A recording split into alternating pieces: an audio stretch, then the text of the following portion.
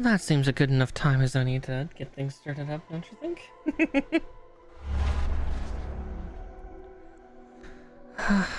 Evening, everybody.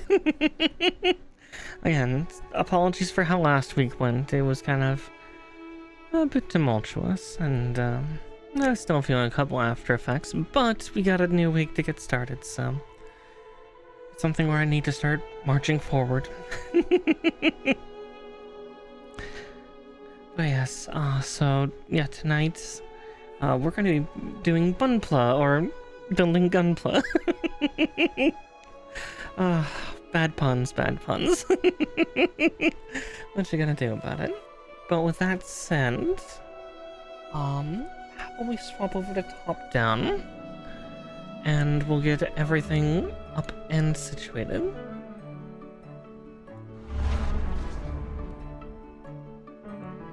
Oh, there we go.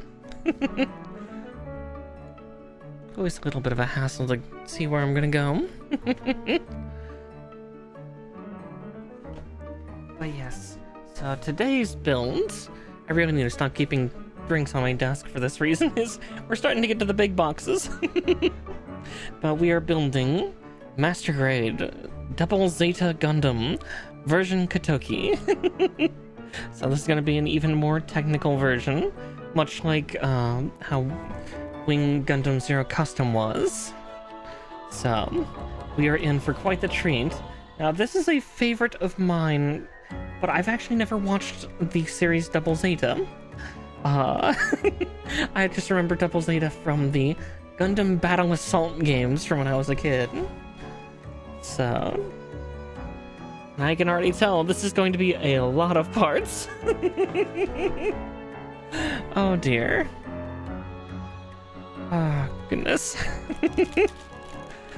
Yeah, that is a box just chock full of runners. Yep. Welcome to Master Grade and higher. Wait until I get a perfect grade around. That will be truly terrifying.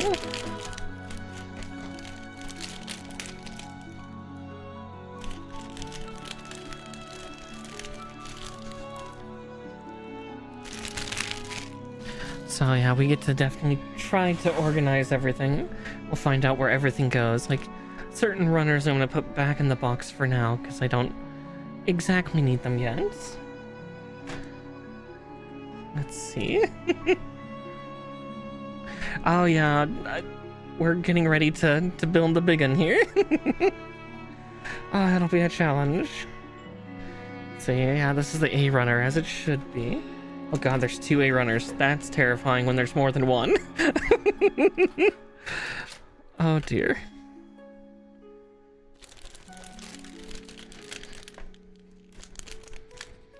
Yeah, the first step, getting it unboxed. Now, if you think this kit is going to be scary, I have a couple other version 𝗙𝗂𝘁 Master Grades that we'll get to eventually, and I'm scared for those, because those are big boxes, like nearly twice the size of this one. I'm excited for them, but I am... Oh boy, am I scared. Now my model might freak out a little bit as I move everything around, just because big sheets of plastic running in front of my camera.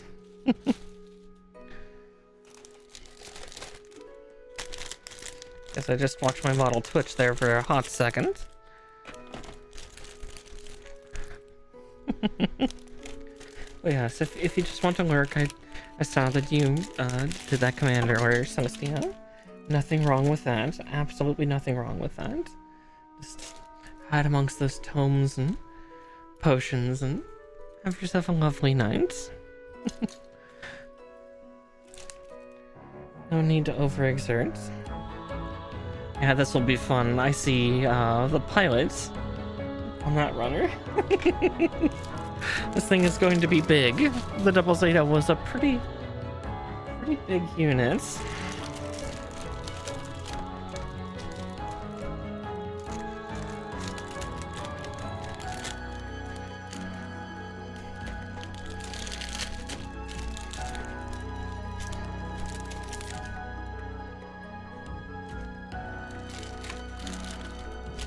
Nice big old Gundam move.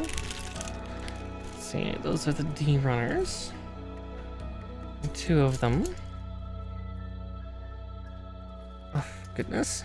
I gotta try to shove as many of these into the shelf as I can here. Oh, it's already gonna be a tight fit.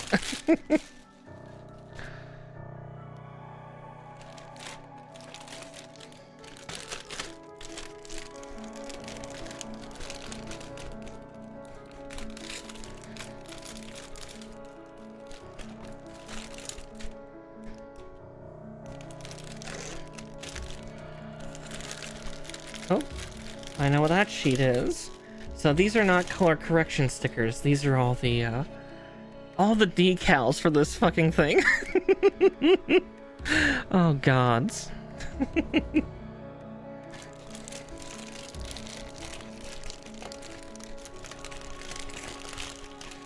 Like all the special technical tags you can stick on this thing. The true challenge. Yeah, so, because this is the color correction sheet, luckily, it is all metallic green, sensor green, which is the Gundam paint color. Luckily, I have a pen for that, so we won't have to deal with those. Let's see, that is Bravo. For you. The F runner. I cannot remember my call sign letters. I can't remember the one for F. Foxtrot. How could I forget Foxtrot?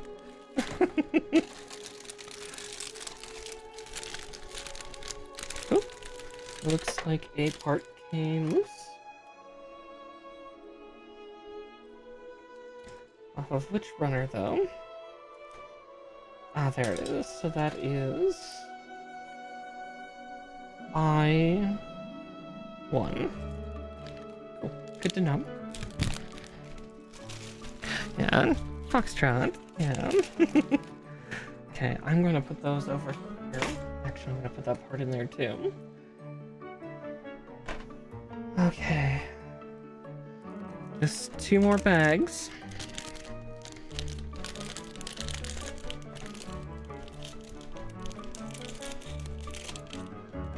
Soon. Yeah, Foxtrot, Unicorn's not the sign for the letter U, isn't it? Utah?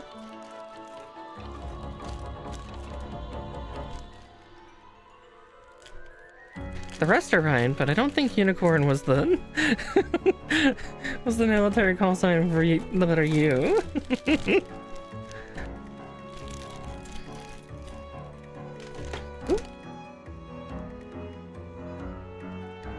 I wish it was Unicorn, right? Yeah. Fair. That is F2.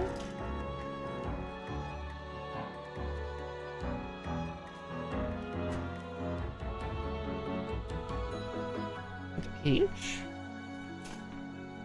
Now.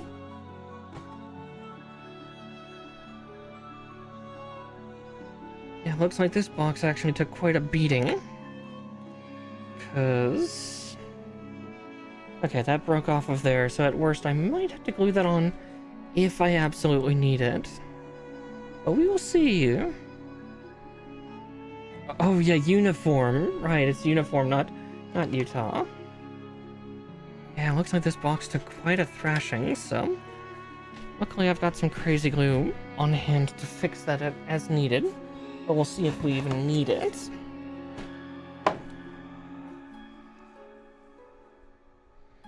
With that said, I might just poof for a hot second and grab that glue just in case. And VTube Studio poof.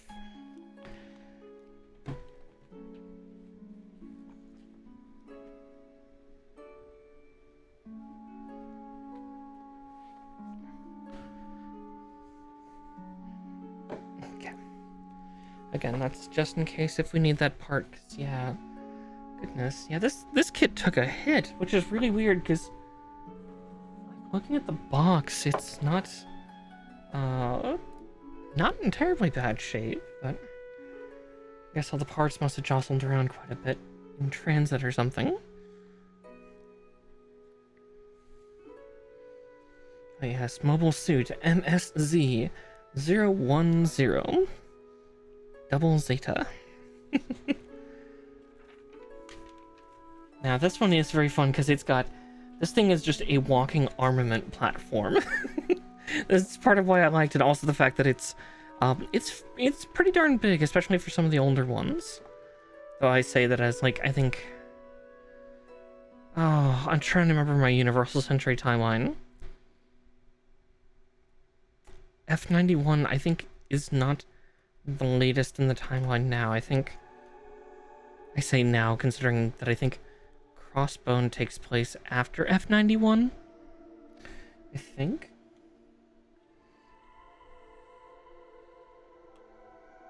But yes, F91 was like a century after the 1 Year War. So pretty much after everything tied to basically from Gundam all the way up to 𝗙𝗶𝘃. Kind of wild if you think about it. Alright. Also, since now I know for color correction, I only need one pen and one pen only. That is literally all I need. Since that's the case, those can all disappear. I will put the decals over there too, because I ain't putting those on. To hell with that.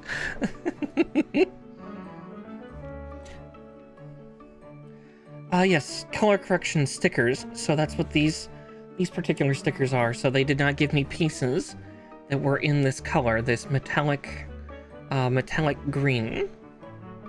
So this is something that's very common in a lot of Gundam kits, is they just don't give you all the plastic colors. That being said, they're a lot better about it, the fact that it's only 5 stickers, and it's all a metallic green because they just didn't have it for the injection molds. On top of the fact, I think that'd be a hard one to try to make. Because, like, this is the most complex that this runner has, so, you know, for color injection, it's got yellow, blue, clear, and white. But yeah, just none of the metallic green. So they typically ship you, then, color correction stickers to go with. The cheaper ones, you will get an entire giant sheet of these, and it'll be all sorts of things that they just could not be asked to do. The fact that it's only this means that all of what you're seeing here can be achieved by just assembly. So that's something I'm excited for. But I do have some official Gundam markers. Oh, I wish I could be sponsored. That's this particular color is known as Sensor Green. SENSOR, not censorship. Yeah, not sponsored. God, I wish. I wish I was sponsored. That would be so lovely. But yeah. I have that to fix it.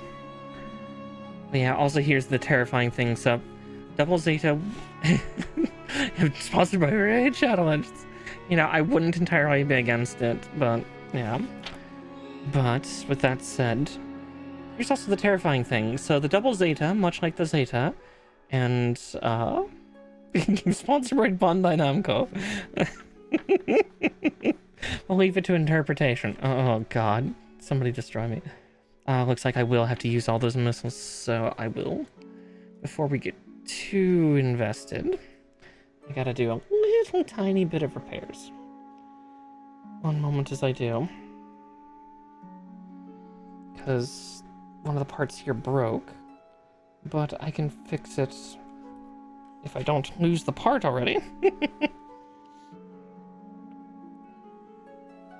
Because as I said, this kit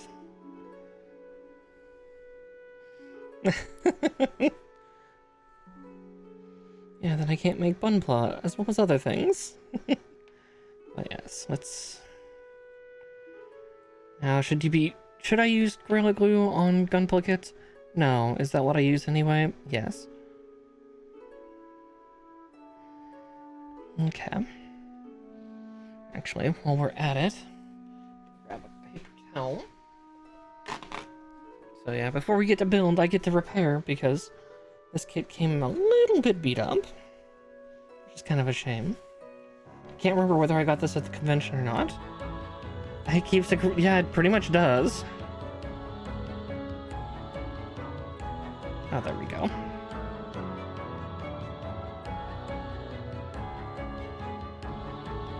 I don't need a lot.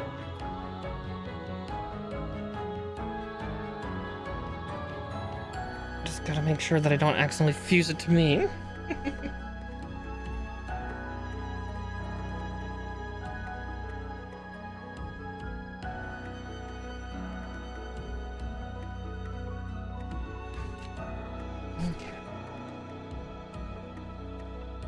Gotta wait a couple moments as it is, because it's not yet tacky.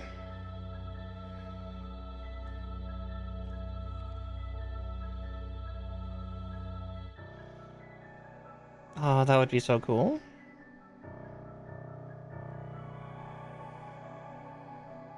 The gorilla from the commercials looks so cute and genteel. Oh boy. I suddenly realized my biggest mistake. I'm trying to do this repair with my right hand.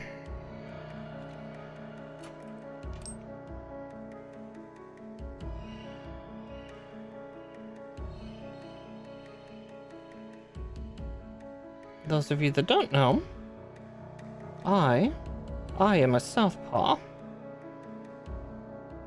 So trying to do anything right-handed is a challenge.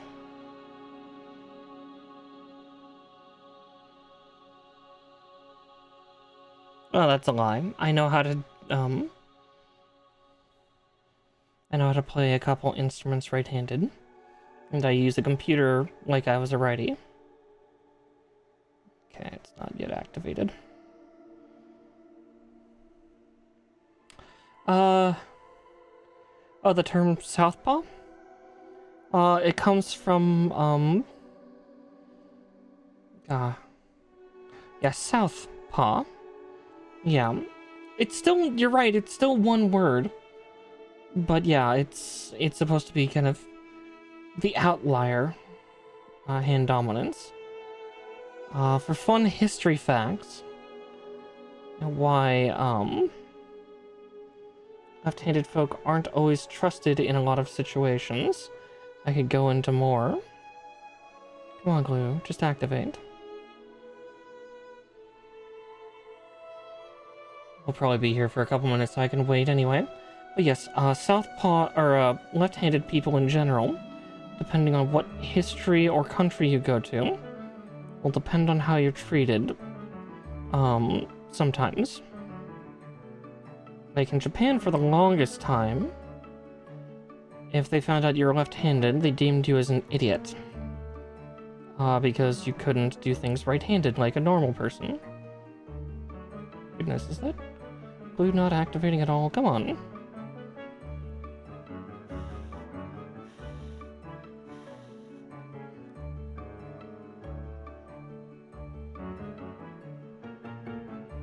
No worse if it doesn't activate. Well, I was to say, in Europe, especially during the Middle Ages, you were seen as a traitor. Or someone that could not be trusted.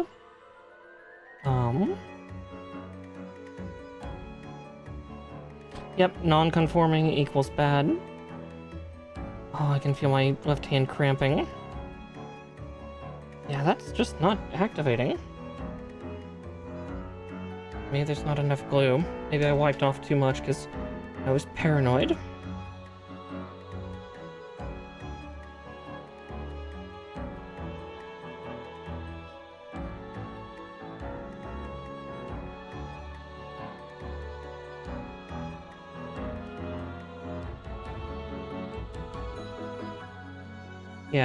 Yeah, in medieval Europe especially, being left-handed, you couldn't be trusted. Comes from baseball. That would make sense as to why I wouldn't actually know the origin.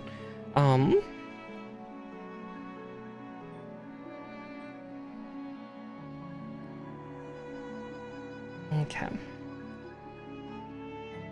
Goodness.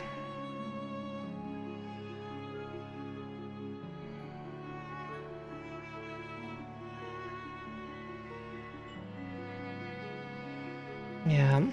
Okay, it looks like actually my Gorilla Glue may be too old. It's just not activating. Which kind of sucks, but I will be hopeful. Because it looks like it connects. So maybe I can hide that. But now we get to try to do the fun trick of balancing a bunch of things. Oh boy. Oh, my hand's already cramping. It's gonna be a good stream already. Oh, I can sense it.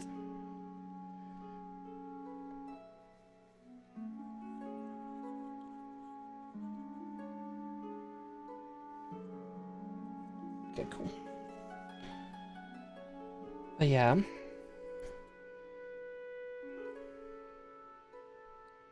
Oop.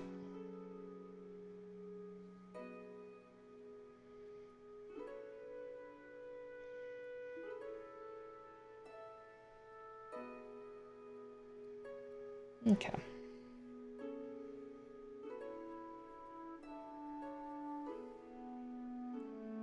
Okay, we'll just put that part there.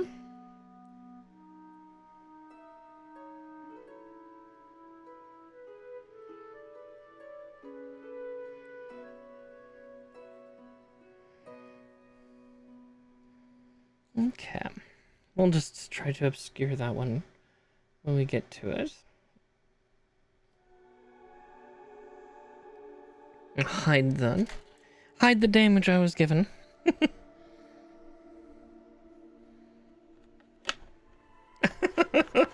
Oh dear. Already on baseball furries, huh? But yeah, the European thing for why left-handed people were seen as traitors or generally untrustworthy people was due to the fact that the history of the handshake, you would shake with your dominant hand. But the problem is, since everybody and their mother was right-handed and not left-handed, that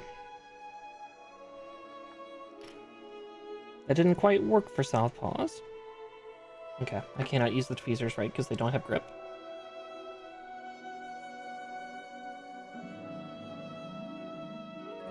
So yeah, that was a problem for lefties especially.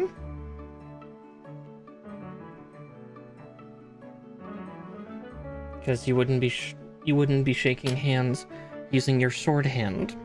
So it was kind of the assumption that then left-handed people couldn't be trusted because that meant that they would be keeping a dagger behind their backs in their dominant hand while leaving you exposed and out in the open.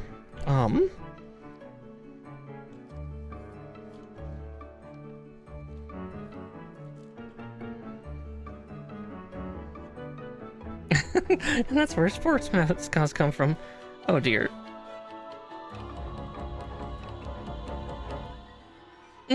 Yeah. I'm kind of the opposite way around. Is I write, I draw, I do most dexterity-based things with my left hand. I was forcibly taught how to play the bagpipes with in a right-handed configuration instead of a left. Right-handed instead of left. I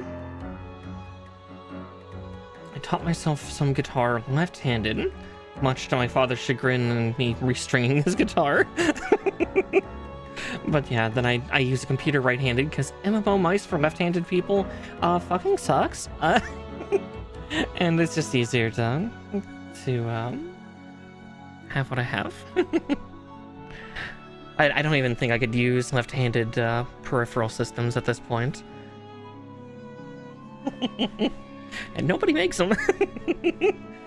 But anyway, with that said, let's get the core fighters, because yeah, I forgot Zeta has more than one. which is terrifying.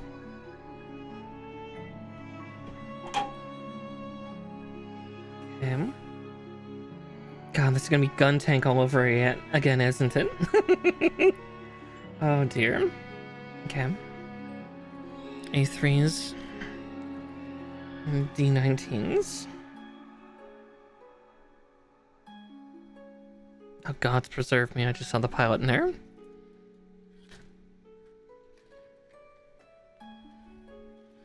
I think I've known more LGBT righties, but I think that's just because, you know, percentage. The percentage of left-handed people in the world is... Gods, what is it? Under 10%? Under 5? Something like that? Like, it's humorously low.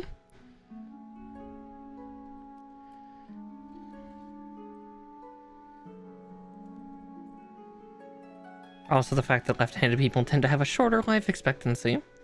Again, some of that data, though, is a couple centuries old, so you suddenly see why 𝗙𝗵𝘁 would not have nearly as long lives as their right-handed counterparts. Yeah, all the maintenance functions on these really powerful machines that'll rip limbs off and whatnot. Huh. They've been designed for right-handed people, not left-handed. That's what it does to a right-handed person already.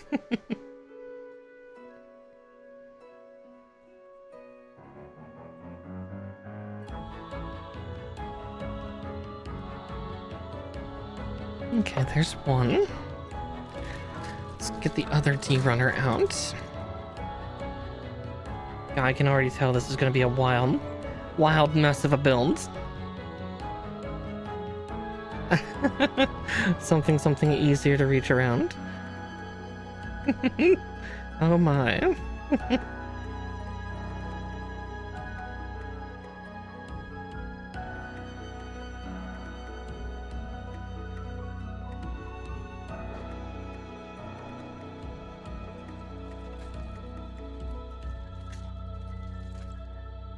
Okay, now we can cut out the tiny upper half of the pilot from these two runners.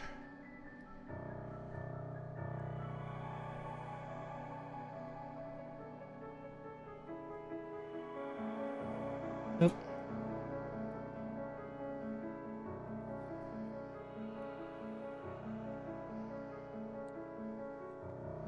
That one might sit a little loose.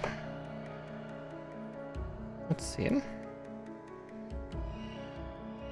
Got a little high on him, yeah. Because I got excited and I got a tad distracted.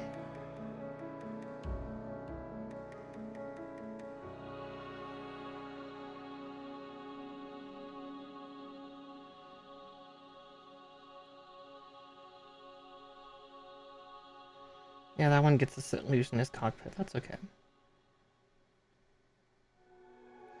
There's just enough to friction lock him in. Kind of. It's okay, he'll not move shortly. By the time I'm done, they'll never move again. Okay, the second one, I gotta be more careful about the little nub coming out of the bottom of him.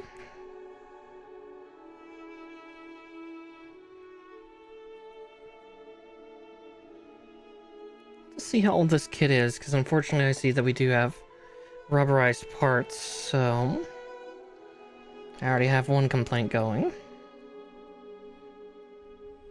Well, I'm a big bunny. Big bunny with big powerful hips. Whatever could I mean?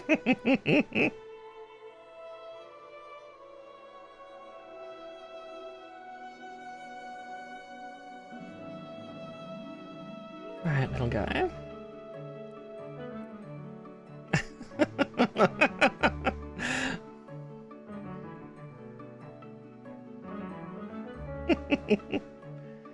Okay, there's that.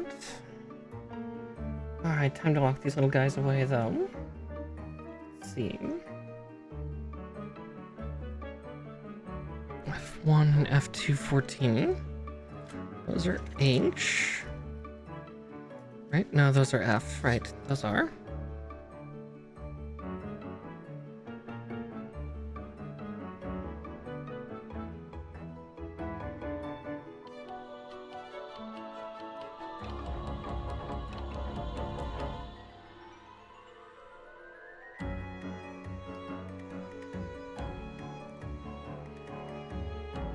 I feel a little out of practice, but I guess I didn't build a kit last week, did I?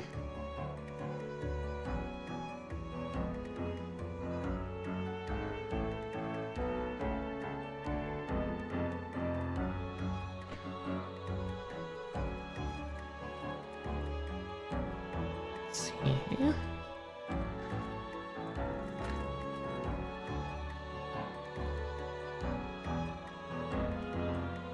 I do find it worrisome that there's two jet fighters out of the sky, but I shouldn't be that surprised.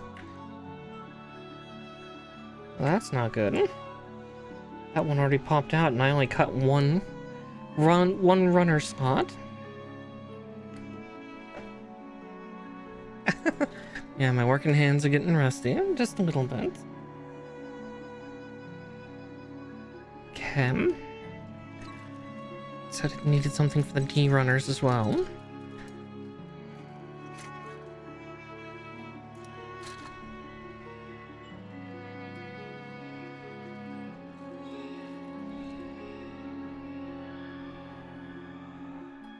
Okay, it said. Oh no, those aren't from the D runners at all. Those are from the A runners. That suddenly makes sense. It's like, yeah, they should not be. So, A2 and 29.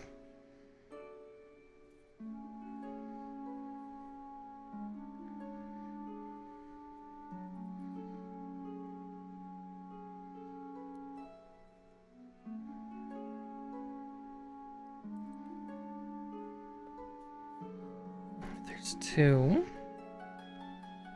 And 29 is... Ah, there it is. Okay, it's yellow. Good to know. This will make it easier for me to find it the second time.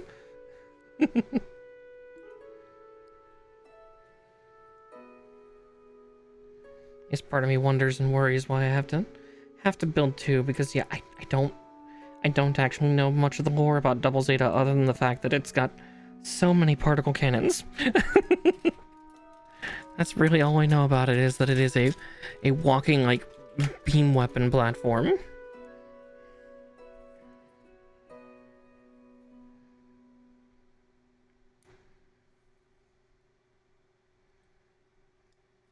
And then at the time of its... can fit so many planes and so many particle cannons that can take out a starship or two.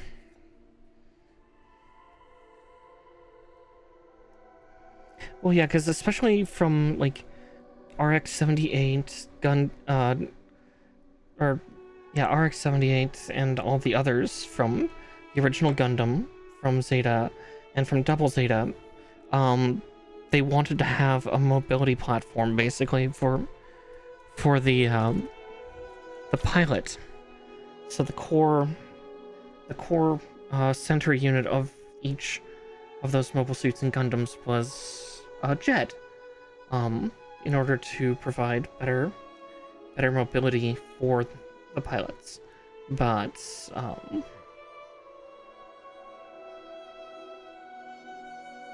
I think by later series they just phased that out. I don't think the Unicorn had anything like that, despite it being Universal Century.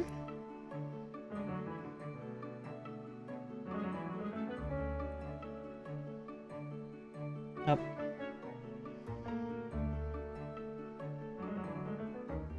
One second, I've got to snip on the underside, because undergates. Okay.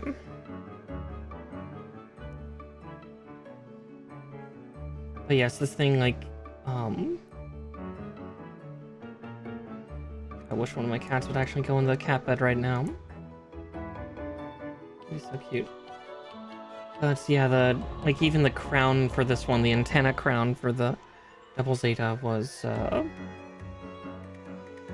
actually, I think it had the biggest particle cannon on the entire unit. Yeah, Kitty might come. We'll see. I'm hoping one of them comes by. Sherlock was around earlier when I was getting set up, but I think I have like a TV tray at the side of my desk right now, and I think that might have startled him. Which is weird because he's not one to startle, but oh well. But yeah, like yeah, I'll point out all the particle cannons as we get to them.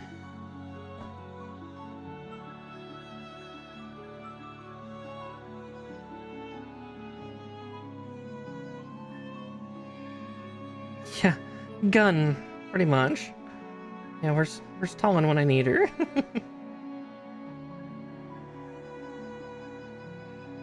Someone summon the blueberry. No, that deer's resting, as she should.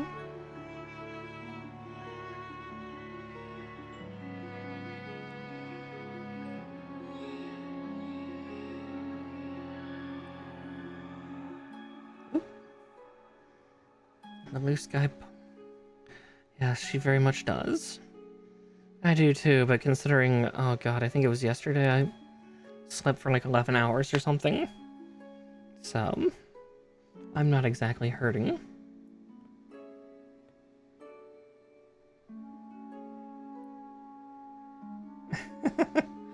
Nah, that's how you can tell I'm kind of tired. Not of streaming, mind you, just in general. Okay.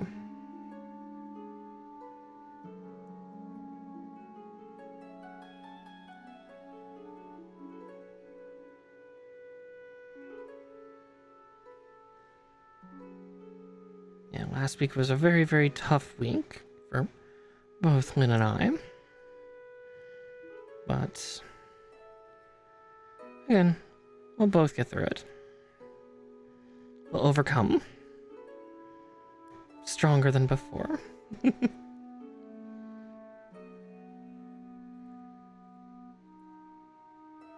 Well, yeah, bunny, sometimes I equate myself to that of a bear, because sometimes I can hibernate.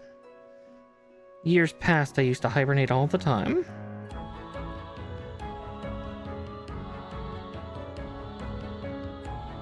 Okay, there's one. Oh yeah. Again, I don't want to go into too many details, because for me it's... I'm not really one that likes to spill tea or drama. Don't get me wrong, I love to bitch. I love to bitch and moan. That's something I'm fond of, but at the same time, I also don't like causing problems.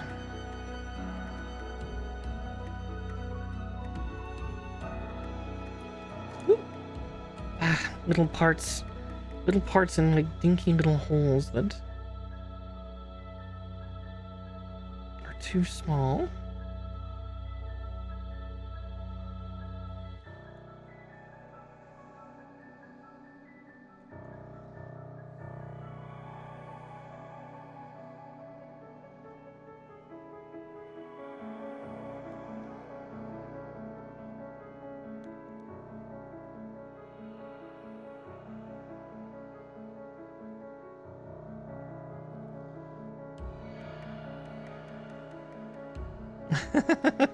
Yeah. As I say, yeah, similar to me. I'm very much Mama Bear or Mama Bun, depending on the purview.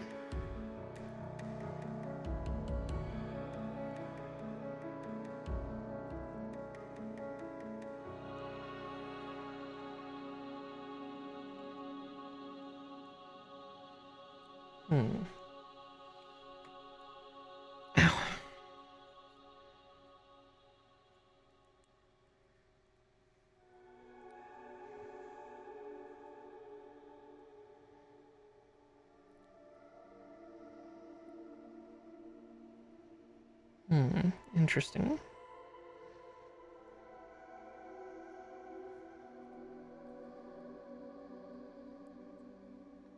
It fits. That's all that matters.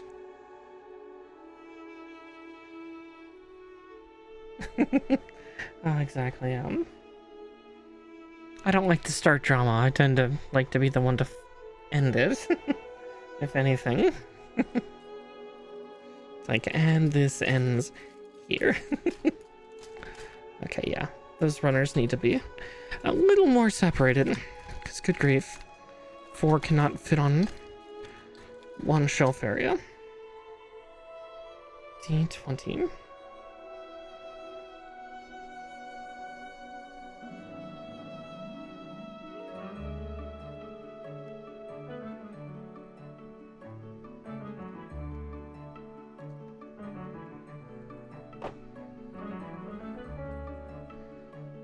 Oh, exactly. Maybe with a couple swings of my own. And that is enough. Smack, smack.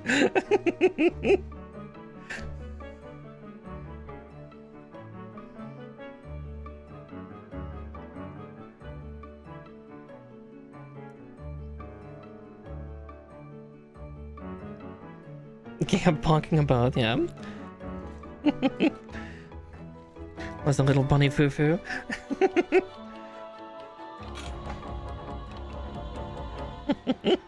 Bad field mice. Bam, bam.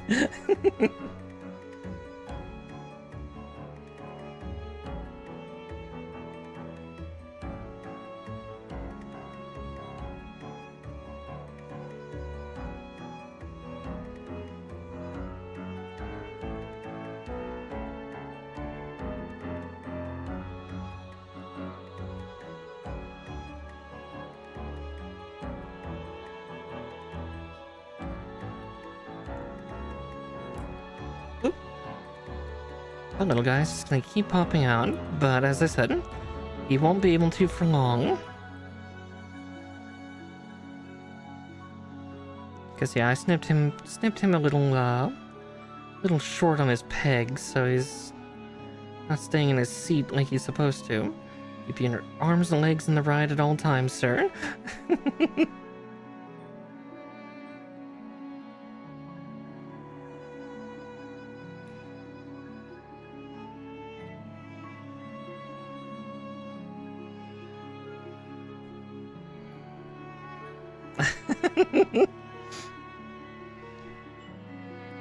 Listen, we can't build the Gunpla without a few pegging jokes here and there.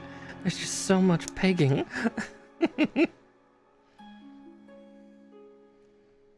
Okay, F1, 10, and 2, 10.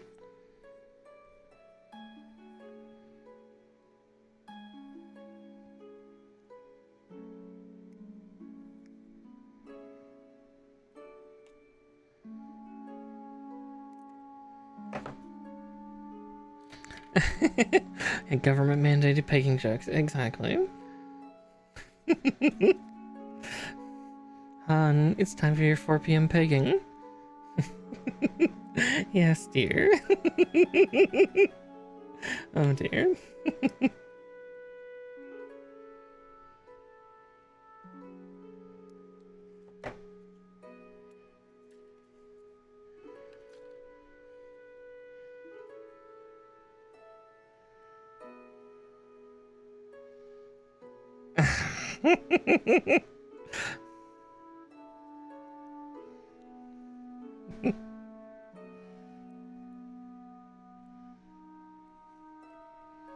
Okay, there we go.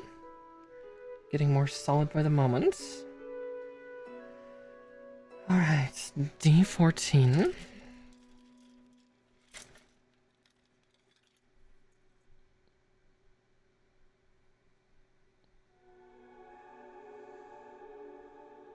Ah, 14, there it is. The framework for the jet. Oh god, it looks like there's gonna be sliding parts. Of course, even the jets have to transform.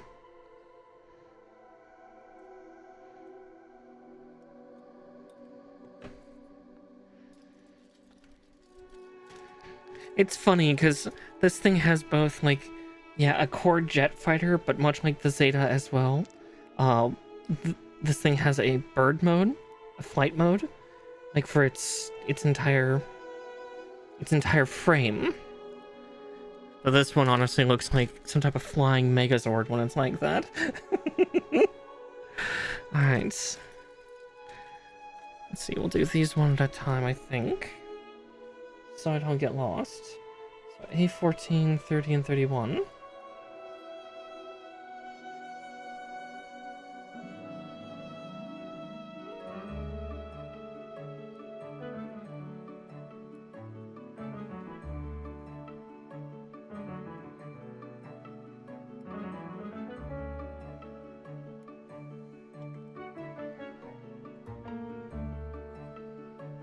There we are.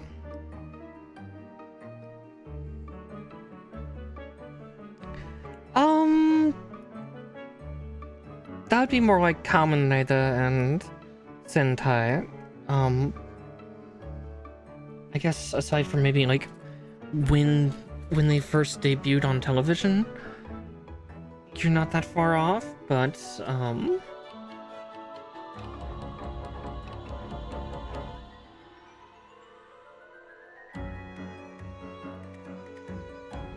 nah, it's a little weird. You might be thinking stuff like Voltron or 𝗙𝗂𝘁𝗋, things like that, or other giant robot shows of the eras. Yeah, because yeah, Gundam was never about like a bunch of people forming the unit together. Typically, for most of these units, again, I'm confused why there's 2 fighters for this one, but there's only 1 pilot for these units.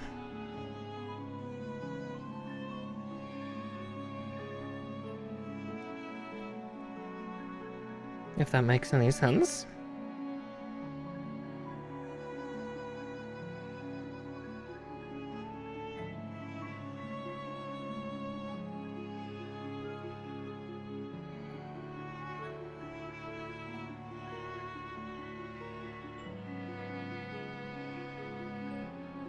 Yes, very much so. And while that's kind of how some of the earlier Gundams were, because like we saw that with Guntank, is Guntank has a fighter jet as the middle of its torso, and then it has a set of tank treads, and then another part. And technically, the original RX-78 Gundam, came originally in 3 parts, and all 3 were capable of flight. And then they formed together into 1 unit, but there was no one piloting the upper or lower half of the unit. Amuro Ray ran the entire unit's systems, so to speak.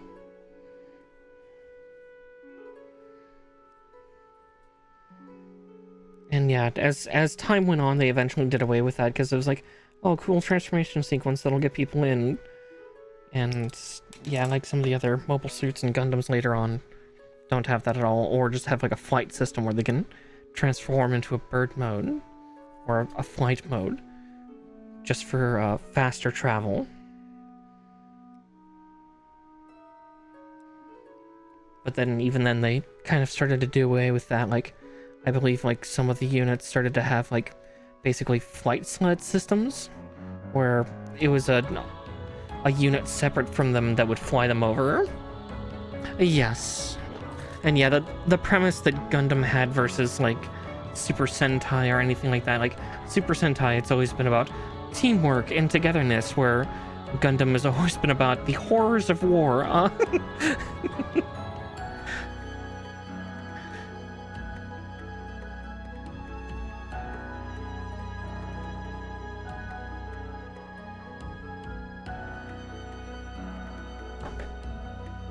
Yeah, because deep at the heart of Gundam was just, look at all these war crimes. You have the power of friendship and this gun.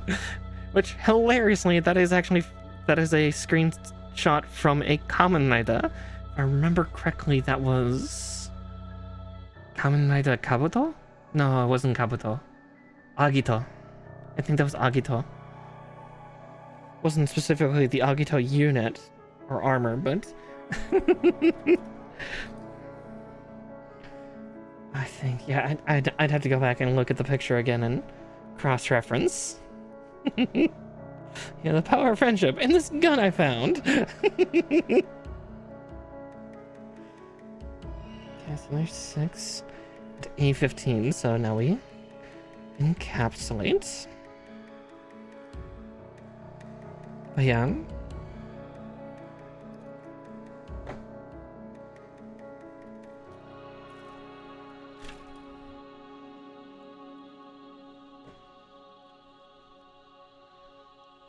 I'm sure for a lot of people who maybe The Witch from Mercury was their first time in Gundam, were in for quite a shock once they got around to about, what was it, about episode 10? Of just kind of like, oh, this is, like, it wasn't super happy. In fact, it was actually kind of still rather depressing, but, still, it definitely felt like it had a different tone, and then episode 10 happens in Witch from Mercury, and you're just like, oh, okay. This is a Gundam series. Yeah. When you get to episode 10 in Witch from Mercury, you know what I'm talking about. A certain scene, It is incredibly good, yes. I just remember a very specific Again, if you know, you'll know. Because I was gonna say, even before that, there were some pretty dark themes. Like if anybody watched the original, like, episode 0, the prologue episode, we already knew that Witch from Mercury was going to be incredibly dark. Like, it did not hide it at all. But for anybody who didn't, oh, I can only guess. Yeah, I still need to finish it. I know pretty much what happens. I know kind of what ends, or what happens at the end, but yeah. Again, I'm one of those people that I can get spoiled on something and I'll still enjoy it once I get there, but yeah. I will get there eventually.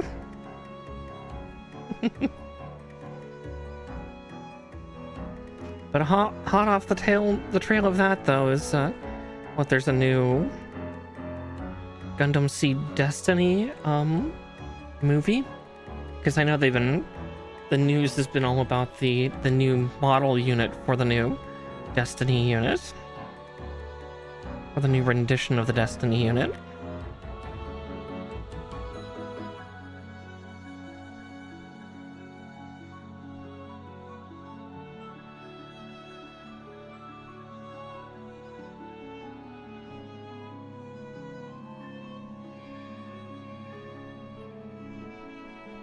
I am not that surprised, considering that they just recently had a reissue of the Armored Core 4 ones.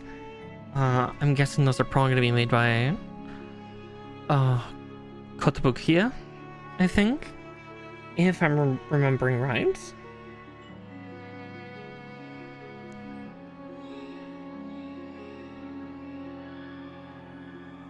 Okay. Sure, why are you at my feet? There's a sleeping cat nearby. He's under my footsies right now, but I would kick him up to the tower so you could all have a look at him, but I can't make him. So let's see, D17s.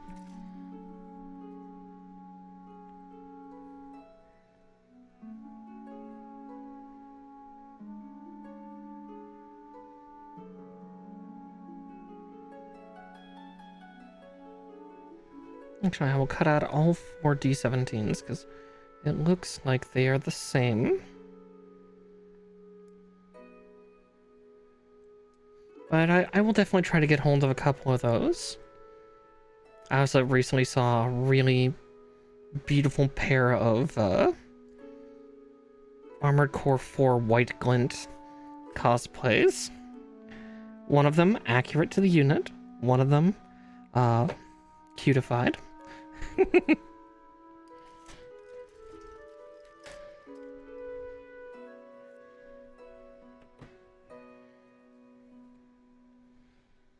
Okay. A7s.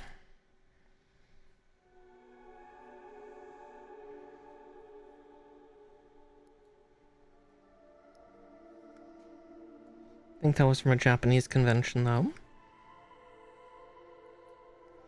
I'll have to find videos of it later, but yeah.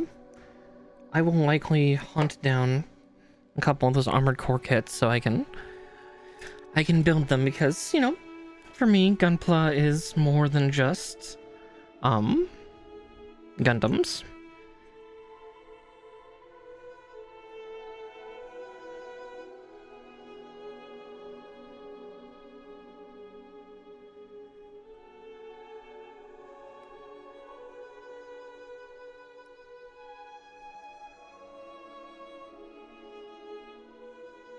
Oh boy, these look small.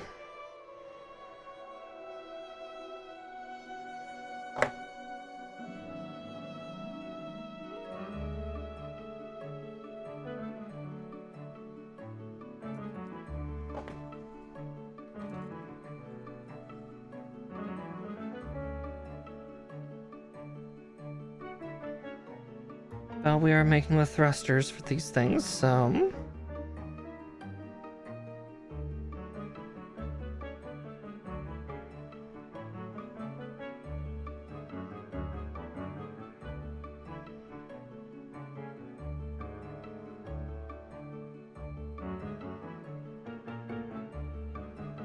let's see.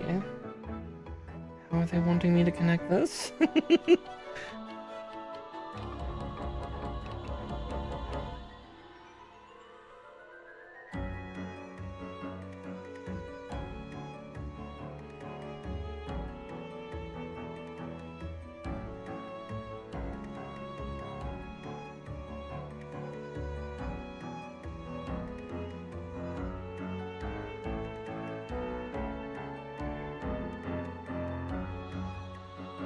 God, that's really hard to tell how they want me to orient it.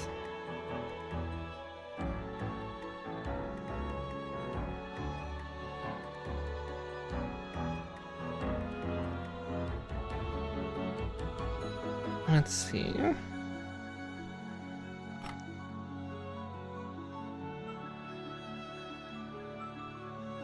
Guess that's one way I can also do it, is figure out exactly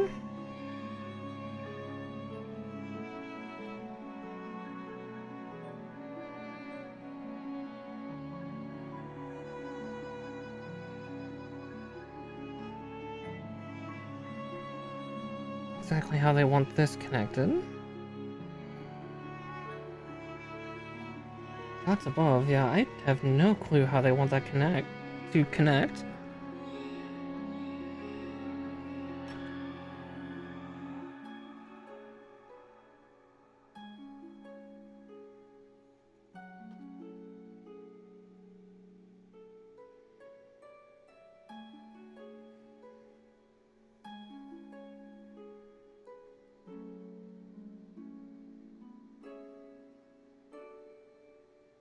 That does not seem right.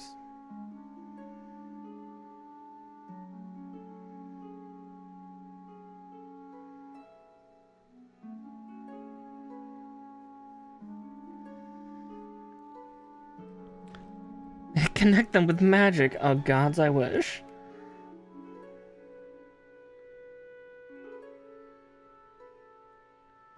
I think I have like the visual orient set correctly. It's saying that it needs to keep the points down on this, but then these two need to go like that. That's not how the hole lines up. The hole lines up like this. Yeah, see, that goes in nice and smooth that way. But it's telling me that this needs to be down.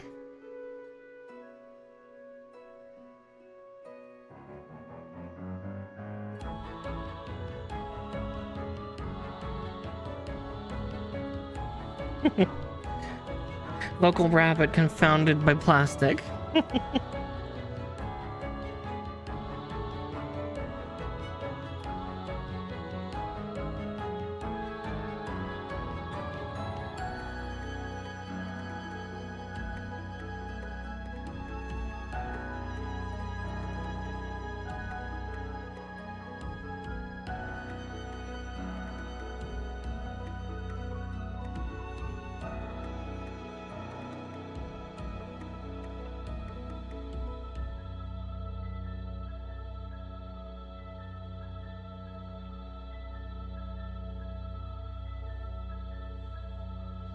Yeah, gods above. That is really difficult. Yeah,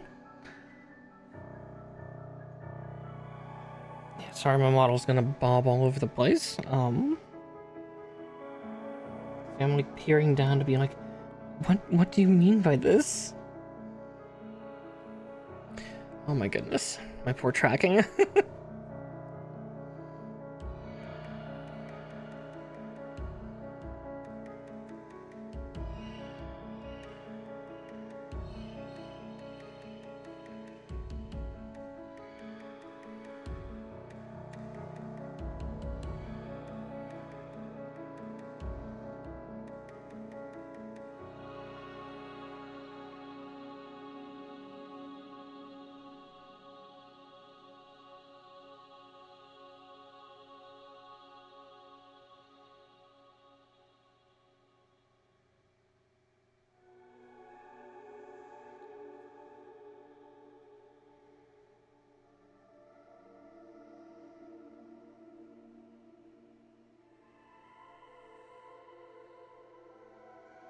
Hmm.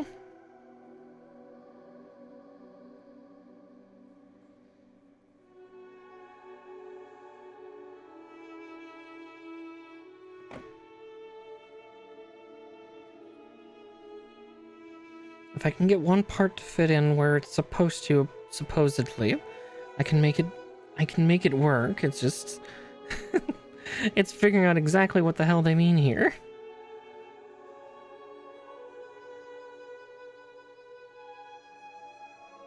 Okay, there's that. Which means I need 13s now.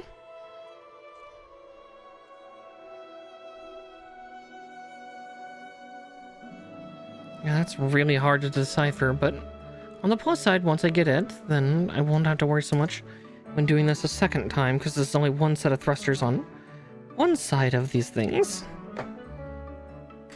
Everything about the double Zeta was heavy duty.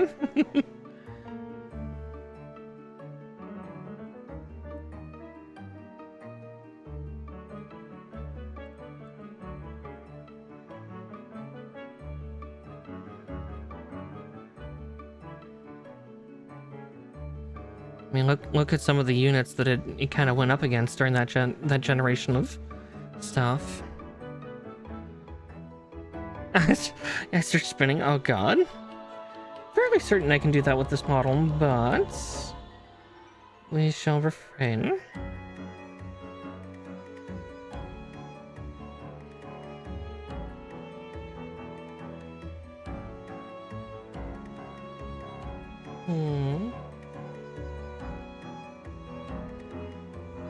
God, that is really difficult what they're trying to tell me to do there.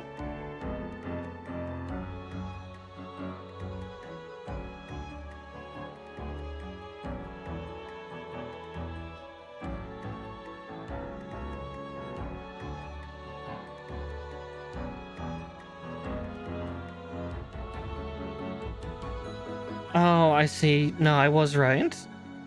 It does go in like that, but it's just so poorly integrated in how it looks on the page that it's just like, no, that can't be right. Okay.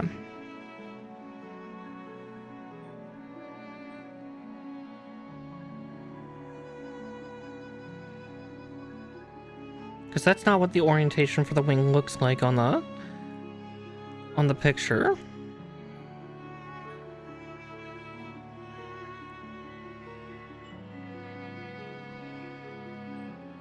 Oh wait, no, I'm attaching that before I get another part on. Silly me. A5.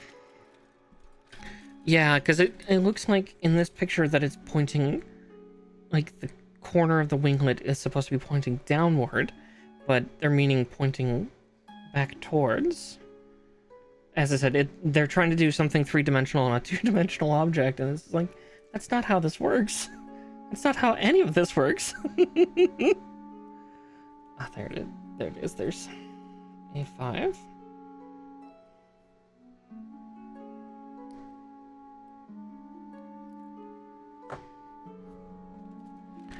I need the other A5 as well.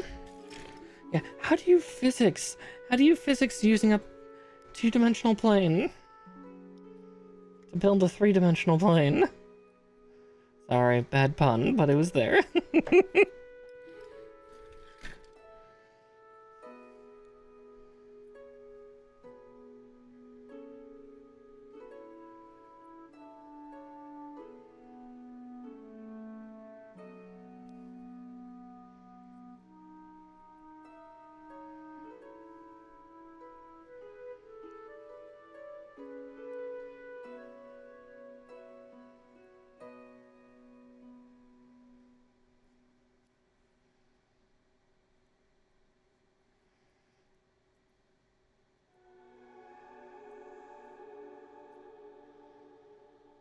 Now here comes the real trick. There we go. Alright, so there's that one. Now once more with feeling.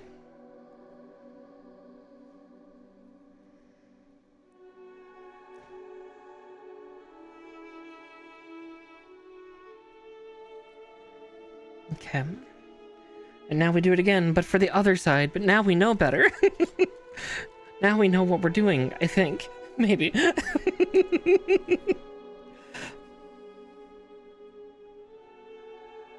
this one should go faster now that I understand what they mean.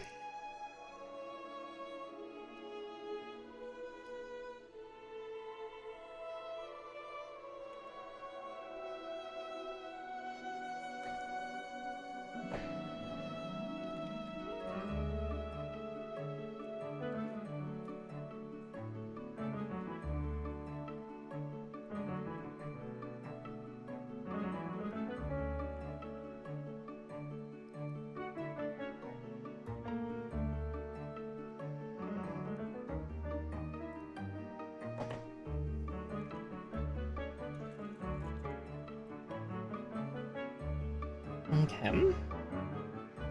Once more with feeling.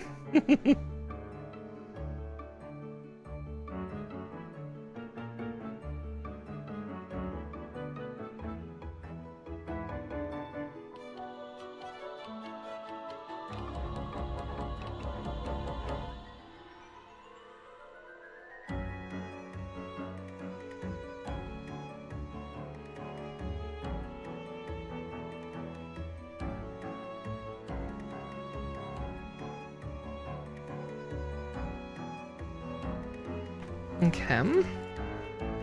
Now the other thrusters, and then we can get the other winglets and other parts out.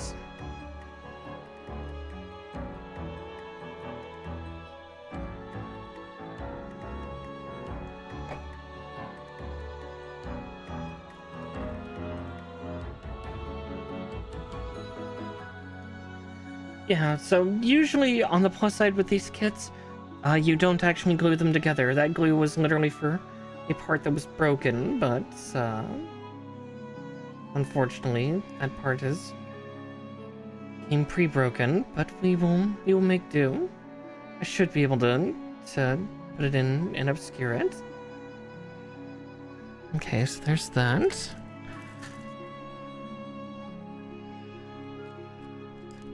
Let's see, while we're here, we'll cut out of A4 because we will need it in just a second.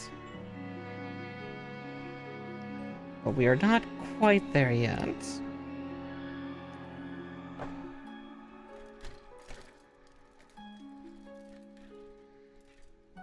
And I've broken one kit before, actually, on stream. It was a sad, sad day. I actually just saw somebody else on the subreddit for Gunpla r/Gunpla, actually, they had the exact same problem. Broken the exact same way mine did, so it's like, okay, it's not just me. It's not just my fault. This kid is evil.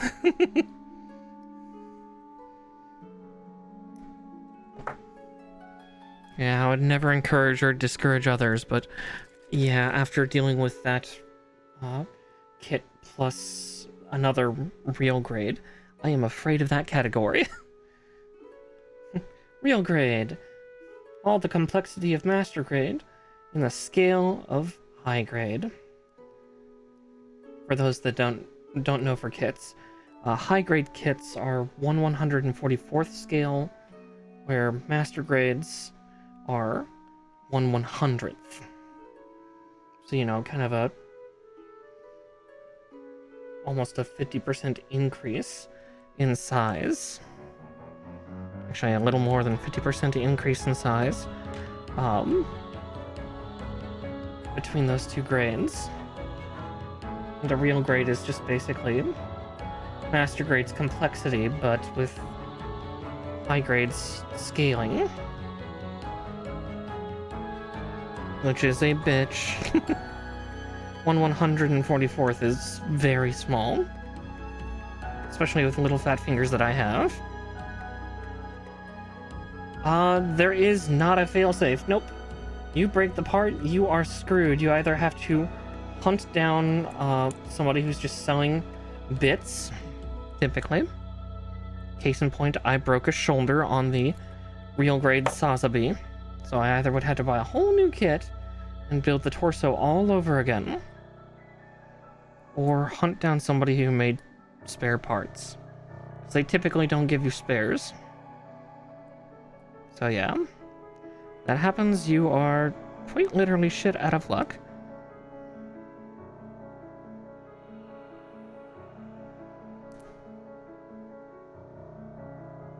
You could absolutely 3D print. Again, that's what some people have done, is they've made like variant kits from like resin 3D printers. Typically for things of this complexity, it is advised to go with resin 3D printing. Filament printing will not get you the levels of detail you need. As someone who once had a resin printer that worked, yeah, they could do it. But unfortunately, my 3D printer is broken. And then I would have to paint the parts myself instead of the plastic injection that already comes kind of pre-done with these. Oh gods, that is hilariously difficult to pry out. Okay.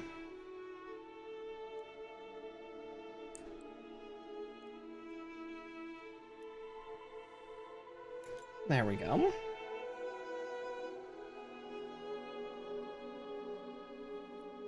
Also, yes, the wings on these flyers are hilariously dinky, but if you look at the thruster systems in the back, you suddenly realize why.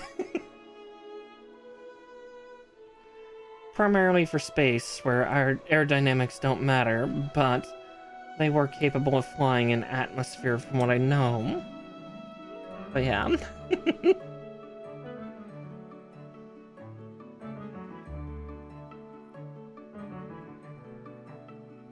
And the wings want to pop in so easily. Yep, they are more for stability, because then you've got those excessive amount of thrusters coming out of the back. If I remember correctly, they're nuclear thrusters too. If I'm recalling right. Alright, but with those little guys out of the way, I guess I can put out their little... Yeah, quintessentially. You are not wrong. Let's see, those were A8 and A1. Okay.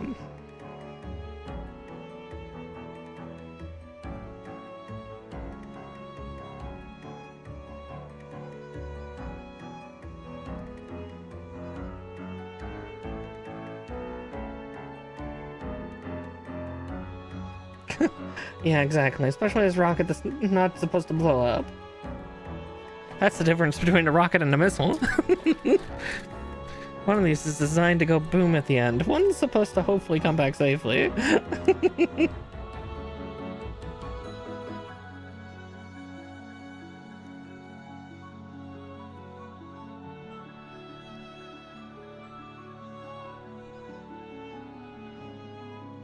And bump.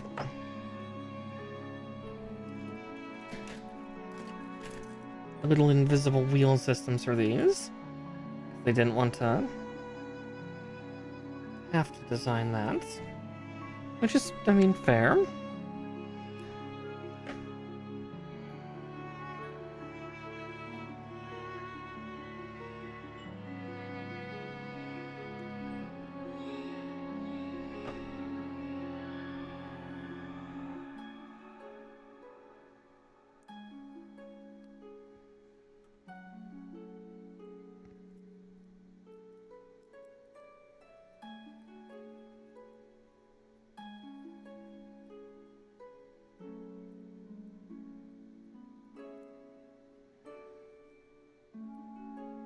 In a way, it kind of reminds me of the Armored Core 4 answer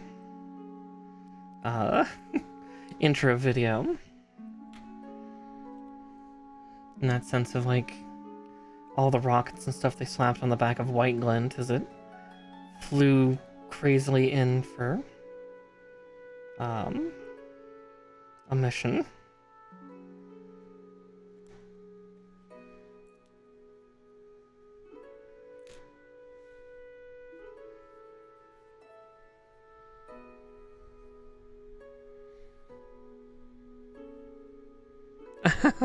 Well, the scary part was there. I actually was recently watching actually a video about that, which was utterly terrifying. But there was a German jet fighter, the Meteor. If you want to look up the history of the Meteor, it is fascinating and it is nightmare fuel. Holy shit. It was literally a honest to God rocket plane. Oh man, they were flying death traps. Okay.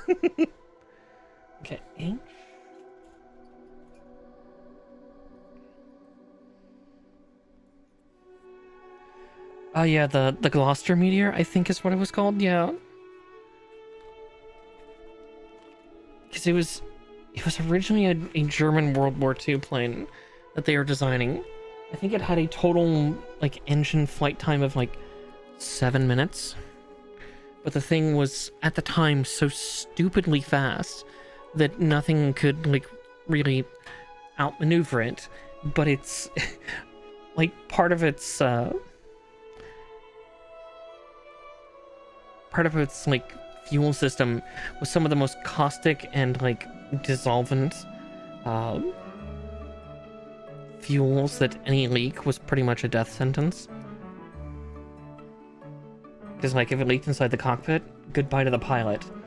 It would consume them in almost their entirety due to just how vicious the fuel mixes were.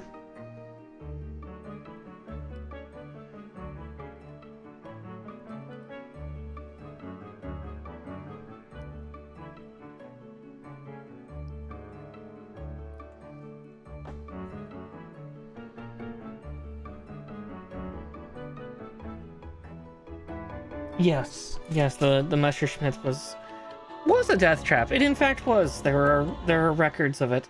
Again, I was watching some of the stuff I watch for my own amusement is typically very dark and somewhat historical in nature, and that just so happens to fit that bill. I was talking about like the incident logs involving that of like one time, a fuel line ruptured in the cockpit, and by the time they were able to get to the pilot some 30 seconds later, he was already pretty much half dissolved. Like he was missing an entire limb. There was no bones, clothes, anything.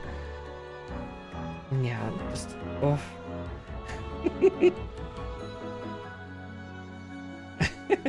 See, you're in late company.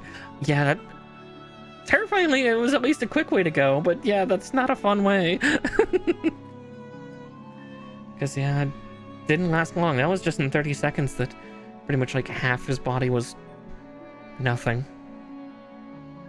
Yeah, it's welcome to the dark shit I'll talk about. I'll talk about horrible, gruesome deaths, sexy things. It's a melange here. Oh, it's not have a filter. Okay, B1 and 2. Horrors beyond your wildest imagination.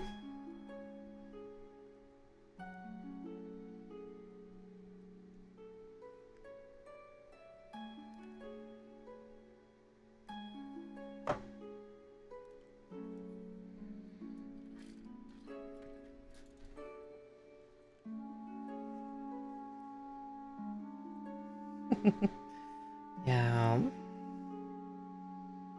An instance. Dead in seconds. Yeah, like between that or I'll like listen to like SCP stuff. Watch like Nuke's top 5s because I love ghosts. I am slightly skeptical, but I'm actually more believer than I am skeptic. I've witnessed some weird stuff. But again, that's the problem. It's witness, not...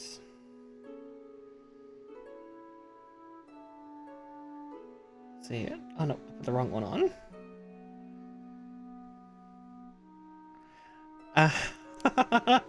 Oh yeah.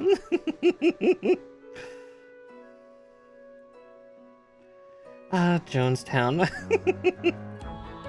Don't drink the Kool-Aid.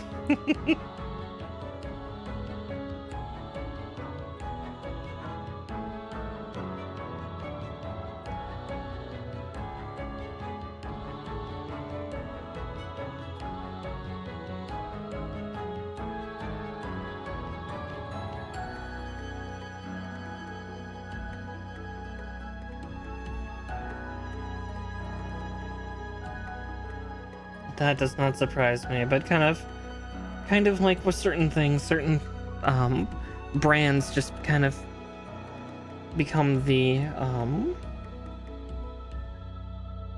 phrased term for the item, much like, you know, we typically in the North America especially, we don't typically say bandage or anything like that. No, we say Band-Aid. A Band-Aid is a very, very, very specific brand of bandages. Though I will always be obnoxiously British. Yep, exactly. I will always be obnoxiously British though with bandages because I like the term plaster. I think plaster is kind of a fun way to call bandages and things like that. Admittedly, it's an older term now, so if anything, I'm just dating myself a little bit. Maybe it's because I was raised on a bunch of older British television.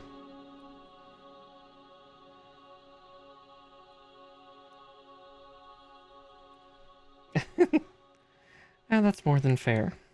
Yeah, again, I still kind of blame the TV I grew up on was definitely well before my time. More akin to some of the stages of my parents' times, but mostly British programming.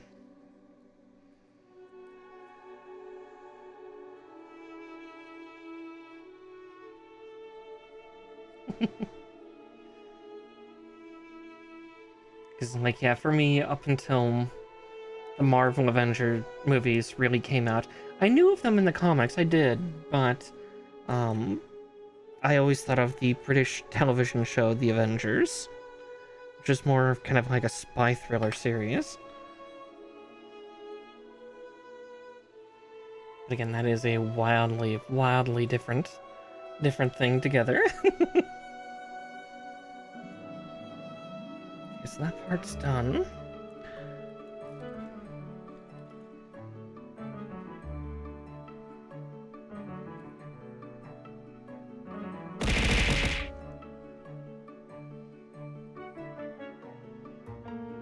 Oh, exactly, yeah. Yeah, my parents enjoyed British stuff, and that's what showed on our open broadcasting channels at the time.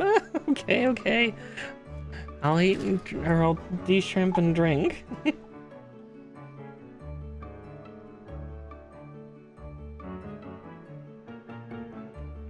Yeah, like I would watch stuff like All Creatures Great and Small, little bits of Doctor Who when Mom wasn't watching. Mom wasn't looking. Faulty Towers, Keeping Up Appearances. Again, these were not American things in the slightest. So B6 and 13.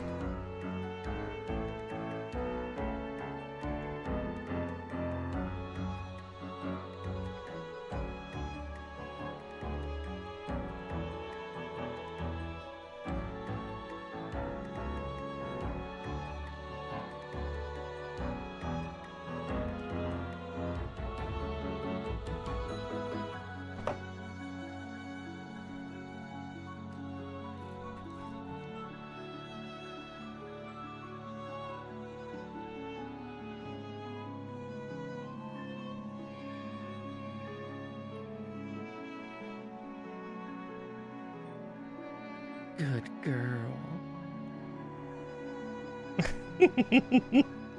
Oh, no worries, Kanina. But Kanina, you are a good girl.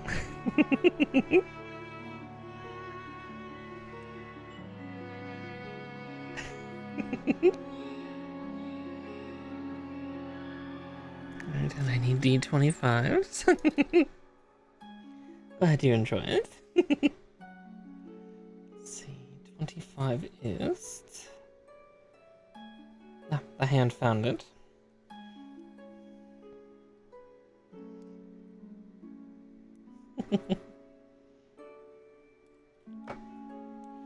Yeah, I'll definitely be working on, in this next week or so as well, of adding more fun little things to see on screen, see on stream. We'll see how much more I add. One thing I'm hoping to get eventually, but I'm currently actually hunting down to see if either commissioning somebody to do it or finding a packet for it would be, I want to incorporate stream avatars into my streams, but I'm trying to hunt down, like, instead of Pokemon or Digimon or Gundams or anything like that, as much as that would be cool, I'm trying to hunt down little potion flasks, things like that, like little waddling things that can appear down at the bottom of the screen with all your names on it. Don't get me wrong, the Pokemon and Digimon and Gundam ones are cool, are certainly cool, and I could easily go with those. I kind of want something more thematic. Though, definitely that will be one thing to be said when when the model comes out. It'll depend on how often, also what outfit I wear. Yes, little bunnies would be good too. So that they have cats, and I think they have like witch cat ones on their site. But yeah, I'm gonna try to look for bunnies too. But like little sentient waddling flasks or tomes would also be something very cute and very on brand. But again, that'll also depend on whether which outfit of the two that I'm going to wear more often for my 2.0 model. Because I am crazy, and I have given the task to my poor model mama to make... Oh, little magic brooms would be cute too. Oh god. See, you've got a bunch of great ideas. Yes, it is currently being worked on. I've paid for about... God's... 2/3, 3/4 of it. I'll be able to afford the final set of payments. The final payment is for getting it all rigged. But yes, it's very much in the works. It's been in the works since technically July, but initially the start window was going to be sometime in like January with a release in March or April. But my model mama is currently working diligently away. You'll all get to see it when it's done. A few of you have been lucky-ish in seeing some of the works in progress, just for the sake of, like, commissioned art. Yeah. But, but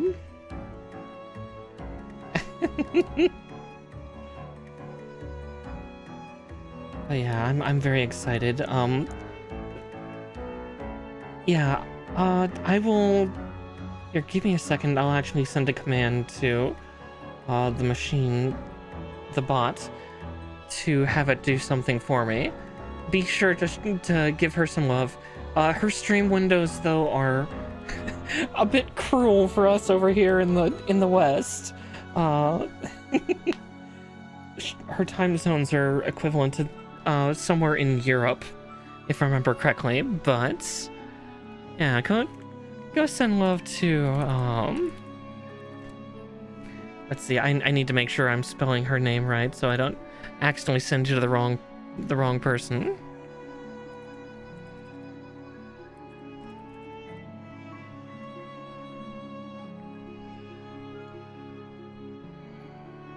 Well, I was to say she likes to do it okay, I was right in how I was spelling it. Cool. The window that I see for when she starts streaming is about 1 a.m. my time. Pacific.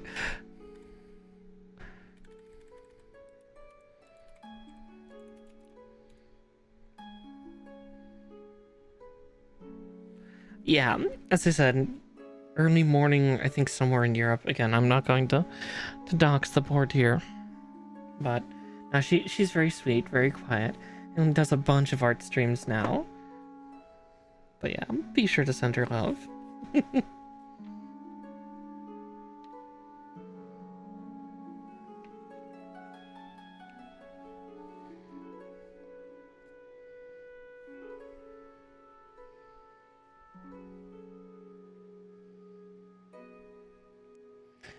But Kanina, what do you mean by help? I know that's something, if it's gonna be any like monetary or donation stuff, I do need to get that set up. That's something I've been holding off for months, and I need to start working on getting stuff. But yes, no, she's done wonderful stuff. I've seen one of my sisters, quintessentially. For those that maybe don't know, VTubers, we're weirdly familial when it comes to things like this. So, like, model brothers and sisters are people who are made by the same mama or papa. Papa tends to be the rigger, but sometimes I still refer to them as mamas, depending on the gender. But yeah, she's gonna be my model mama, or she is my model mama, and she's the one that's done all my preview stuff. But yeah, if you're wanting to help with paying for stuff, give me like a week or two and I will get donation set up. I have all the paperwork and stuff ready for it. It's just I've not done it.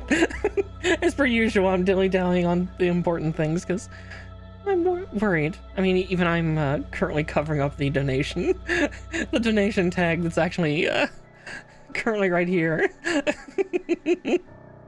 And latest tip. It's just been mainly making sure that Gunpla is more important, confirmed. Pretty much. I worry about a lot of things, and I've just been trying to get a bunch of legal terminology put in place that basically states, hey, as per, PayPal or wherever I go through with it, it's non-refundable. You give it to me, it's mine. Okay. Now, I look forward to next week then, Kanina, because I would appreciate that. I really would. Because, yeah, this was definitely a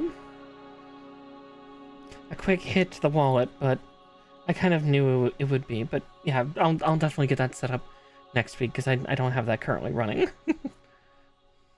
Let's see, 14 and 13. Ah, there they are.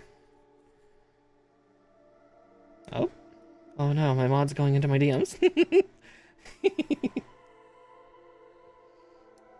But yeah, no, absolutely. I would appreciate that. Just, yeah. I'm a scared little rabbit at times.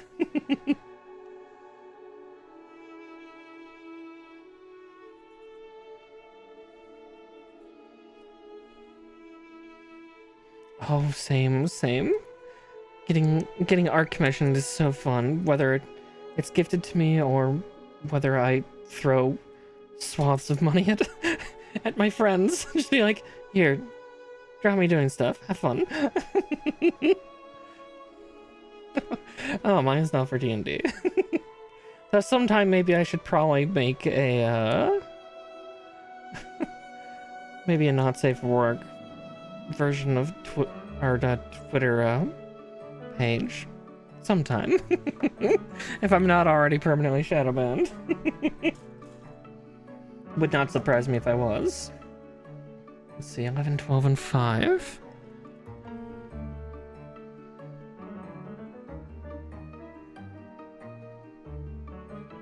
Yes, there is a way to check, and I need to look that up sometime.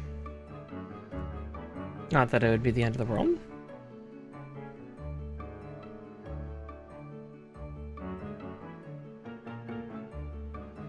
See, yeah, that'd be really cute and sweet.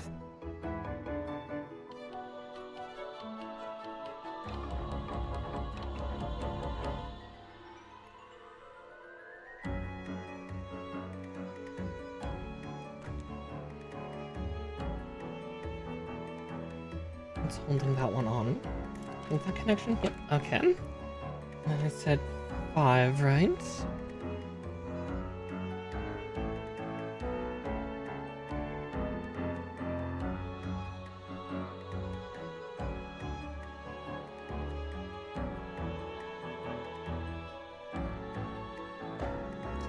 Oop. Where did that part run to? Oh, yes. But yeah, Kanina, I do appreciate the thought, and I will work on that. Actually, probably tomorrow morning, I'll start getting the donation thing set together, and I'll let you know when that happens. Again, if you want to wait to do that on a stream, you're more than fine. You deserve some of the attention for that. But yeah, I'll definitely get to work on getting that put together sometime soon.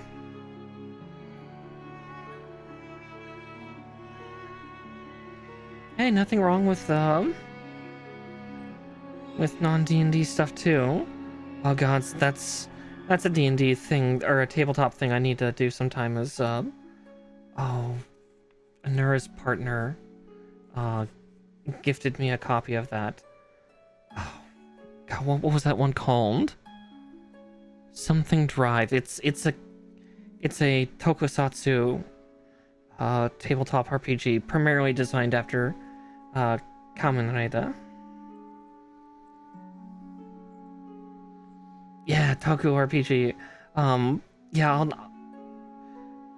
I'll have to look it up. I have the file somewhere, but yeah, it was one that came out like a year or so ago, and I had been really interested in it. And yeah, they got it for me. I was super happy.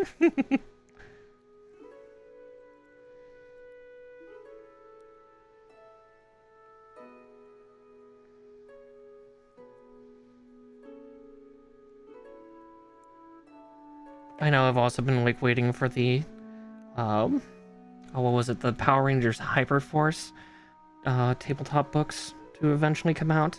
It's like, please.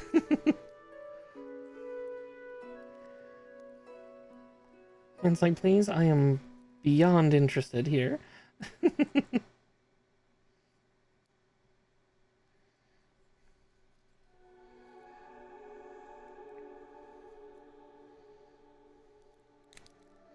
Oh, that's so cool, though.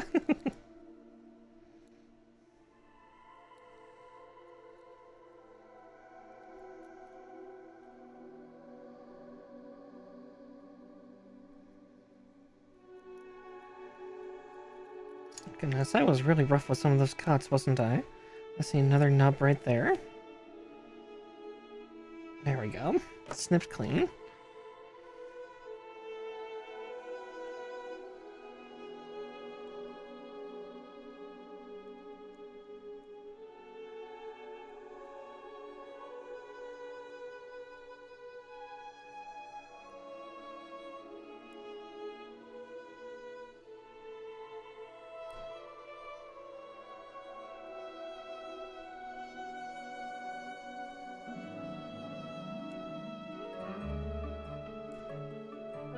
Oh, that would be fun too. Yeah, like a mecha. Mecha one would be fun.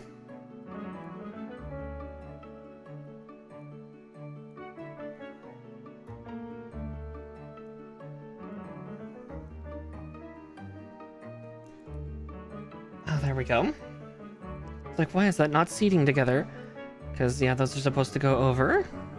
Yeah, God, the coolest and nerdiest one I did was... Oh... about 15 years ago or so now. No, not 20. I wasn't a teenager. I was just in my late teens, early 20s.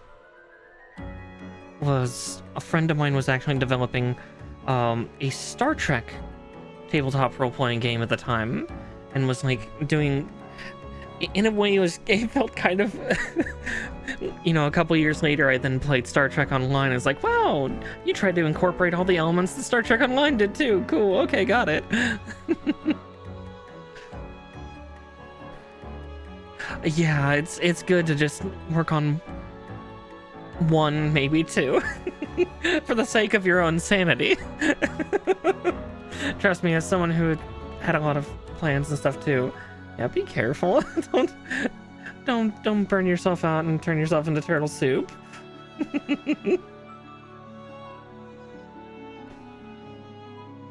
All right. G, which are still in here.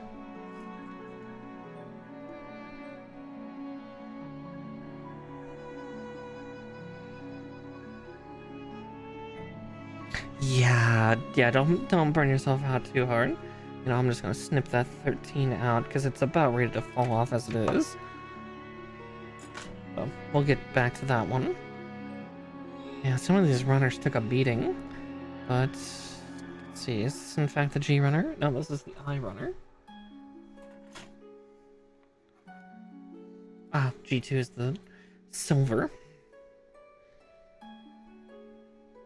16 and 15.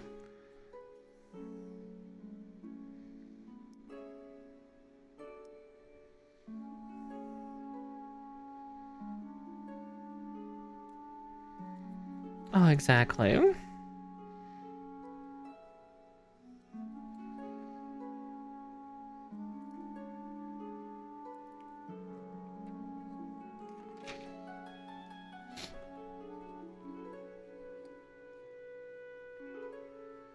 Let's see. And how do they want me to connect these parts?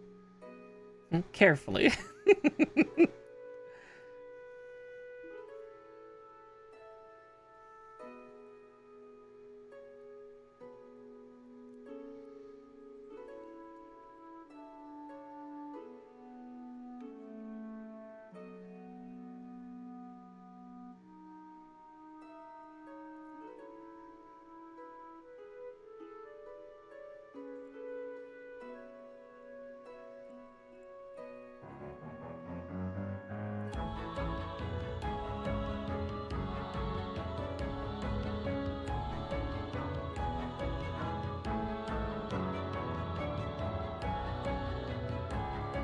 Oh, that sounds really fun. God, that sounds like, yeah, like a Gundam Builders-esque. One, that actually sounds really entertaining.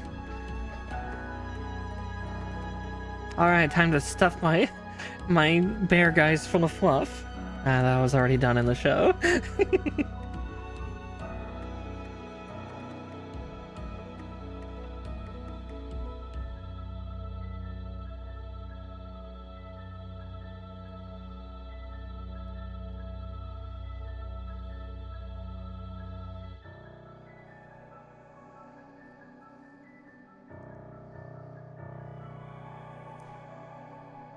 So, in...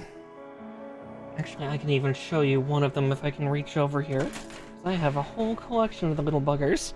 So, it was in Gundam Build Fighters, which was like, yeah, it was a show about kids building custom Gunpla and putting them in a little arena, a custom robo style, and they would come to life and fight. Using some weird technology, but this one young girl, I cannot remember her name to save the life of me. But here, give me a second. Actually, here, I'm gonna make the bottle disappear so it doesn't freak out, because I just saw it doing it.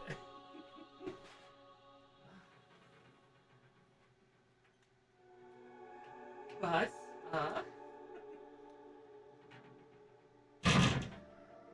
a little girl, well, she wasn't terribly little. I think she was like in her early mid-teens, as all the characters were. She took the unit, the 𝗙𝗏𝗃, 𝗙𝗃𝗃. Ribbons, you'll be able to help me with if I'm spelling it right. But yeah, so what she did was, she took an 𝗙𝗏𝗃, which is this ugly little dome-headed thing, and she custom painted it and turned it into these. But yeah, so this is the bear guy, and she made little custom heads for it, and she stuffed hers full of fluff, and that actually helped her. It's not a Care Bear, it's bear guy. I have several dozen of these because they made so many variants of it, and I got every single fucking one I could. 2 G's, one word. Bear guy. But yeah, so in one of her fights, her bear guy got cut open in the fight, and people didn't realize that she had stuffed her bear guy completely full of like plush stuffing, like you would for like a teddy bear. And it actually ended up winning her the fight because it ended up gumming up the other unit. But yeah, little guy is supposed to, like, his little bear paws turn into claws, and then there's a particle cannon in the mouth and each of the hands. But yeah, as I said, it's very, for anybody who remembers the classic GameCube game, Custom Robo, it is very similar to that, of like, they fight in little arenas where their little robots come to life. But yeah, I'm gonna put bear guy off to the side. But yeah, so yeah, compared to the other builders, she was very different because she didn't quite entirely understand the concept of this competition. She just did it because she liked to make her little bear guys.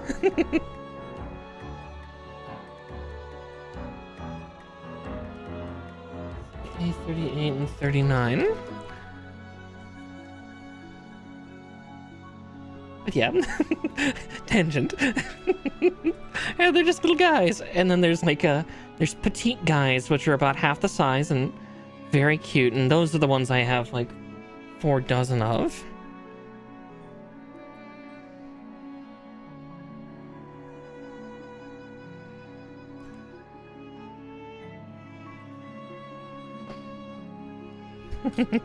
Yeah, there's the SD, or the super deformed units, in shows for that matter. I know some parts of the internet have been thirsting after one of the most recent ones. I think Ribbons would probably be able to elaborate on that for me better than I could. I just remember seeing it on Twitter at one point and be like, oh dear.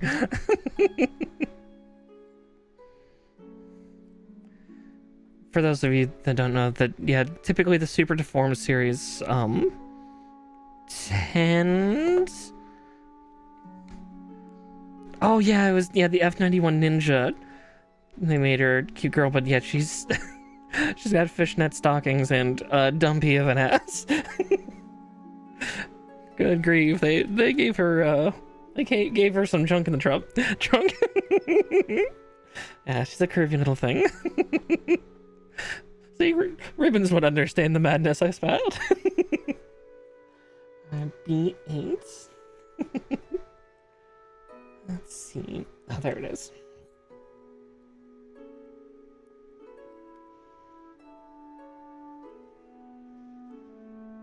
Yeah, I remember one from when I was younger. Yeah, it was wild for a good reason. There was a lot of frothing. People were excited. Oh, God's really excited.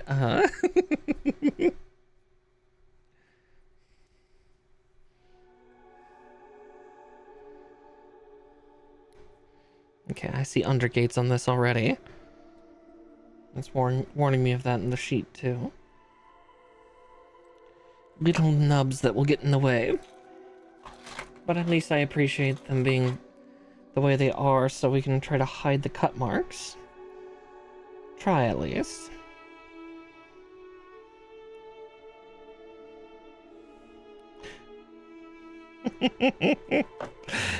Good luck. You'll never be able to look at a Gundam the same again, Nature. You've been warned.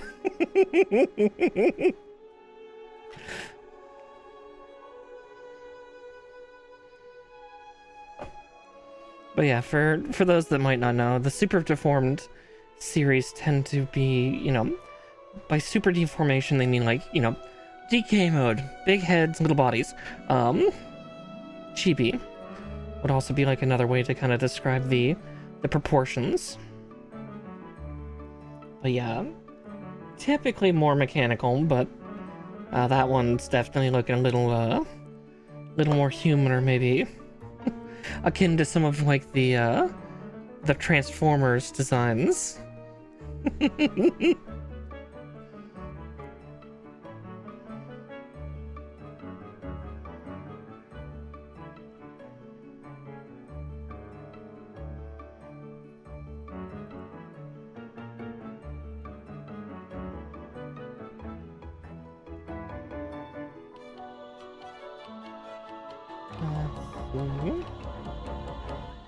Oh, yeah, I'm putting that on upside down. No wonder it's not wanting to go.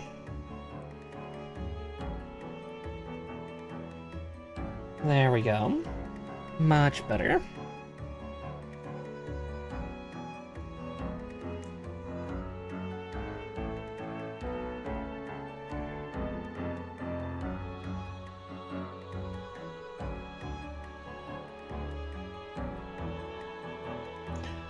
Yeah, and I was to say, and I know exactly which artist you're talking about.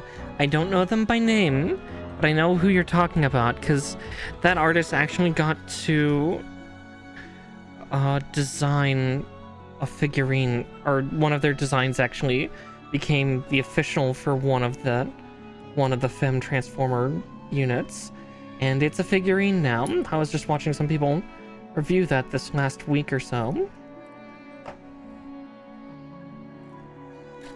Get that Transformer booty.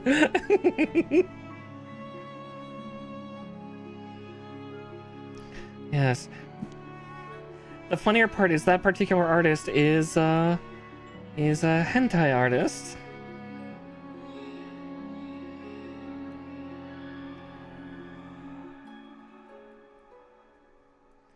I don't know if it's out yet.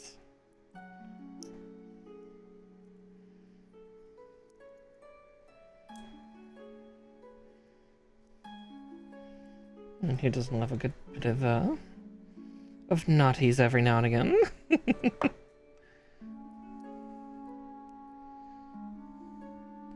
Yep. Yeah, the F91 Ninja one is oh my.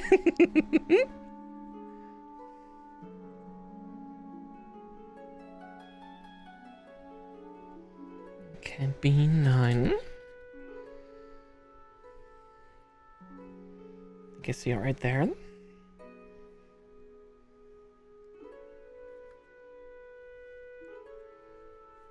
Yeah, they tend to be more silly, more childlike, less about war crimes. The SD series tend to be.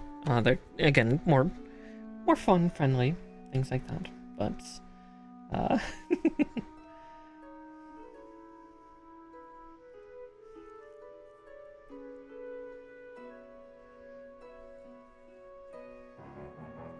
see. Saying 1.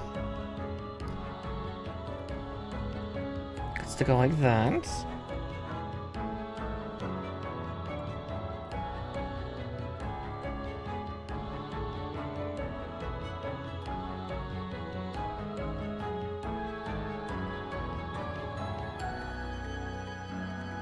H3 and H7. Oh, now I'm violencing the parts.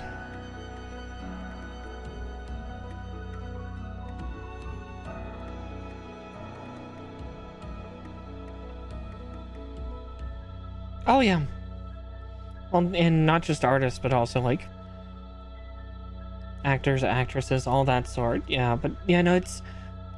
I mean, that is one thing I will give to a lot of hentai and naughty artists, especially, is their level of detail is insane. And so yeah, when they translate it into something not horny, it's just like, it's terrifying. But yeah.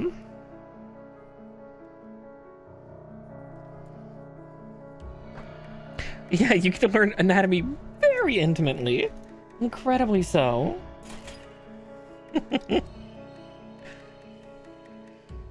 And then people really like when you have that level of detail. Because who knew?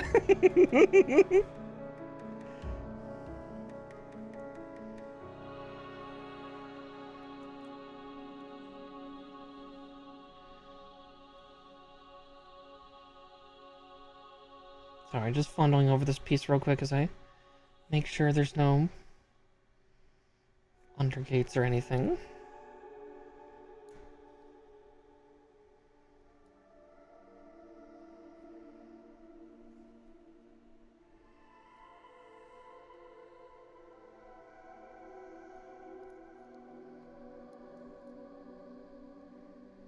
Guessing where that's where that part is supposed to go. Love when I have to guess.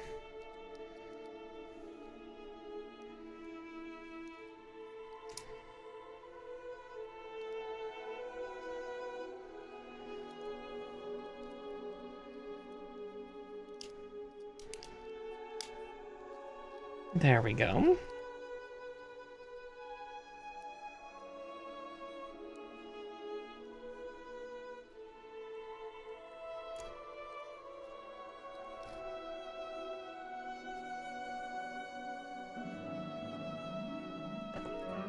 There we go.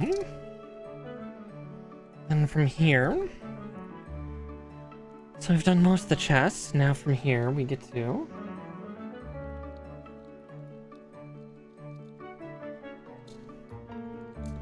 there we go. So yeah, kind of a fun transforming effect here for this. So big heavy duty plating, and then down like that, and locked into place.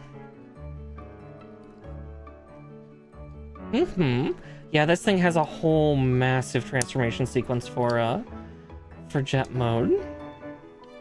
Yeah, someday I will have to get the Zeta version Katoki so I can show you how massive of a difference there is between the Zeta and the double Zeta. Like, the Zeta was all about being a very quick, speedy little thing, and then the double Zeta is just this over-engineered just murder machine. Alright, so from here we are building the head. Good. G is silver. Well, that's G2. What is G1?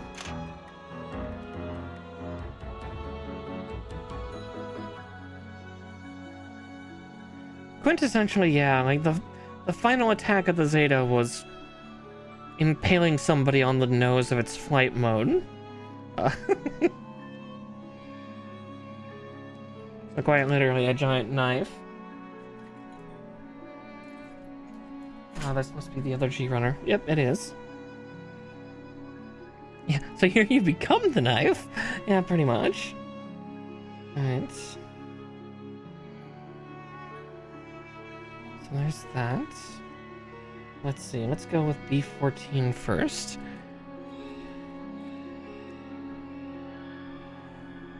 Okay, sleep well, Ribbons. And we're probably not going to get this done tonight. This is going to probably be a 2-night build, because I'm learning that with the version Katoki's especially, is they are so detailed that, yeah, we're not building this in a single sitting. Not unless I started a lot earlier in the day, which I'm starting to contemplate potentially doing that, now that certain other things have freed up. I might just end up doing that, but we'll see. We will see.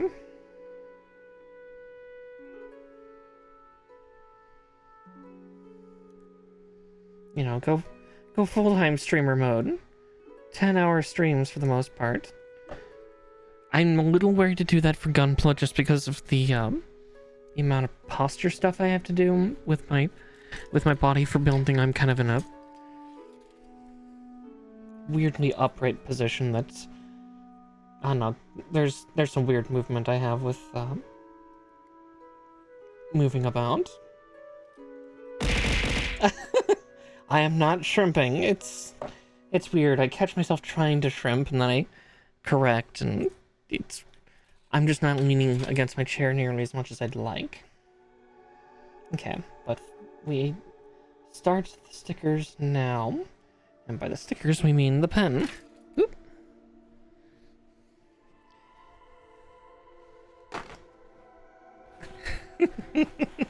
I promise I'm sitting upright.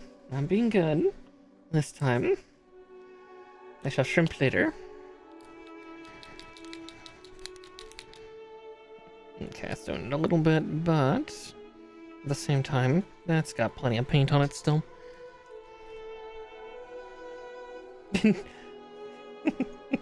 Oh my, using my own words against me, how dare you?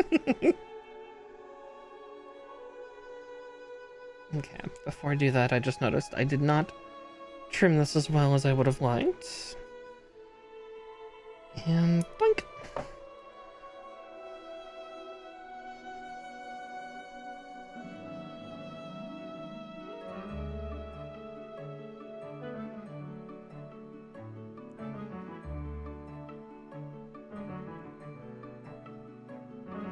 Actually, yeah, we will do that in just a second.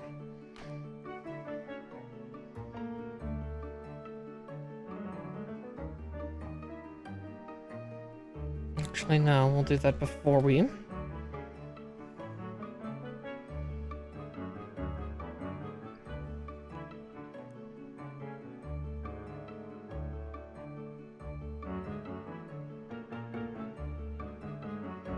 And...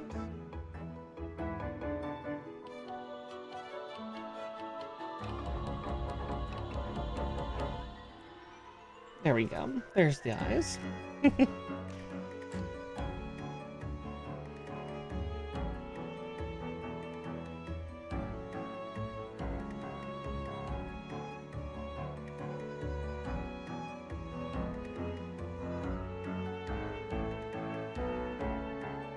And there, locked into place, you would never know that it was clear plastic.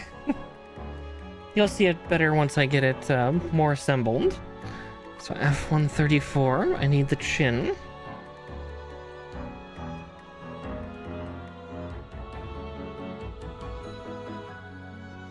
You'd never know it was pegged.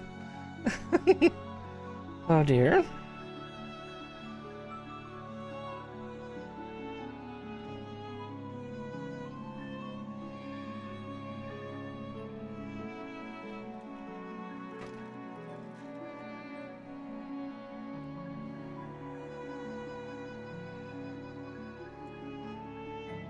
Oh yeah, we gotta get the chin unit put on. The chin. Funnily enough, the same color as the Fairly Odd Parents in-universe cartoon protagonist. I guess he's not a cartoon inside of the cartoon. I guess he's technically like a semi-real superhero, maybe. Alright, so G1-2. Where is the faceplate? Oh cool, yeah, I don't even need to paint that because I think Not hold. I would have to. Yeah, the Crimson Chin. Exactly.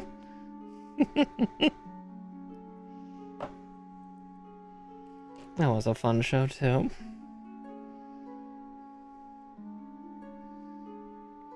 And boy Cleft, or Cleft the Boy Wonder.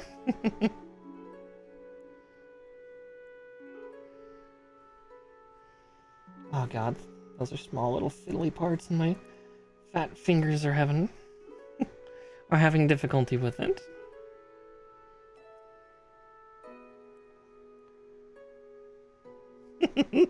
Oh, you forgot about Jimmy being his sidekick on occasion?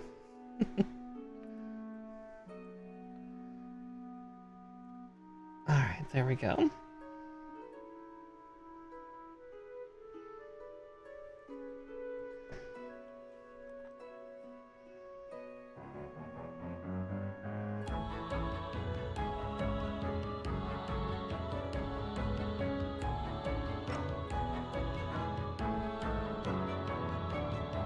That's fair, that's fair. Alright, there's the main faceplate done. Let's see, so... B15.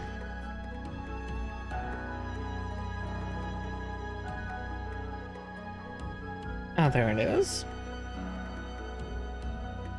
Ah. The upper sensor array for the head.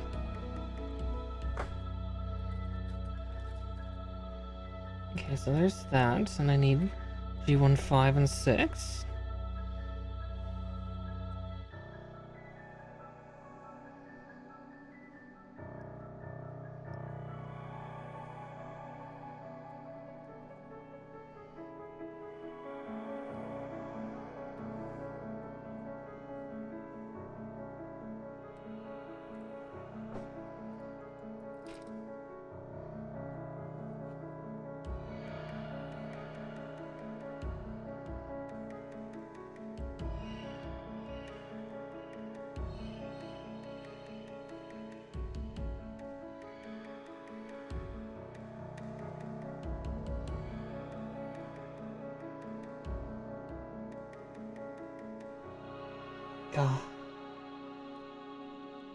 Like, admittedly, this head is still quite a bit bigger than I'm expecting for my little hands, but...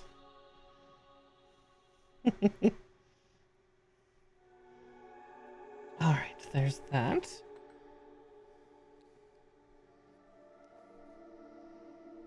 Let's see...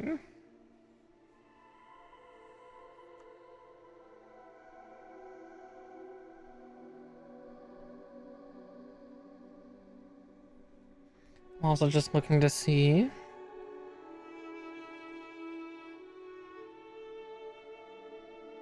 Oh, right, I don't have to worry about painting that part because it gets covered over. Okay. Let's see. So, part connector 6.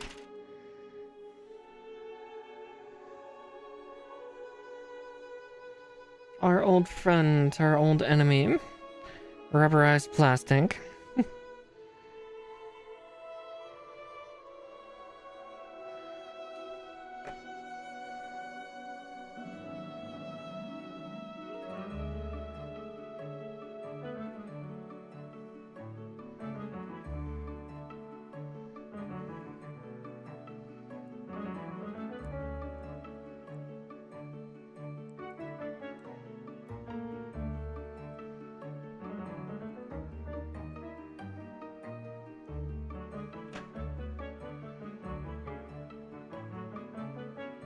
Okay, G14. Jip is the back of the helmet.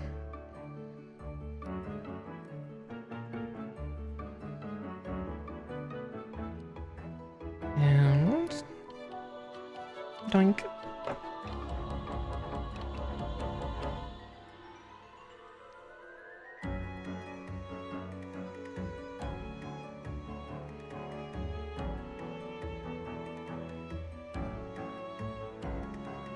F128. which is... My hand has yet to find it. Ah, there it is.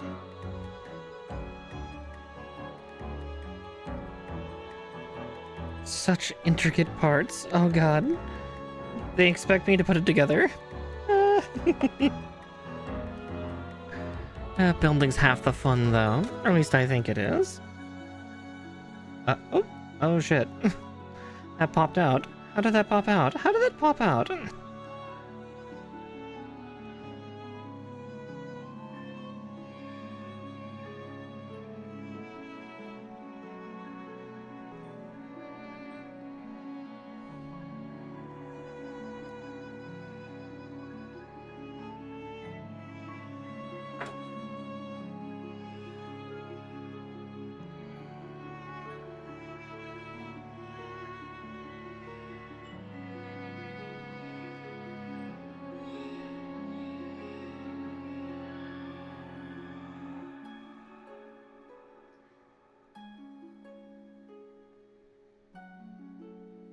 Well, too bad it doesn't get to be free.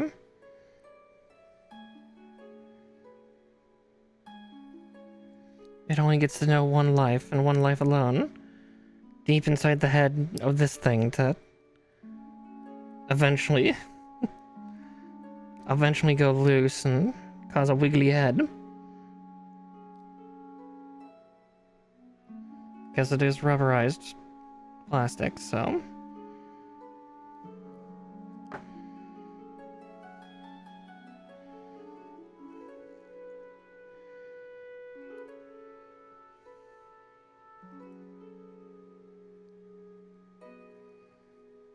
Bollocks, that is hard to pull apart, though. There we go. Yeah, I just need to find it.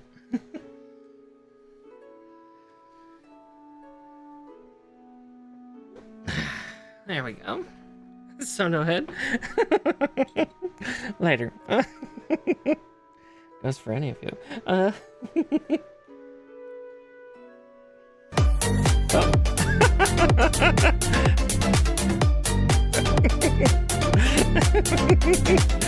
Best Gaming, thank you for rating it. Thank you for rating, hon. Welcome in, everybody. Oh, I hope you're all having a good night. Nature, could I trouble you to shout Best Gaming out for me? Ah, you're already on top of it. Ooh. Good boy. Oh, how is Lethal Company? I keep watching everybody and their mother play it, and it looks so fun.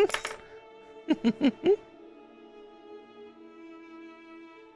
latest craze, but it looks so entertaining. Yeah, same Nature. I've heard just absolutely wonderful things about it.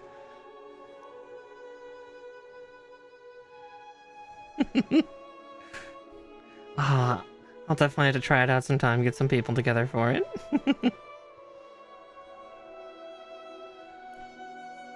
Aww. I was to say, from a lot of the creatures in that game, yeah, hunting for vengeance.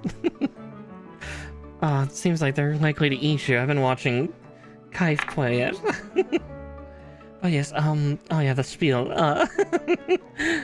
If any of you are new to coming into my stream, my name is Miss Markar. I'm a witchy bunny VTuber and a variety gaming VTuber.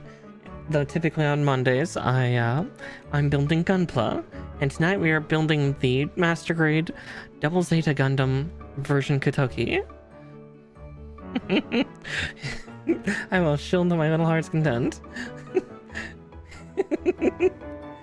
But yeah, we are just getting things started up. Well, started up. We've been at it for a couple hours now, but we'll probably be able to get the arms done. We'll see if we can get to the legs. Yeah, I was gonna say it's very cheap. It's brand new, and it is like definitely. It looks really fun and really entertaining. Okay, 41 and 40. Boy, here we go.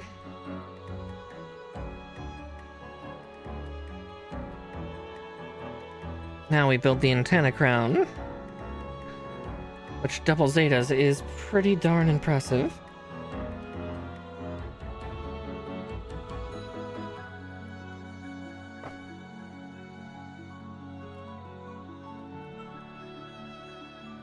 We'll see. Maybe for game du jour. Might just do that for game du jour. That might be a fun thing to rock out the weekend. Maybe get it for Tolan too if she wants to join up, or maybe no, Thursday, right? She and I already have something planned, so.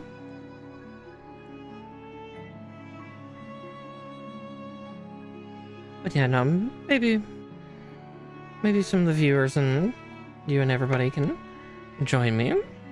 Well, because Tolan and I are already starting another farming adventure. We thought we'd wait to do Dinkum after the new year, due to some things that are going to be happening next month, so. Since I won't exactly be around. Okay, I gotta be very careful with sanding this. These are very delicate. Yeah. Definitely want to do Dinkum sometime, but yeah. Thought it best after. Because I'm not exactly going on a hiatus, but I am definitely not going to be present for about 10 days in December, so. Didn't think it fair to start up something with more than just her and I until after. I'm sure I'm done. Done with my sojourn.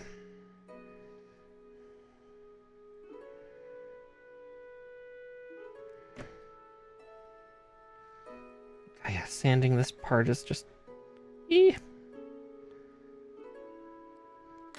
Luckily, I do have a spare for these, but...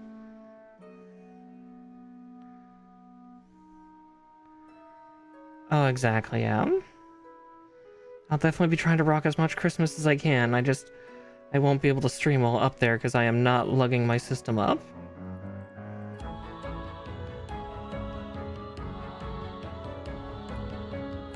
Luggage is already expensive.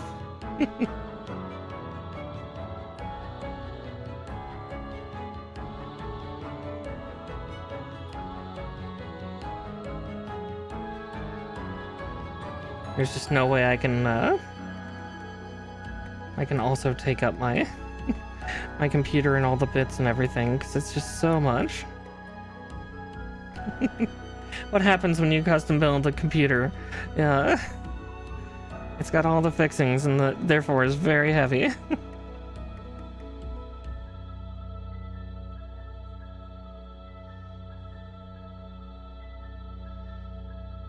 No. There's so many parts, no. But yes, Vest, if you need to rain and run, no worries about that, dear. I understand that, you know, yeah, streaming is exhausting work, so if you need to go rest, please do so, and thank you for trusting your community with me, yet again.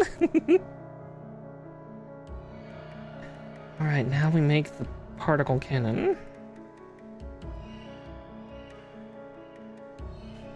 Let's see, F32 and 33.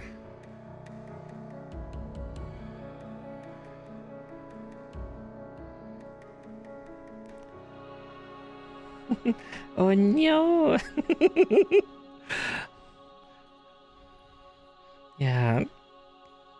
God, this Gundam is always so ridiculous, but I love it.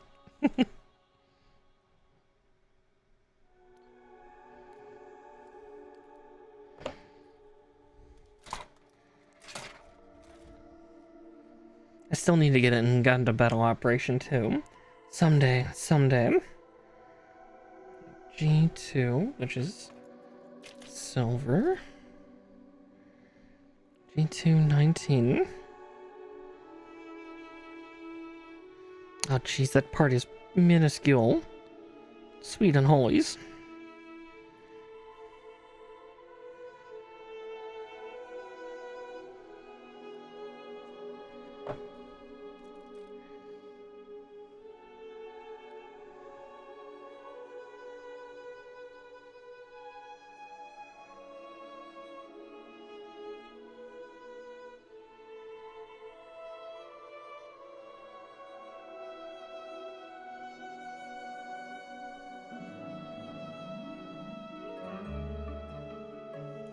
Esoteric magic bullshit, dude.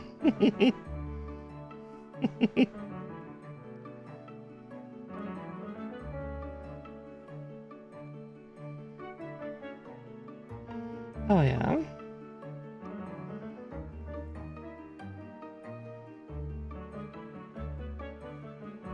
Let's see what way. Oh, that's why I wasn't going in the hole properly. I was trying to put it on the wrong way. There we go. God, sorry, you probably couldn't even see that little part, but yeah. I have fairly small hands too. Good grief. Okay. All to make a little cannon for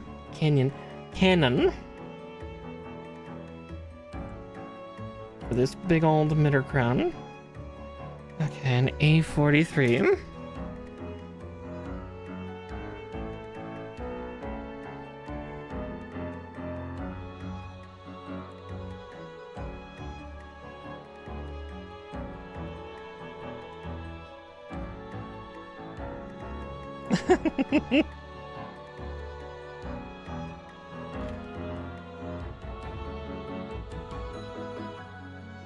Alright, there's that.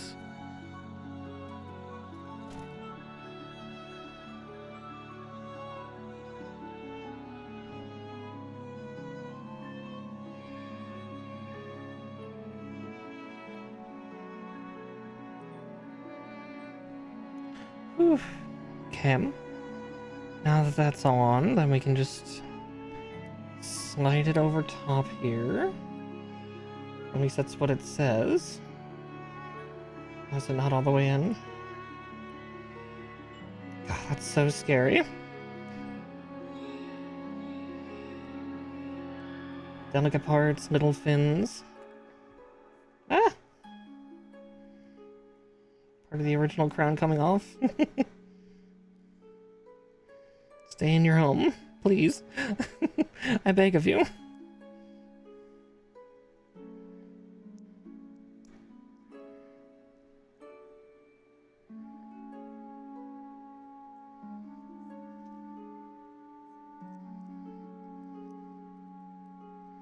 Gods above. Okay.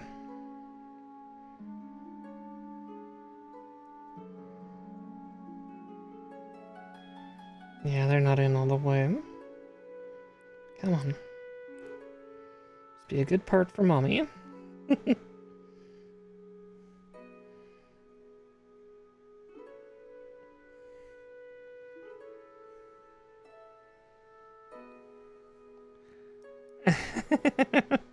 It's true. Oh, good grief, that part just does not want to slide in. Doesn't help that, like, in order to hold it, I have to kind of almost push it out of place.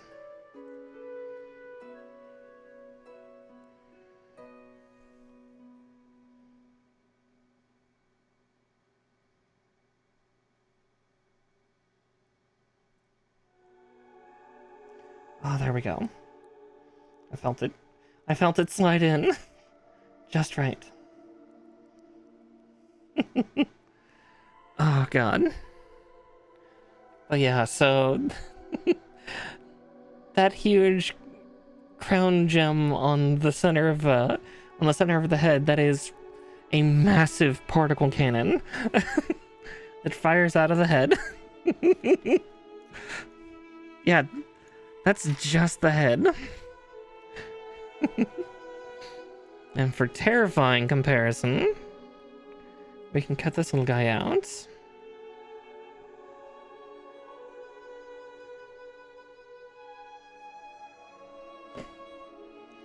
Because this is the pilot and the head of the Gundam.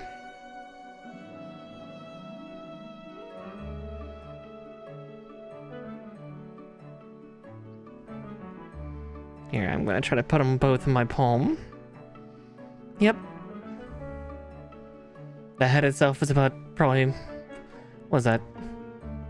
6, 7, maybe 8 feet tall.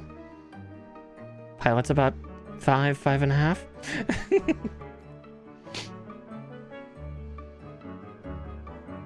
And the cannon on the top of the Gundam's head here can destroy starship cruisers with relative ease.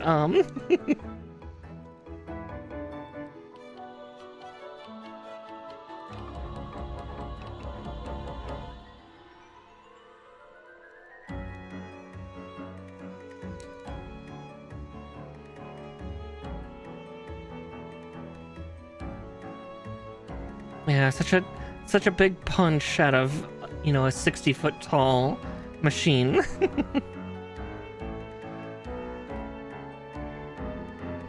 All right, now we get to move on to the arms, though. Oh boy, oh boy, oh boy.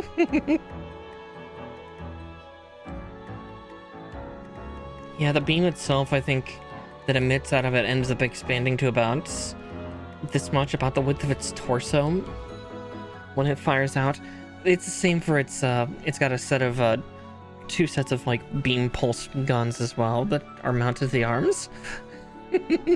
Hi Allison, welcome in, welcome in.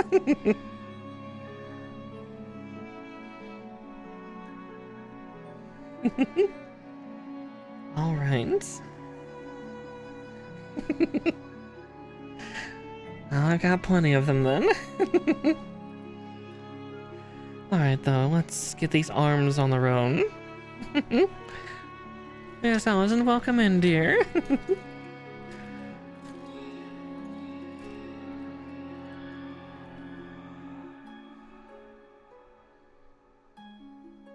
Let's see, 8 and 9.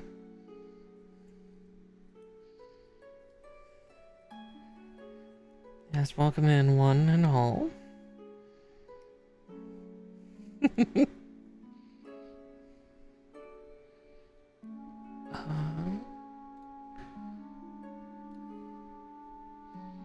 see, there we go.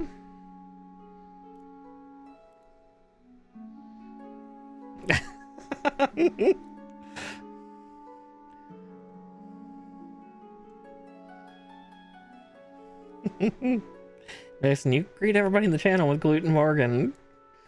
You should see this coming.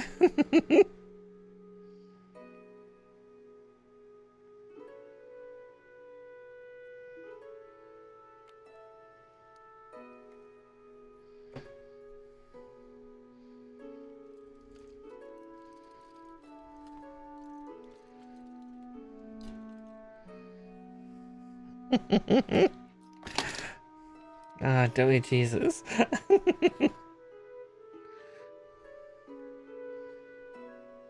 Park Connector 11.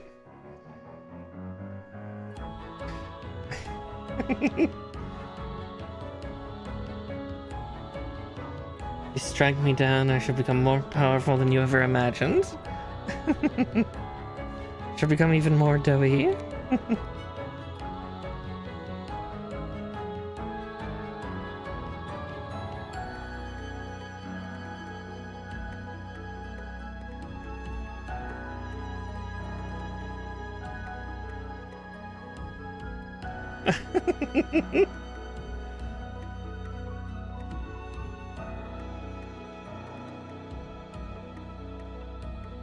I see where that slots in.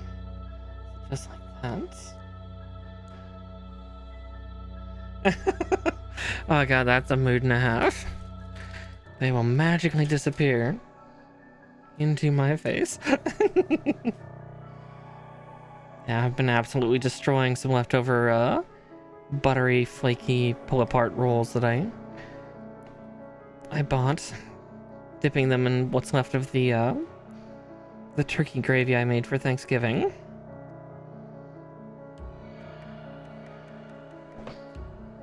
Delicious, delicious giblet gravy, because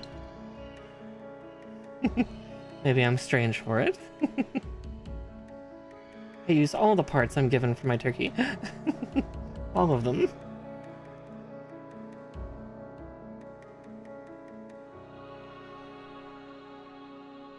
At least if I'm able.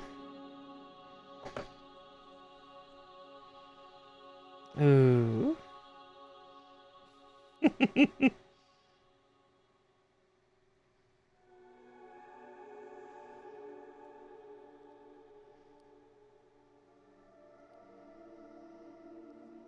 For those of you that may not understand the term, I like the concept of the term because it's something similar I've done. A raccoon bowl is basically taking a bunch of things and putting it together. I knew it as like cheap and cheerful or things like that, reusing things that maybe you cooked previously to make something new. But that's what we called it in culinary school.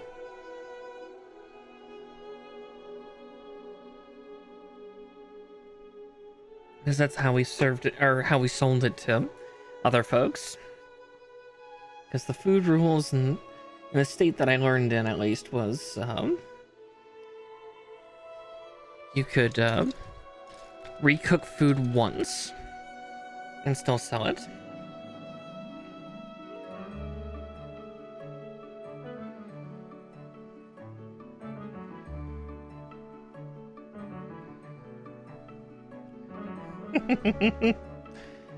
Yeah, I should have seen it coming. Soon they'll be loafing about everywhere. Oh, oh, that's a good one. That's a good one, Allison.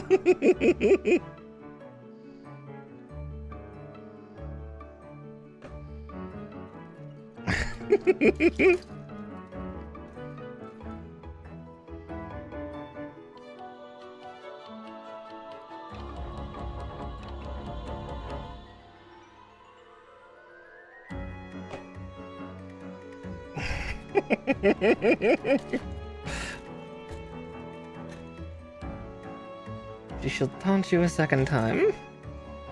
But later. Let's see, 3. There it is.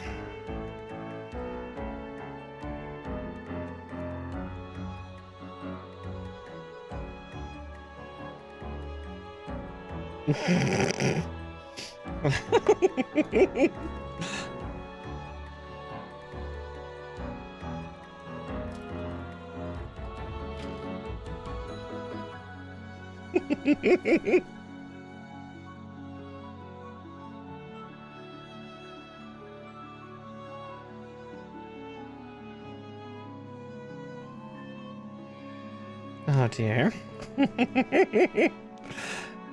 Well, this is my chat now. Nothing but glutinous puns.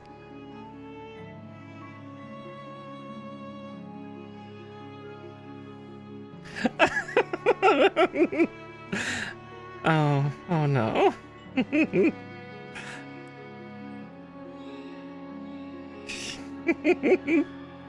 You will not win, Major. Yeah, he's a little bit.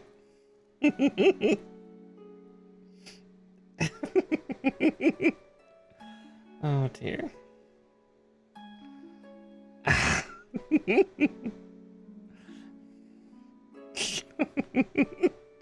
Oh, nature. Let's see, E4s.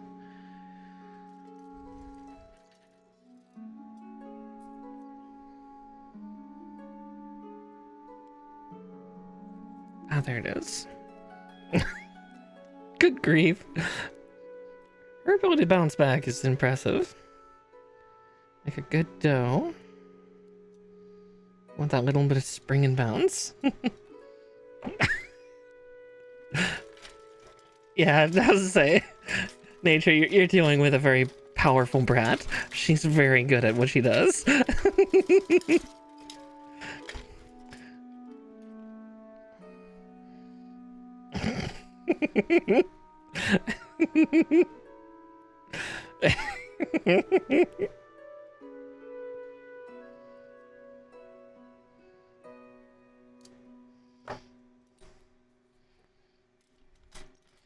Those that like to tame can get a fun rise out of her.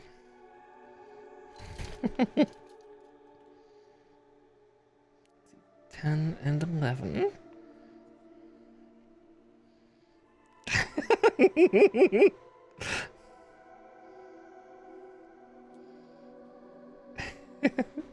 Yes, what emote are you going to get?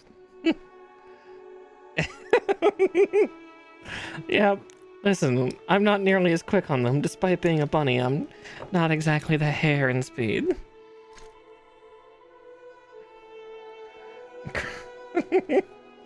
Oh, come on, Allison. You could have done a double there.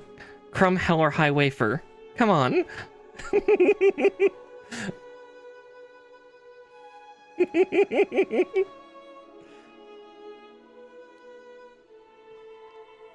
Oh, wafer can be a bread too. It can be both.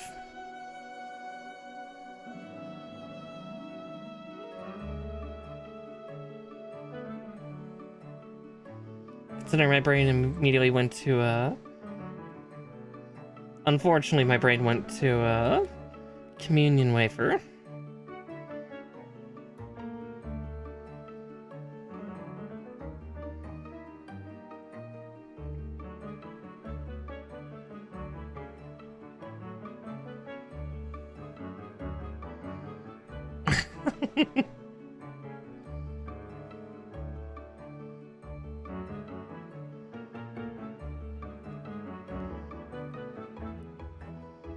Listen, I've been looking for somebody to examine my bread.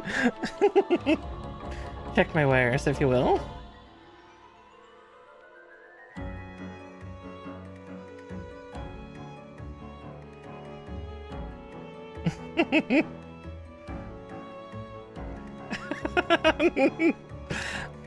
I kinda need him for moderating the chat.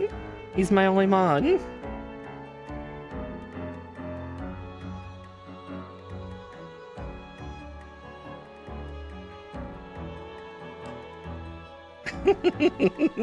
Nice try.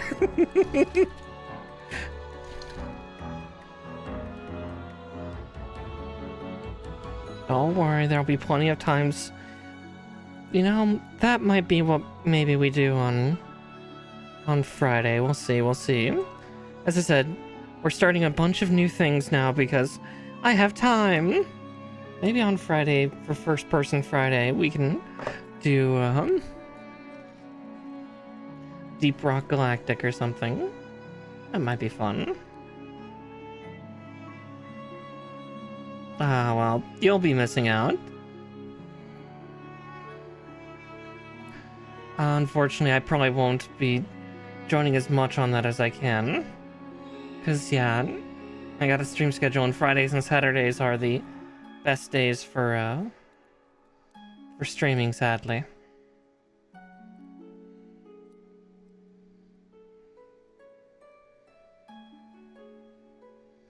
They're Division 2 raids. She's been getting me geared up for them, but yeah. Unfortunately, Fridays and Saturdays, that was one of my big pulls for all the change in Switch, was actually to utilize Fridays and Saturdays for potentially long-form streaming.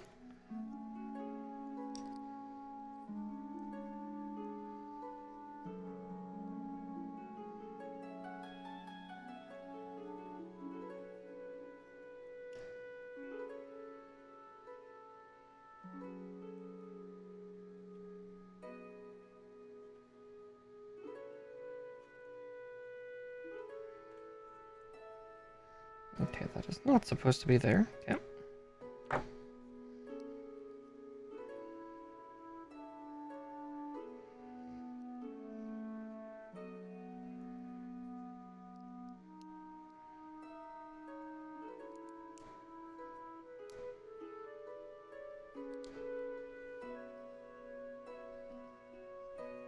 And have fun in Deep Rock Galactic.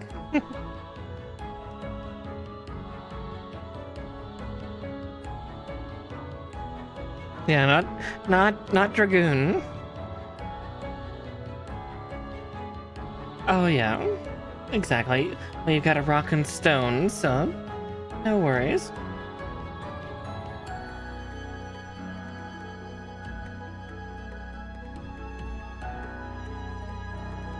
It's very fun if you play alongside Allison. She will drag you through everything very quickly.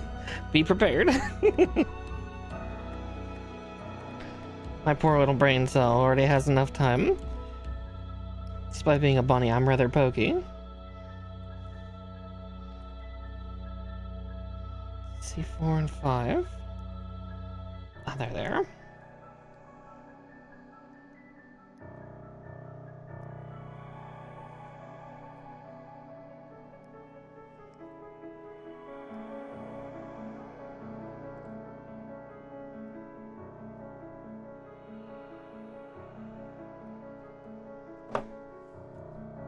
Yeah, she definitely goes zoom. Zoom, zoom, zoom, zoom, zoom.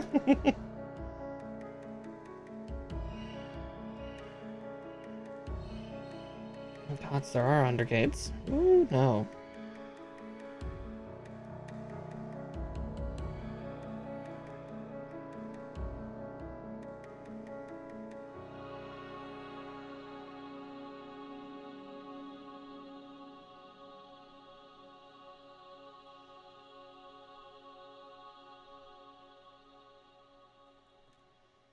There we go.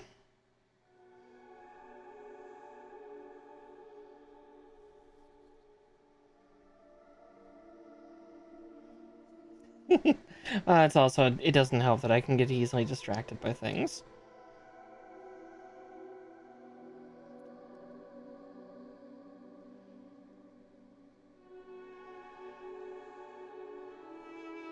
Got a lot of stuff going on all at once.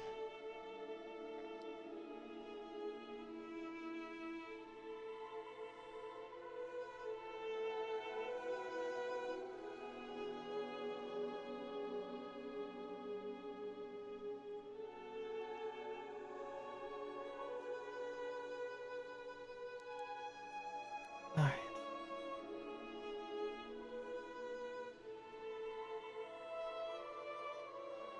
Okay, there's one. Oh, let's get that other one cut out real quick.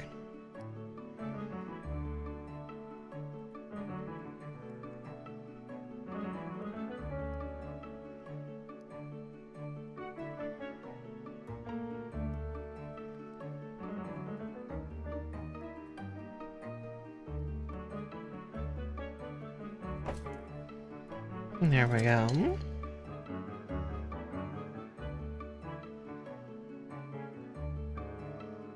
And these have all sorts of undergates on them.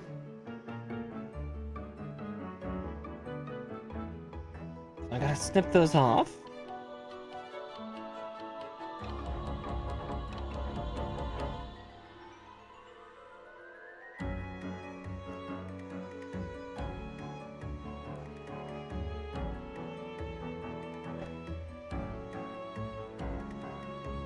There's that one done.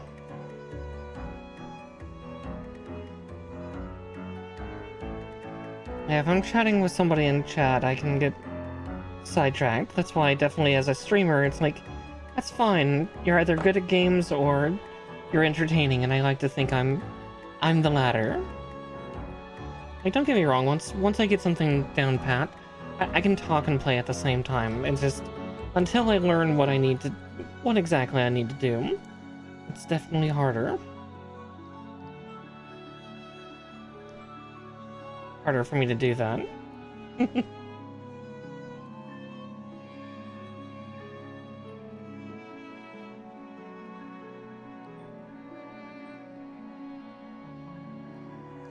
Okay, so there's that. Let's see, park connector 3s.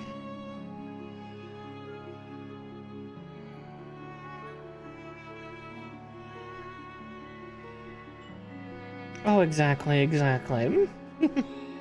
just takes quite a bit for that muscle memory to start wearing up.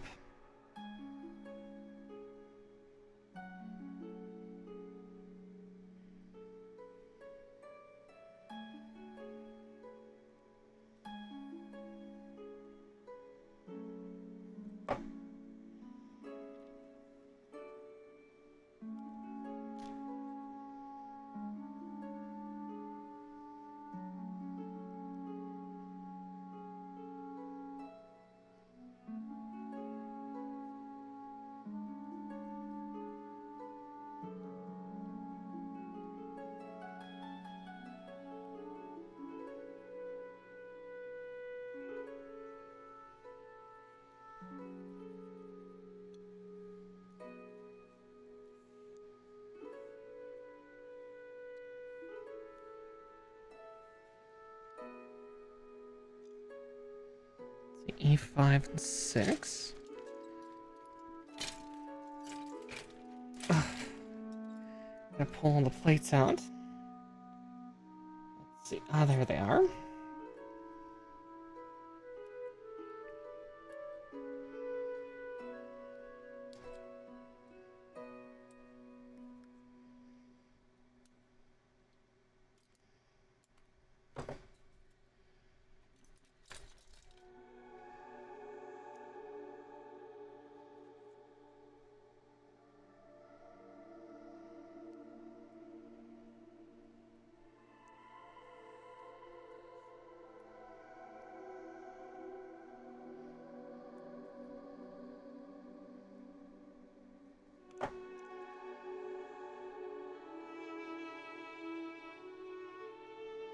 Okay. Now we get to hide all the mechanical bits under little bits of plating.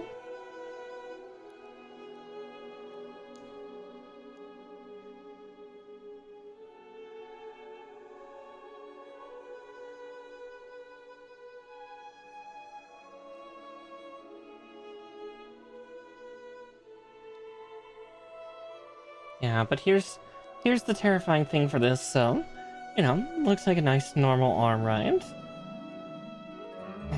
And then, suddenly... a thruster! Gotta get this big lug of a thing able to fly. Gun! Now, that attaches onto the arm later. Pair of pulse particle cannons. Gun comes later.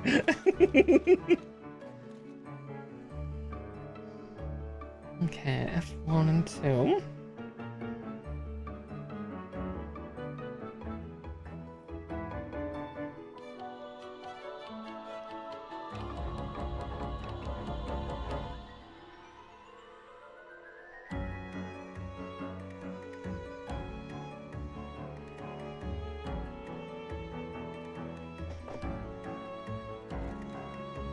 Just also realized.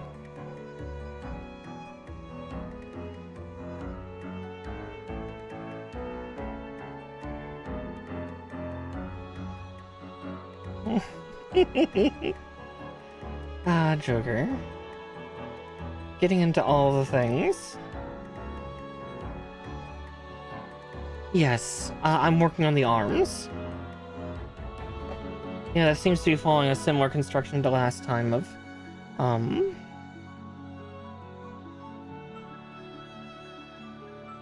first comes the interior jets, and then the torso, then the head, then the arms, and then the legs, then the lower torso.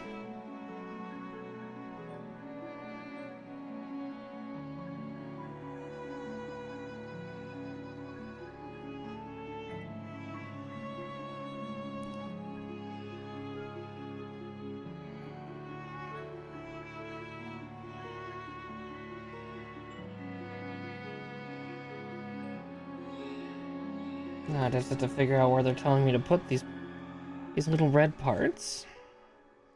And I can go back and put the other plates on.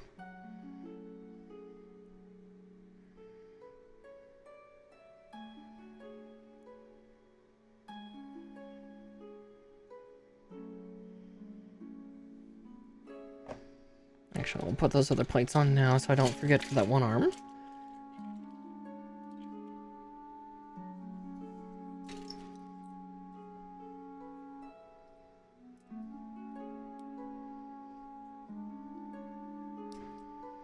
I'm gonna feel little bruises on my boobs tomorrow. I really gotta learn a better way to flip my flip my nippers than pressing them to my chest.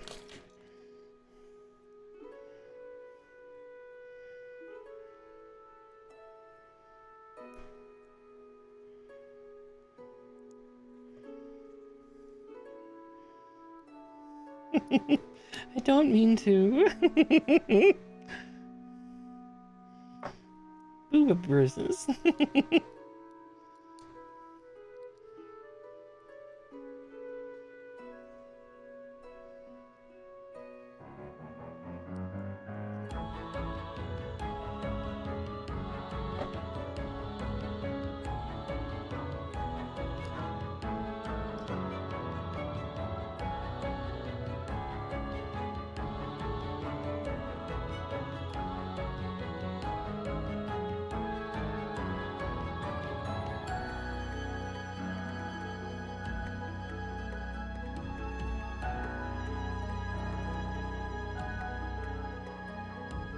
That's why they're not going on yet.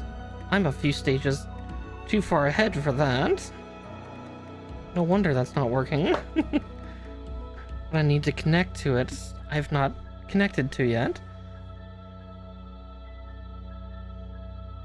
The C12 and A19.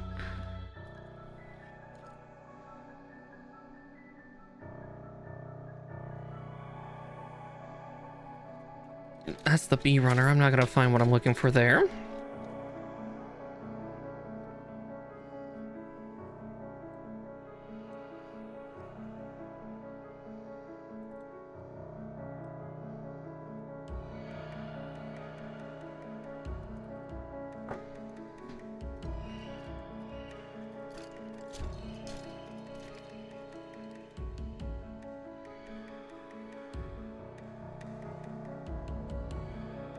Good boy.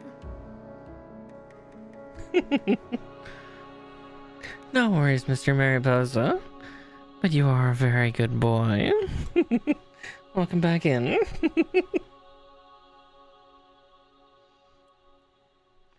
God, it has been 3 hours already, hasn't it? Goodness, the time is flying. Every time. You were surprised every time.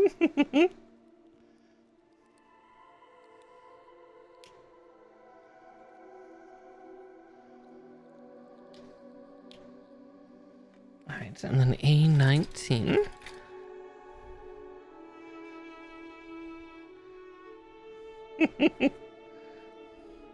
I think he's currently melting into his chair. It's fine. It's fine though.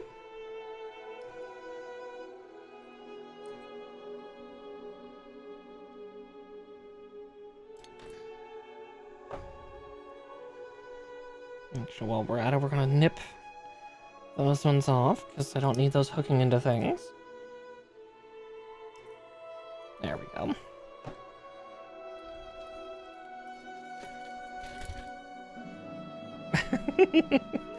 Don't worry, I'll find new and creative ways to torment him.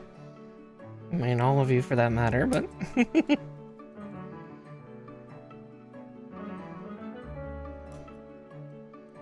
Who knows what I do in the future? Maybe something blue Twitch, blue YouTube, something like that.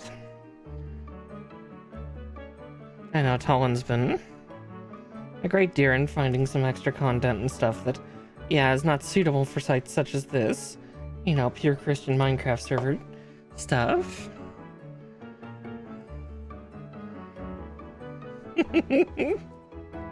I mean, he is something of a masochist. It's okay.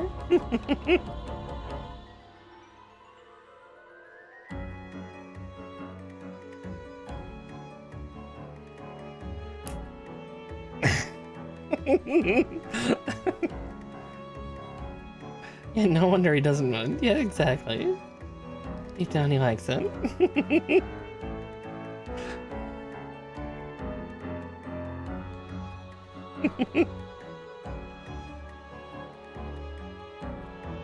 Oh, poor nature.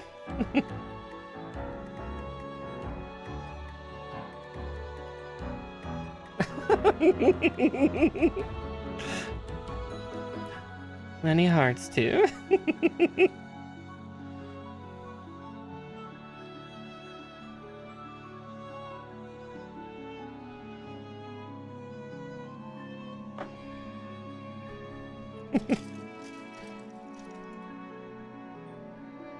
Let's see, I'm cutting height E10.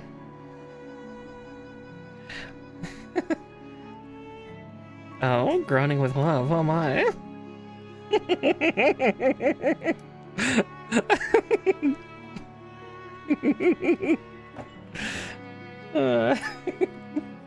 I couldn't help it.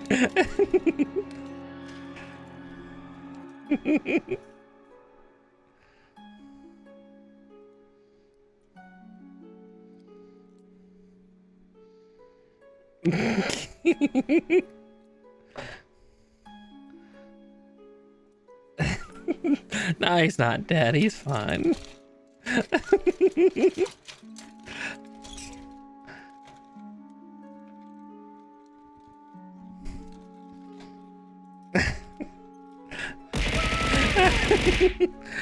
Aw, thank you for subscribing, Mr. 𝗙𝗵𝘁. Oh, I got assaulted with gems again.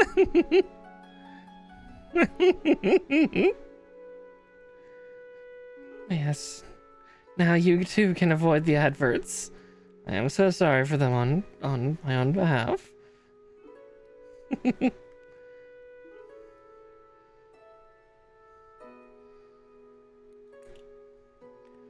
And 2. There we go.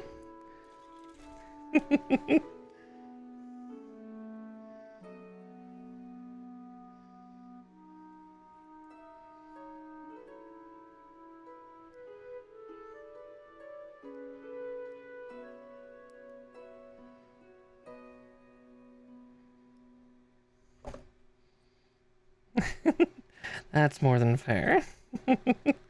Ad-free torture is always good. Well,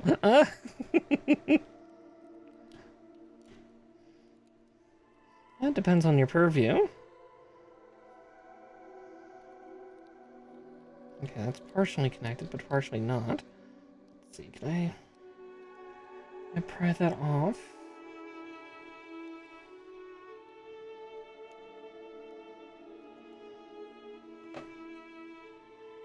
I think I see why it's doing that.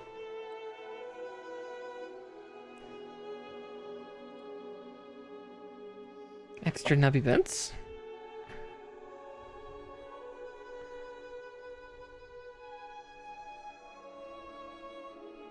No.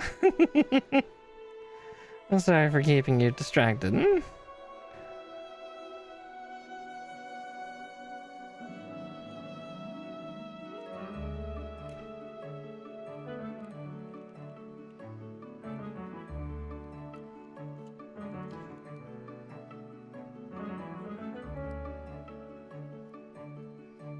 Go, I think.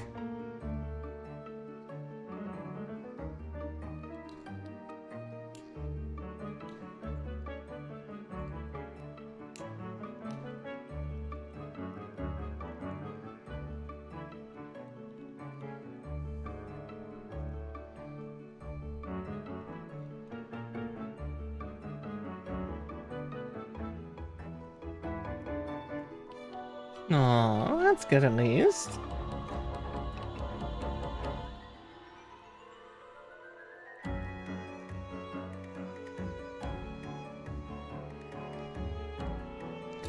Let's see.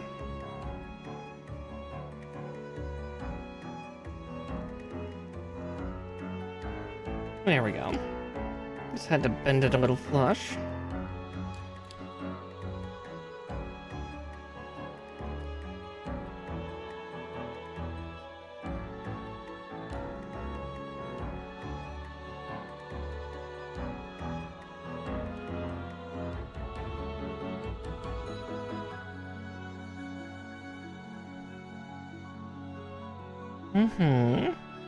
Rain is good.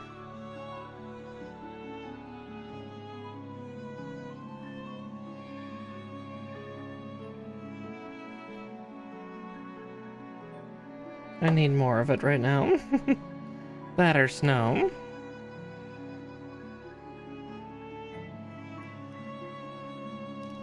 Yep. Time flies when you're around the bunny.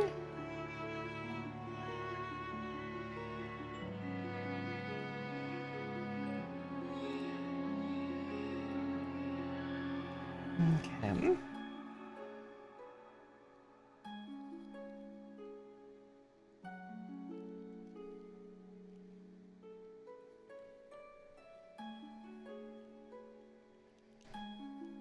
Alright.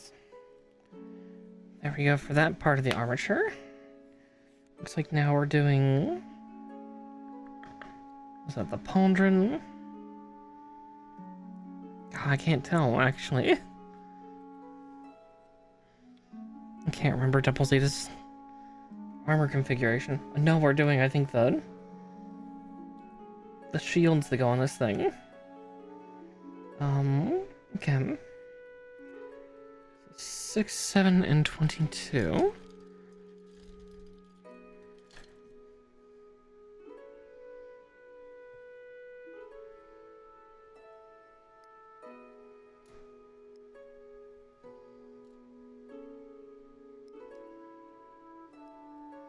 Mm-hmm.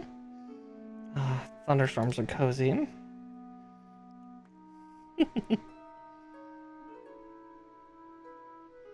There's 22. Well, they can be cozy, or they can be terrifying. One of the two. Depends on whether you're me or my cats. Nah, most of my cats are kind of okay with the boom and crashing anymore. They're barely faced by fireworks much anymore these days.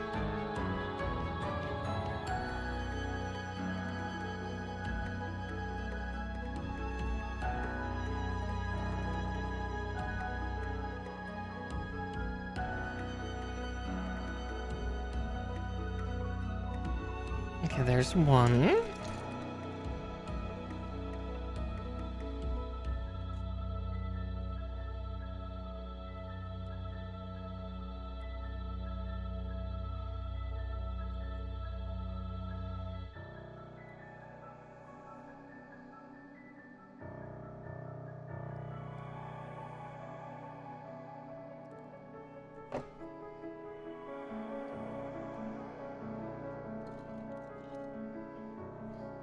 Mm-hmm.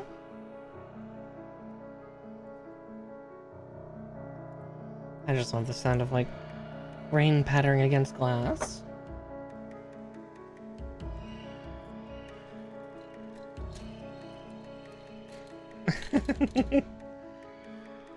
Thor's angry.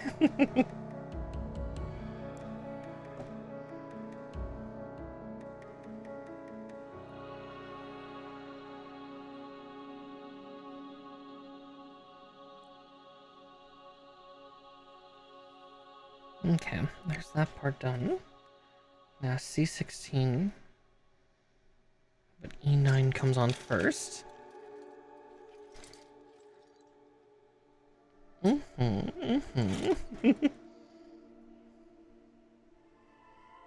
see, there's E9.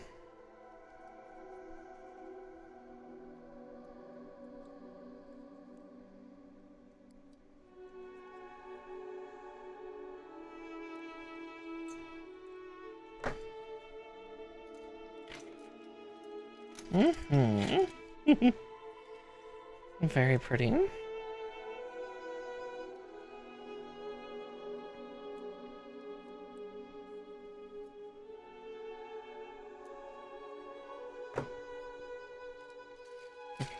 Yes, snowstorms are very fun. I don't get as much snow as I'd like. But it is so beautiful, and like after a really nice heavy snow, just going outside in the stark silence. Yeah, especially if you're inside.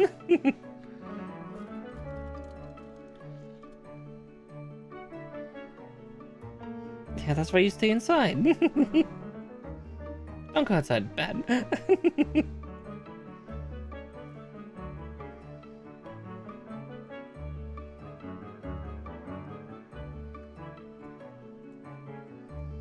You just stay inside with a hot cup of cocoa and enjoy the night.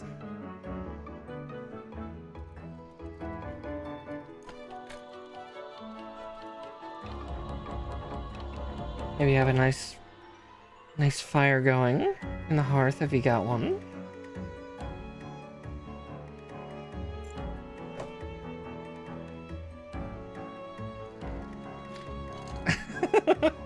It's not as fun as you think.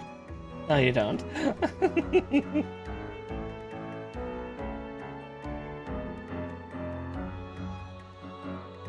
It hurts. Oh boy, does it hurt.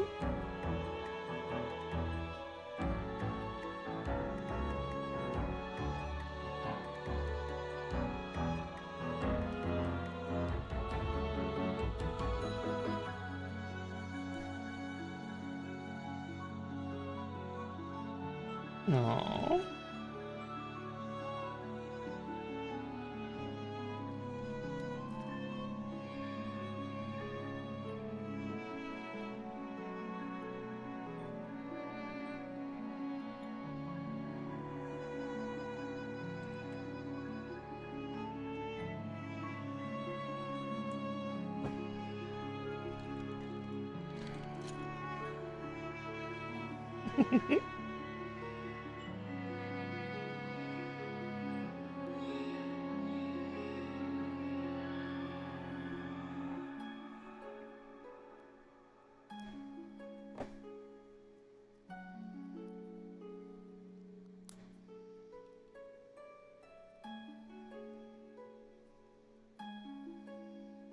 There's that one.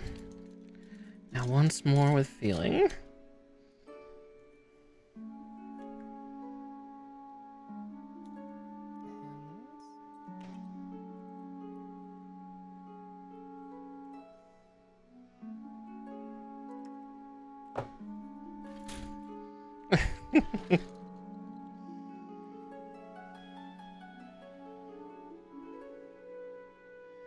Yeah, that's what I'm used to, is a lot of people don't know how to drive in the weather. Despite being in a relatively big city, I was raised by country folks, so I'm a little more mentally prepared for it. E1s. That's not so bad so long as you know what you're doing.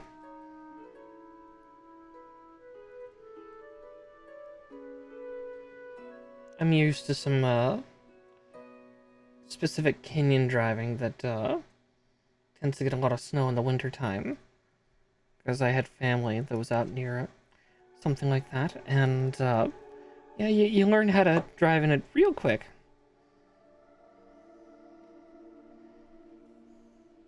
Yeah, the biggest hazard you get to deal with is other people.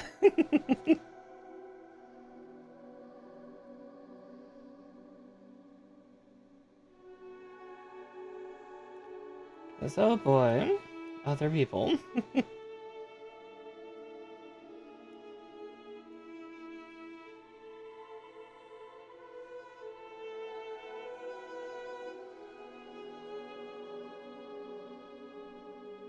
Oh, okay, none. There's gonna be more white parts to cut out of the E-runner. I would have done it. Shit. Okay. E7 and 8.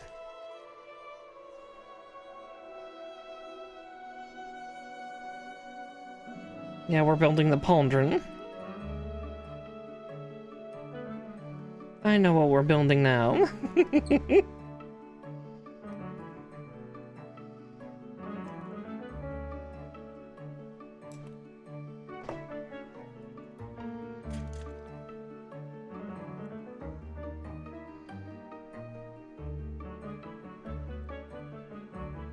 Yeah, I've driven in the snow quite a few times, and my current car is a lot better than my previous one.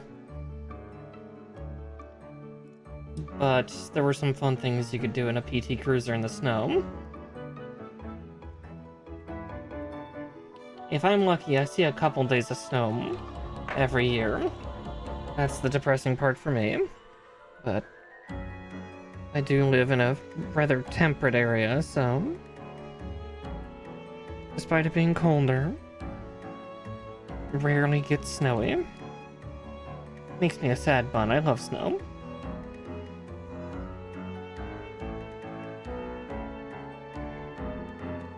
Okay. Now we gotta do it all over again. Let's see, E1s. There they are. But also we'll cut out 7 and 8.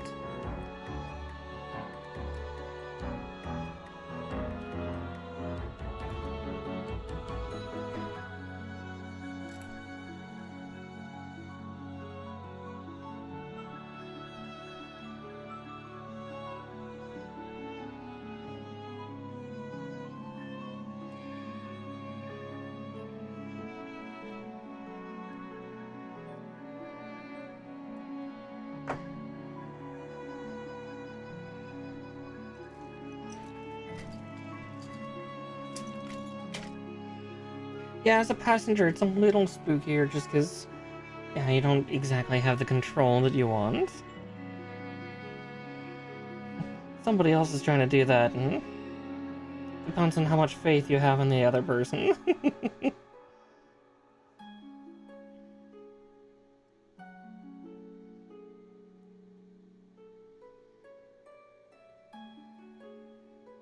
I seem to have picked up a couple of my father's habits. With that, I'm a little flinchy at times when the passenger. That or I'm focusing on trying to keep myself from getting too dizzy, because unfortunately I am a bit of a motion sick passenger.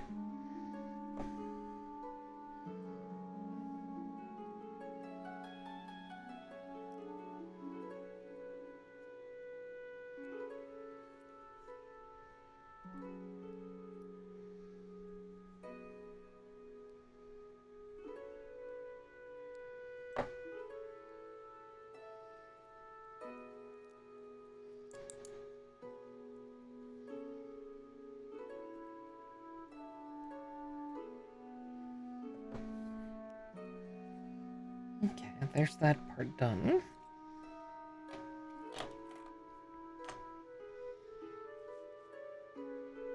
Okay, now we build. Oh, we're building the top shoulder bits. As I said, the double zeta is stonking. This thing is a big, big buddy. Okay, so G2.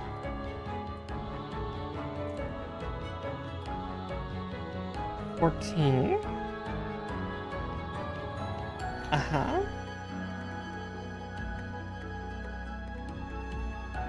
And 2.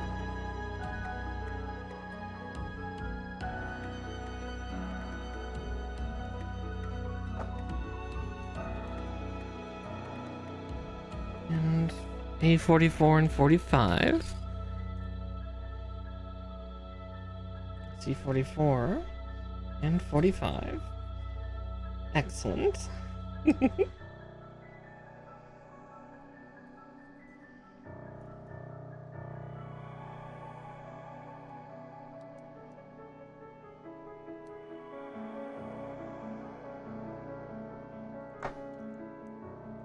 Oh, that one's not free yet. There, now it is.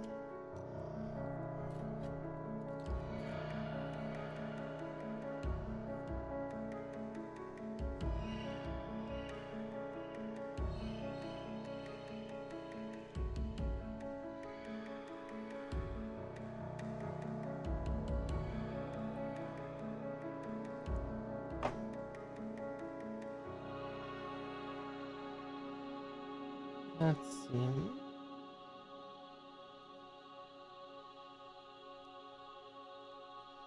Ah, that would make more sense. It gets pushed up into there first.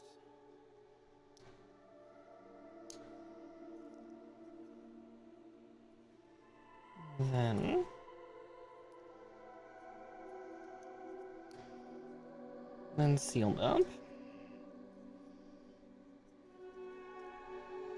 But we're gonna do it once more with feeling.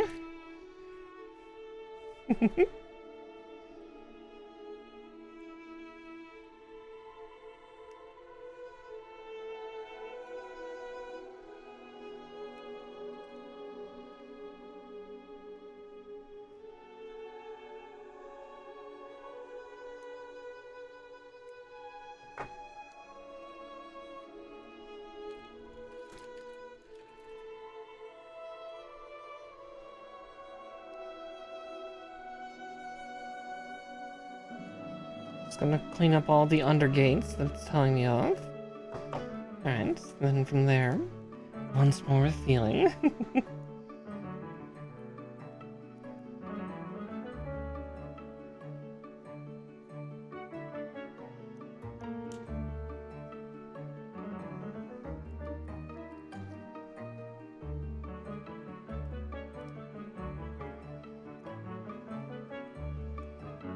Okay, G2, 17, and 18, to A24s. So let's get the 24s out. If I can find it. There it is.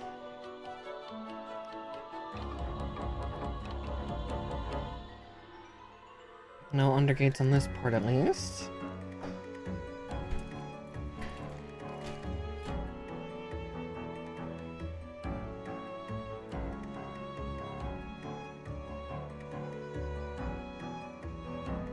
I just straightened my back up and... Oh, I felt 3 little pops.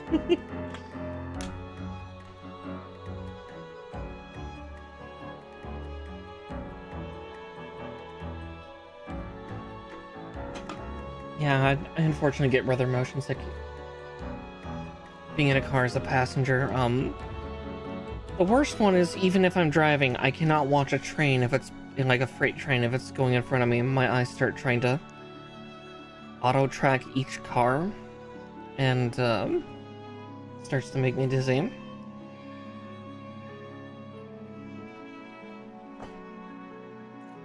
Like if I'm watching it cross.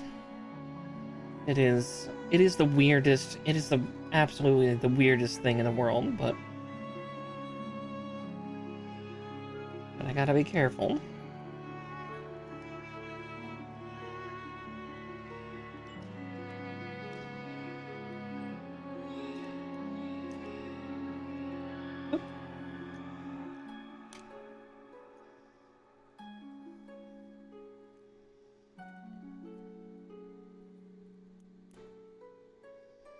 My body is a very peculiar thing.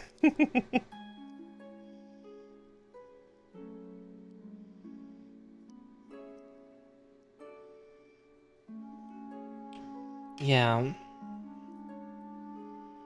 That's how I was when I was younger. I can't even read or, Wow, I almost said play Game Boy. Wow. Don't mind me showing my age. Am I playing on a DS or Switch or anything anymore? Oh, when I was a kid, it was, yeah, the Gen 2 Game Boy, so still black and white, but colored cases at least. No, old brick. Yeah, Game Boy Advance, sure, anything to hide the fact that I'm just an old hag of a witch. Nah, I ain't that old, but a lot has changed in the last little while of the world.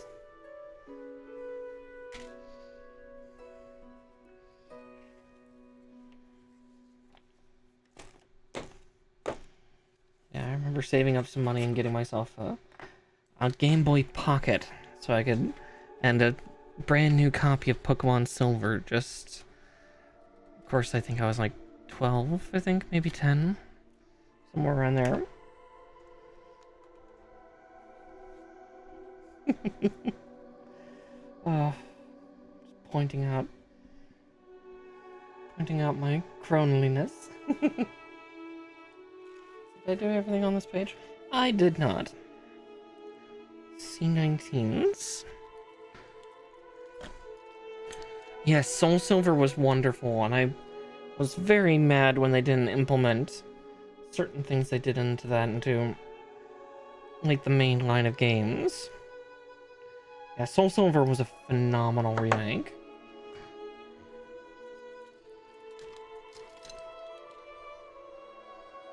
Oh, okay, Crystal. Yeah, mine was red. My very first one was the very beginning. Pokemon Red. My brother got blue because, you know, we got technically the second generation of the first game. Let's see, 13. A13. There's 14, but where is...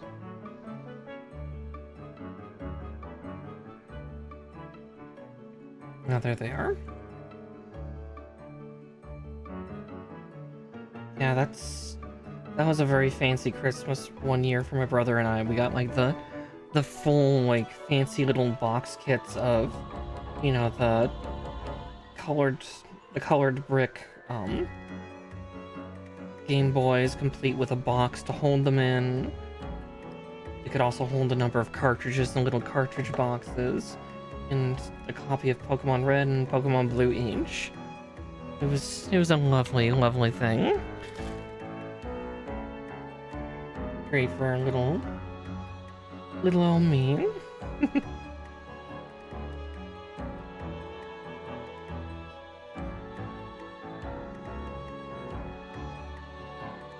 brother car. Not sure what to call my family members here. Because Mama car and Papa car roll off the tongue, but I don't know what to call my brother. Maybe sometime I'll have to ask him.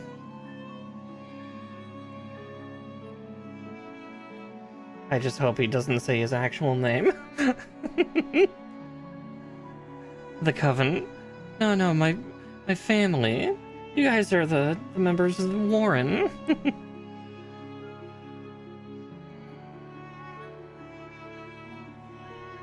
I guess the Coven of the Warren could work, but I'm meaning like my sibling and my parents. Yeah, so lavish, so bougie. Yeah.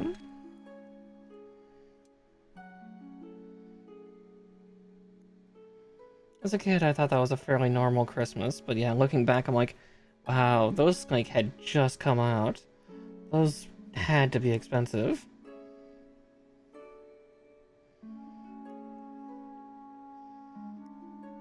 Considering how much I saved up for that Game Boy Pocket Color, and then later on the PlayStation 2 I saved up for.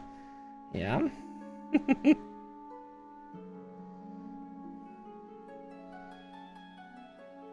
Oh yeah, it was cutting edge at the time. That's the scary part. You know, talking some 28 years ago. 29? Yeah, 29. Yeah, I think I was. No, I think that was the Christmas that I was 7. Because yeah, my brother I think was 5.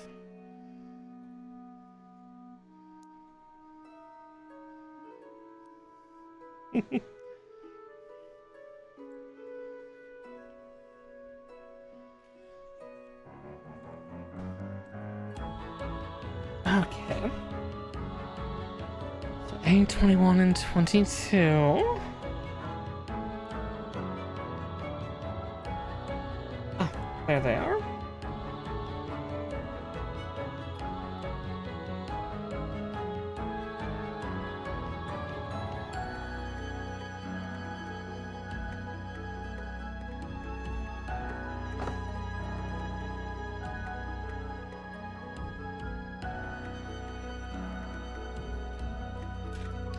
Oh, the Gamer Gear. I honestly cannot remember. So let's see, that was... I guess I'm not really hiding my age too terribly much. 7, when was I? 7? That was 95?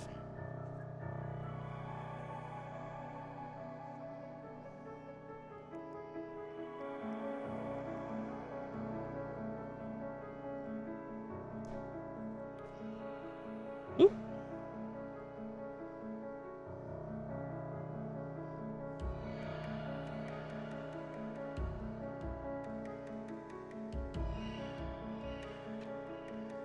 Yeah, for handheld deck, because yeah, I don't even remember what company had the Gamer Gear. I just remember Pokemon being the latest craze at the time.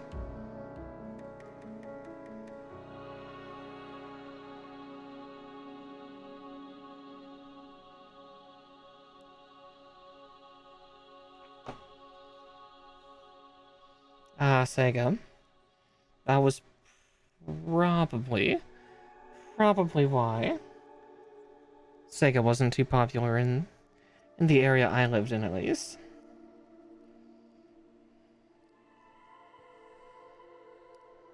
I mean, I still have my dad's NES downstairs. It still works too. It is a fun little machine. I occasionally will go out and try to find I have some nice retro game stores nearby, so I can go and get stuff.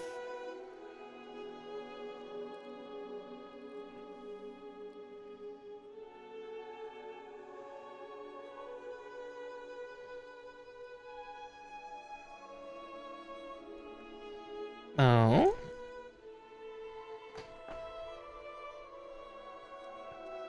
Okay, there's that one.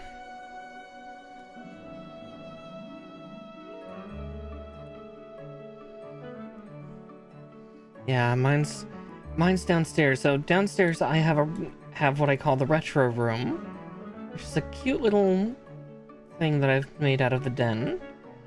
But it's got a big old, like, 65-inch projector TV, so, like, you know, those old school, like, not super old school heavy ones, but slightly lighter, but, like, something that you would almost use for, like, a multi-feed, like,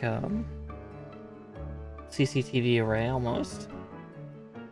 I use that to play a bunch of old consoles. So, like, the NES.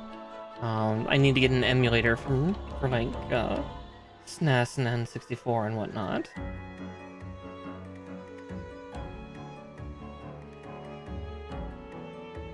Yeah, I was a little shit. When it came time for a new console, I bitched and bitched and bitched, because I think my dad and my brother really wanted an N64, but I really wanted a PlayStation 1. Because Spyro. Ah, SNES. Yes, the Super Nintendo, the Super Famicom. It's different. 16-bit, not 8. Exactly. Okay, it's trying to slip out of my fingers. Just because my fingers are starting to callous. How dare.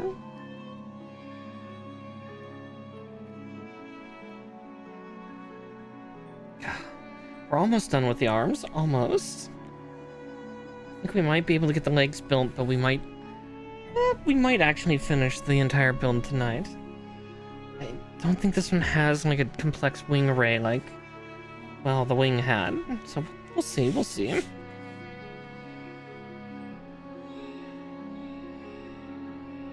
Yeah, that would make sense. My uncle was like that. He had a NES and had some interesting games.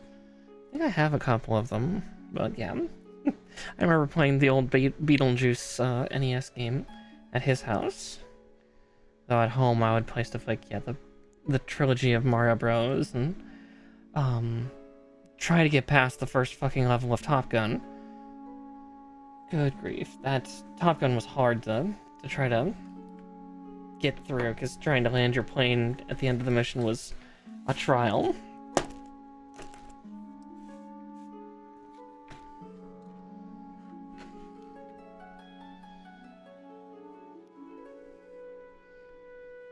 Let's see.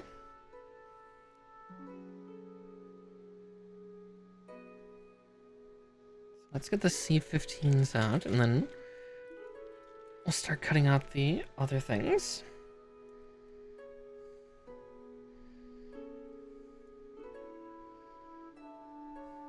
Yeah, I remember the Bugs Life game on the PlayStation 1.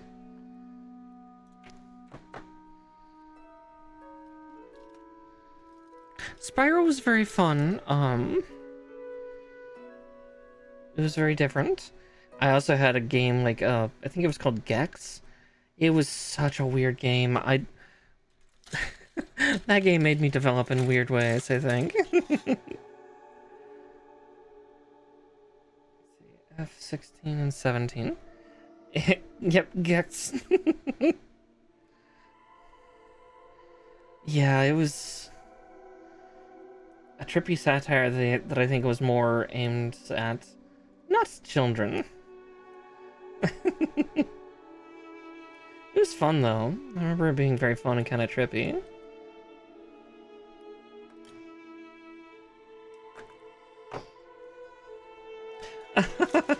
He wasn't that sexy, no.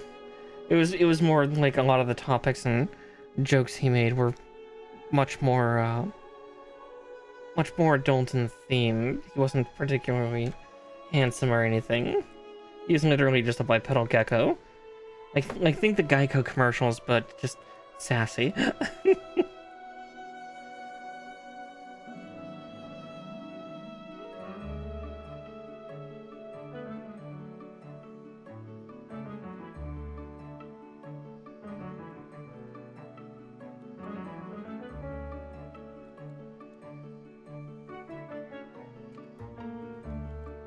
Yeah, no, it was not Conker's Bad Fur Day level of mature. I did have friends that had that, and kind of helps explain why those friends are like the way they are. The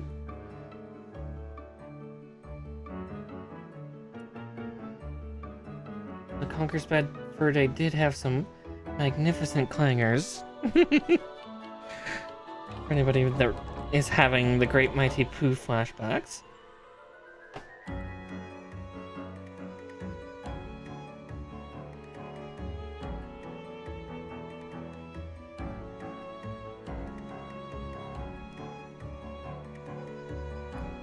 Besides, that was Xbox.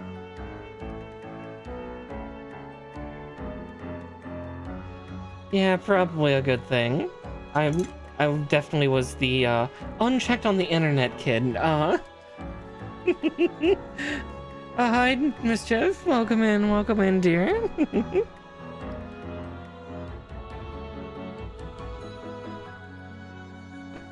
Yeah, I found Newgrounds as a teen. Oh boy. That's where I did some learning.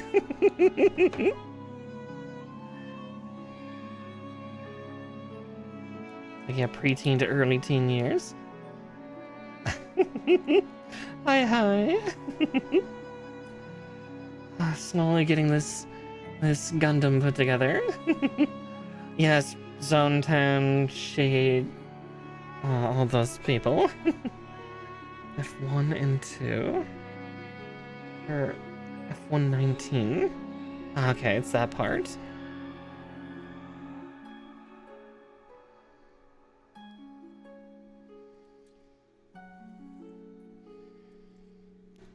Yeah, Zone 10's still going well. I mean, don't get me wrong. There's also, like, other great folks that I follow from that time. Like, you know, 𝗙𝗵𝘁 and especially Rubber Ross. Back then, he was Rubber Ninja. Because, yeah, we're all from the same generation. I'm not that far behind. In fact, I think I might actually be right on par with a couple of them. Watching Ross grow through the years. Oh, no worries, Mischief. Rest up, dear. I'll just babble on about whatever comes to mind. So don't mind me.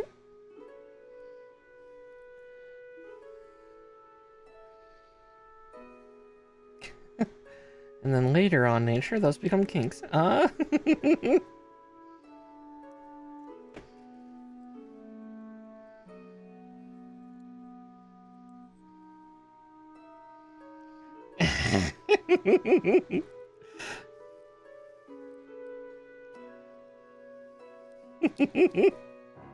It's like, oh no, oh, well, there's something I've learned about myself.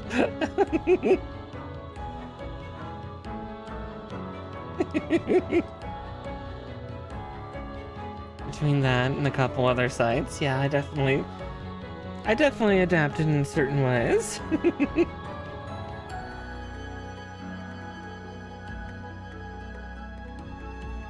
C13, and we get to do that again.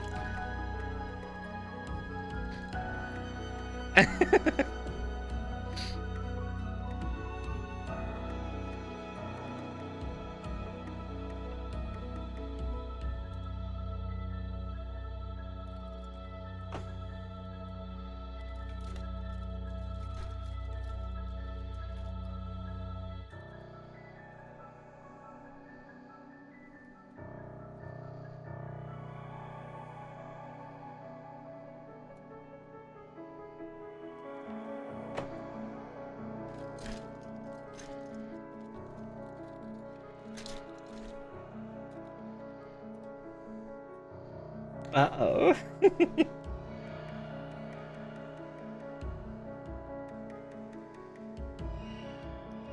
I've heard of it, but again, it was during a time where I didn't turn to a lot of Fire Emblem stuff until probably the last half decade or so.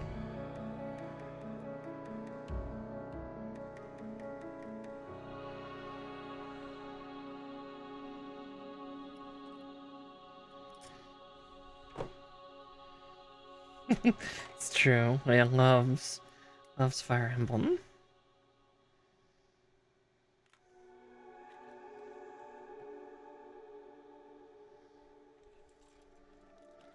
I just cut out both the 31s. I didn't cut out the 24s.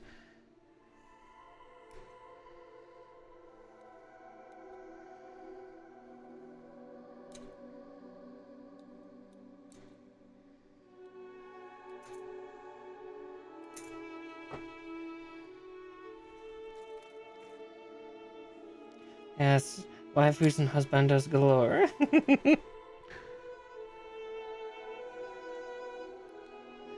Everyone's pretty.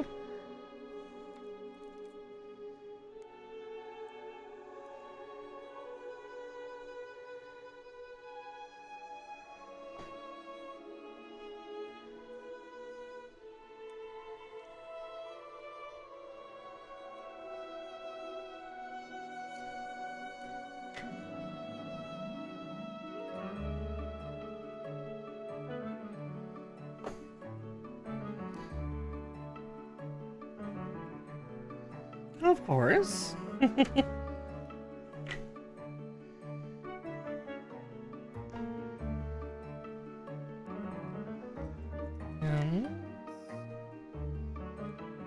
the nub one there. There it is.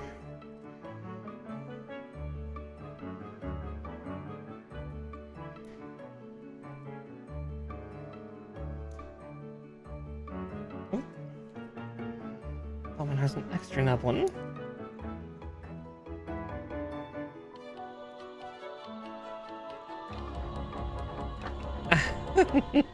Yep, we go late here. Again, I do everything on Pacific time, so it's a little more cruel to those more easterly than I.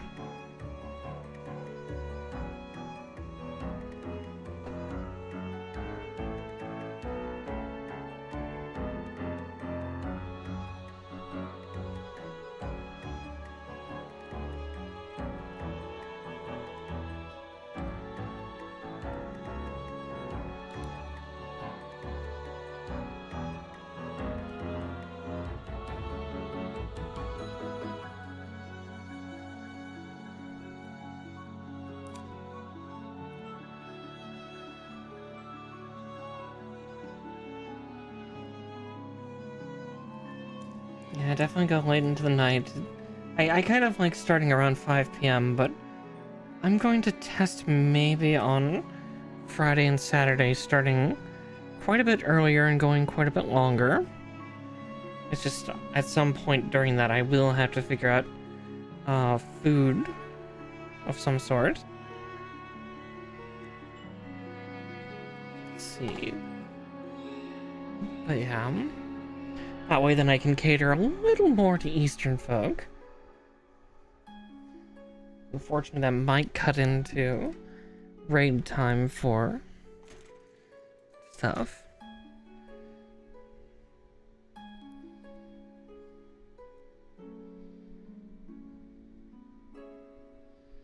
Oh, I see what's woken you with that.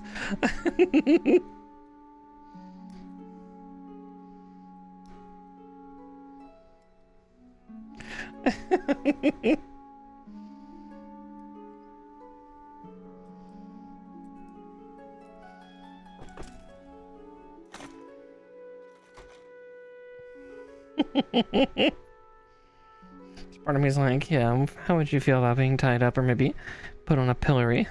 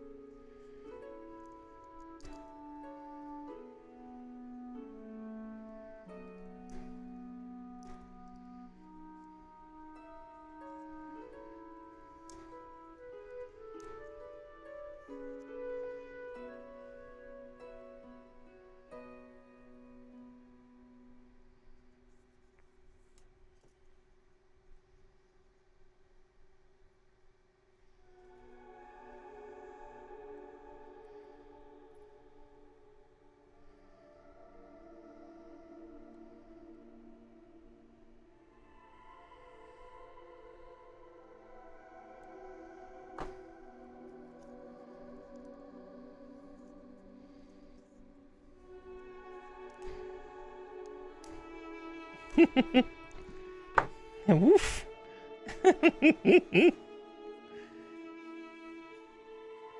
Bark, bark, bark, bark, bark. Okay, A23 and C14.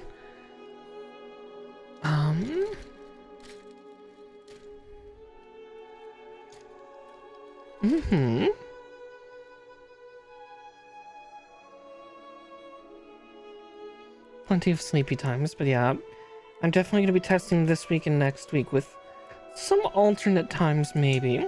Try to be more Eastern friendly since I've been so Pacific time friendly for so long.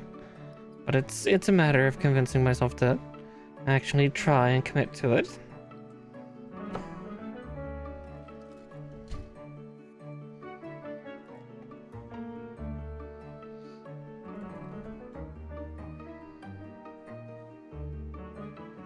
A23.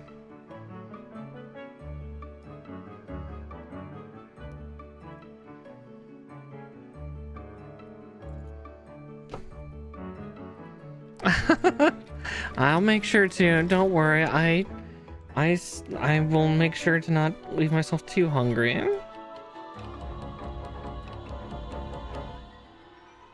Maybe it'll help me curtail my takeout ordering too.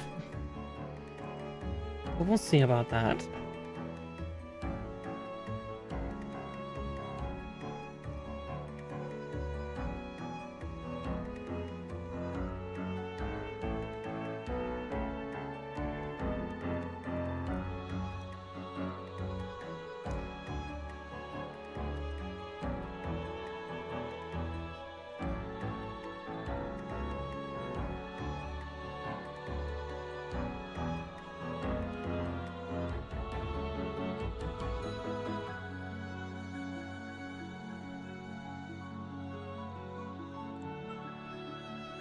I guess it doesn't matter which one this one is. Food is great, but hyperfixation. Yeah, that's the trick, isn't it? The grind.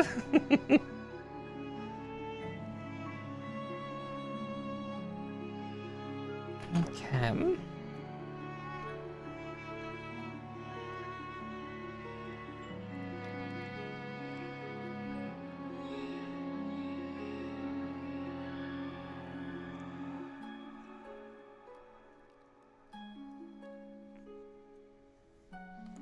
Now to build a hand.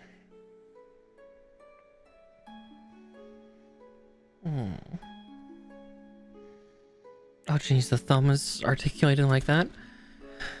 Oh boy, here we go. C21 and 20.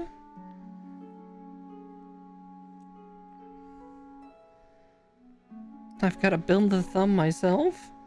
Oh god.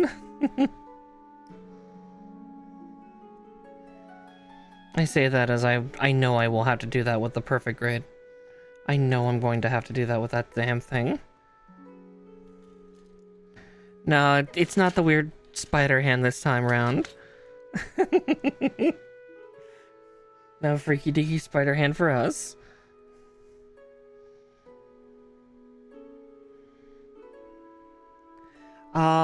It's not here yet. It'll be arriving sometime near Christmas. I have a perfect grade Gundam Unicorn Perfect Ability Plan B coming in.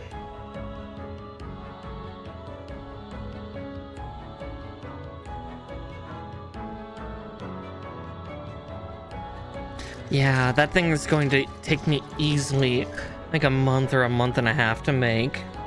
Because, you know, A, it's perfect grade, so it's already going to be hyper articulate, and the Plan B Perfect Ability Unicorn is fucking massive. Like, I built the high grade and that nearly took me 2 streams.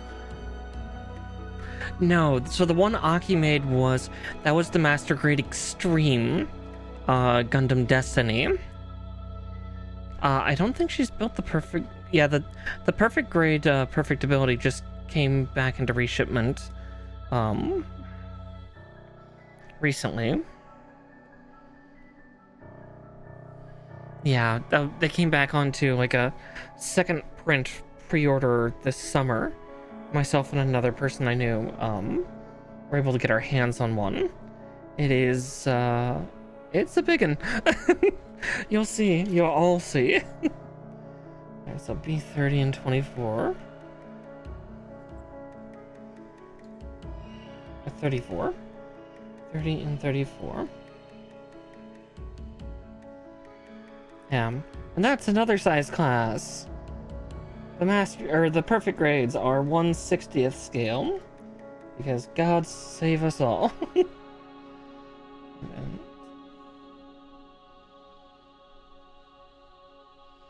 You'll all see, exclaims Evil Mara. I could be a touch evil. As a treat.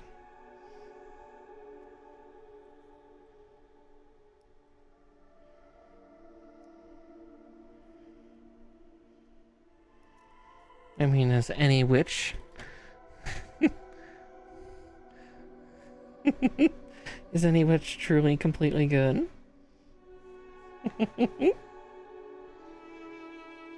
Gonna be a touch evil.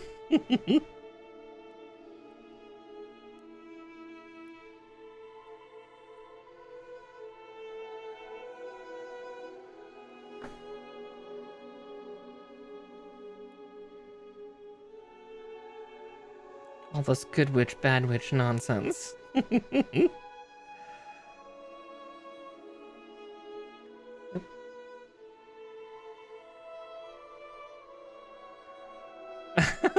I was gonna say, yeah, I already knew that you'd be on board, but that's just because you like evil women.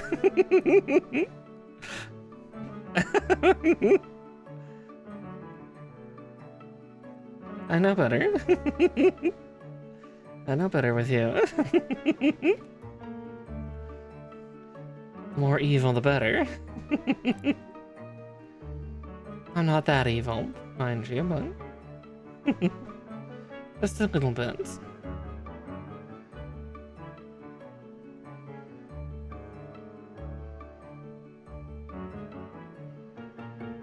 Okay.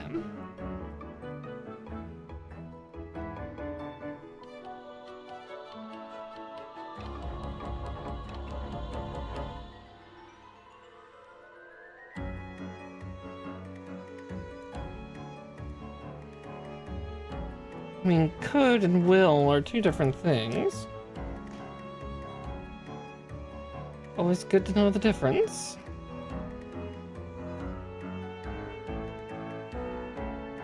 It's about strength.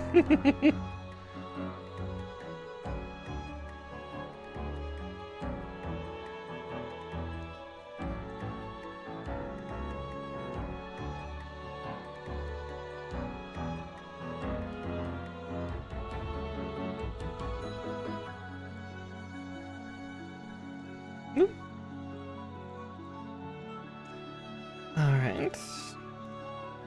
Getting this other winglet assembled. Soon.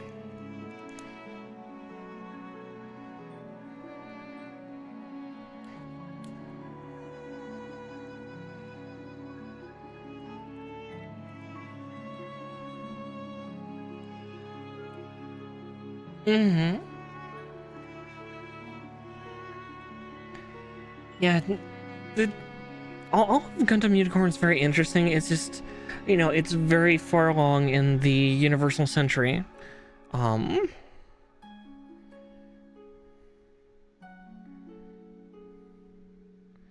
exactly, nature. Exactly. Oh, I'm at their whims. Oh no.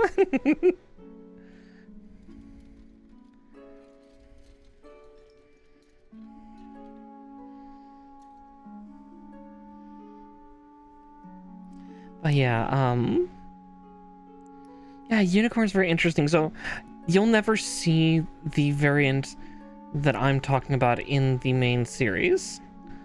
In fact, from what I remember for Unicorn Gundam Perfect Ability /Plan B,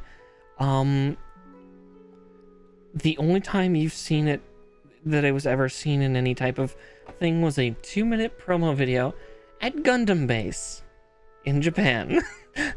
In Tokyo. I think it was Tokyo. Yeah, so you'll unfortunately never see perfect ability, because it was kind of a what if, well, because I also know there's like a Gundam base in Osaka, yeah, Plan B perfect ability versus Neo Geong is like a reimagined final fight from the end of Gundam Unicorn. And that's about as much as I will say. Yeah, it was all 3 of the units combined. It was the Unicorn, the Banshee, and the Phoenix. All parts of them all merged together. And a new form of destroy mode was activated too. A blue one, instead of green or red. But yeah, it had Phoenix's giant funnels. It had Banshee Norn's fists. Exactly, yeah. It's very cool looking. It is. I am excited. It's going to be so busy. Yeah, well, yeah, and those funnels are massive. Phoenix's funnels are like the size of a Gundam. Like, Gundam Unicorn is already huge at like 22 meters. Most Gundams sit around 16. But that's like 22, nearly 23 meters tall. Wow, just like Ariel. Oh, yeah. Oh, honey.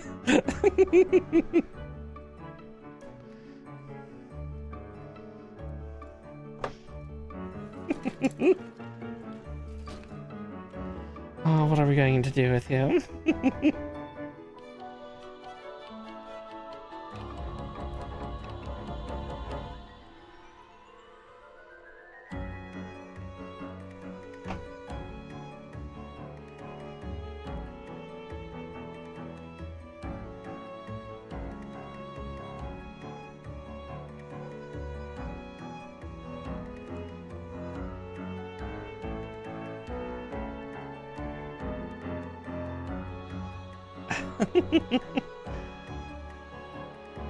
That's fine.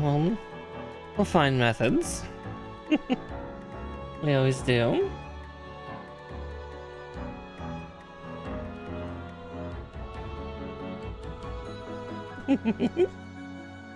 Alright, now with the hands currently done, let's get them attached.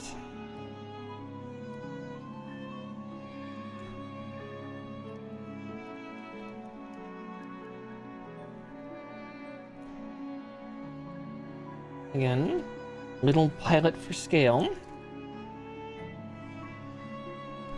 We're not even done with the double zeta. We're so far from it.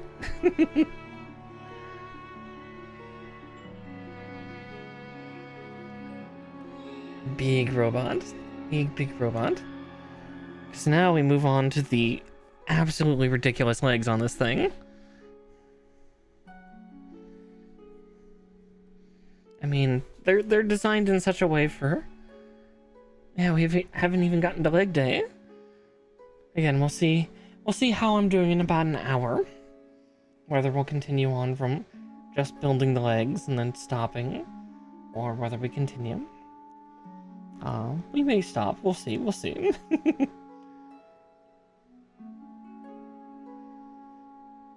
That would be the other benefit if I start streams earlier in the day. Like, say, 5 p.m. Eastern, I can go for much later. Don't worry, we'll get the lap built. It's gonna take a little bit. Okay, first I need D41s. I think. D28s. Let's see, it's at PC4. You can almost see how my brain's skipping about on things. Almost.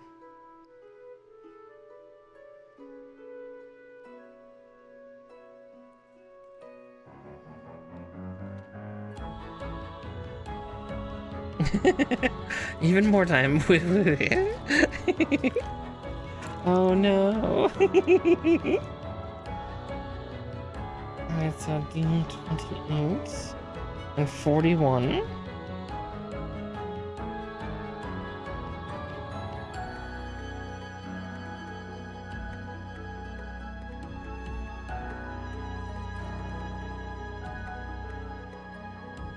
There's 41.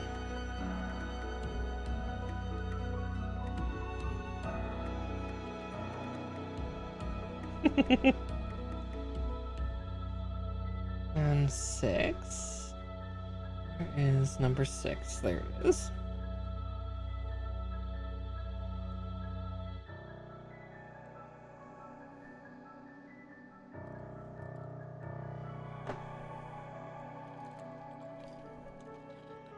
And once more with feeling.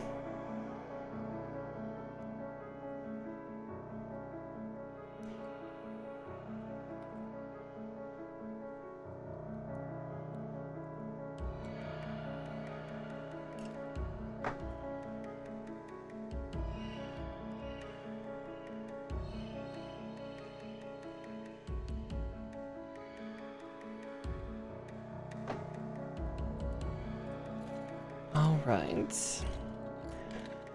There's that. It said also F120 and F220. Ah, there they are.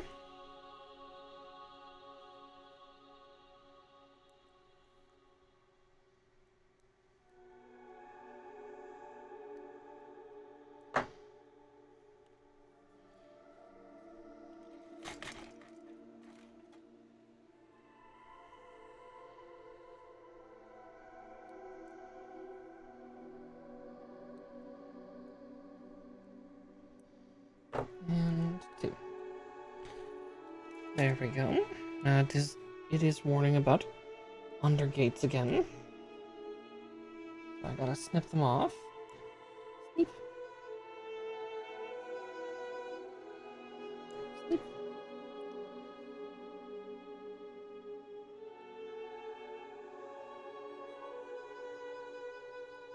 Trying to hide the little nubs.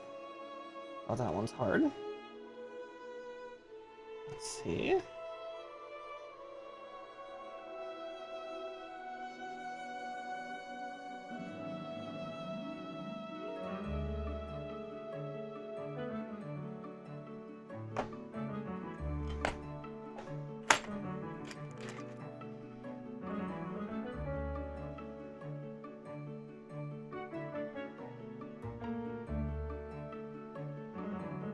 Yeah, that's a mean place to put a nub.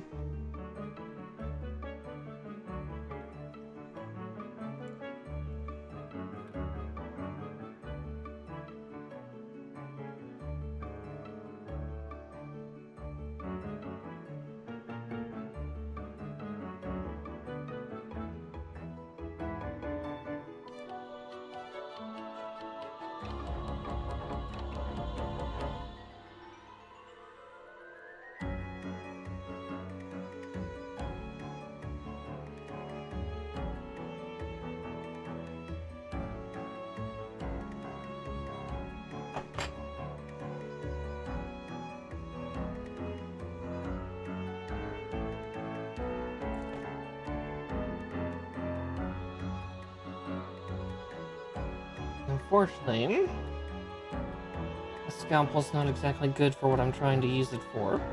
And the worst part is, if I really wanted to, I could go into my craft room. I've got a bunch of scalpels in there. My craft room is full of all sorts of toys.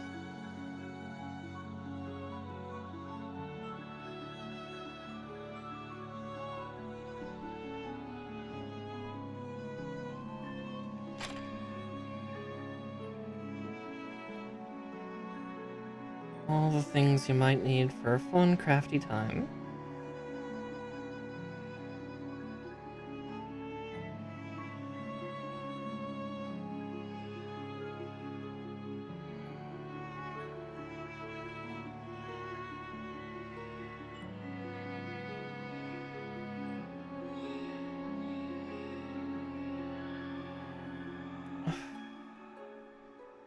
Okay.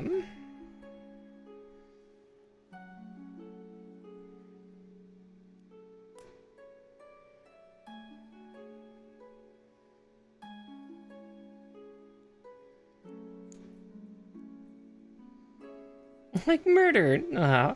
The reason I have a bunch of scalpels is actually they were really good for cutting struts off of resin 3D printing projects.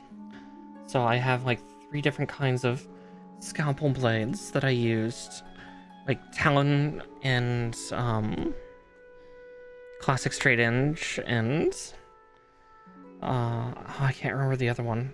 I think it's like, oh yeah, classic straight edge, and then I had like the real classic like large curved ones that you see, like the round tipped ones, because each one had its uses. Like the round tip one was like a really great machete for like chopping through the base of things. The Talon one was good for hard to reach places. And then the flat one was like, yeah, kind of the in-between for when, depending on what level of precision I needed. Yeah, great for war crimes, not just Gundam ones. No war crimes this time.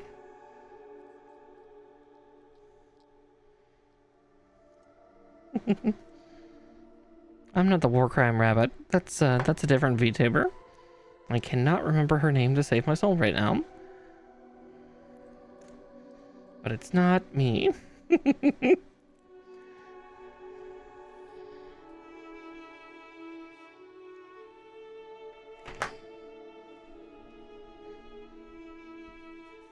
Let's see. D22. And D27. Oof, excuse me.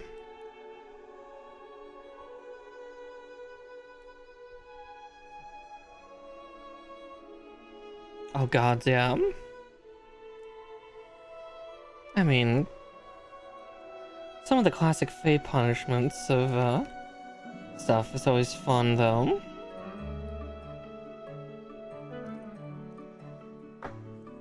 You spend 3 days in our forest, but when you walk out, you no longer recognize the world around you.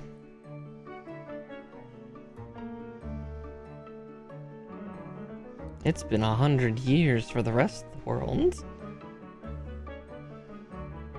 Where for you, it's only been 3 days, with nary a bit of your memory left.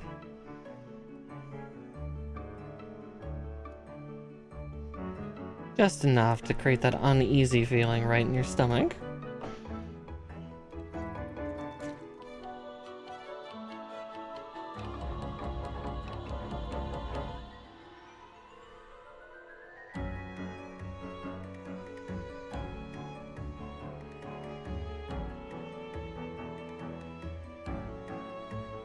Yeah, that one is a really good one too.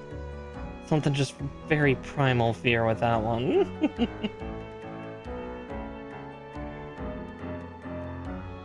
Not more than a lamb for the slaughter. A creature for the great hunt.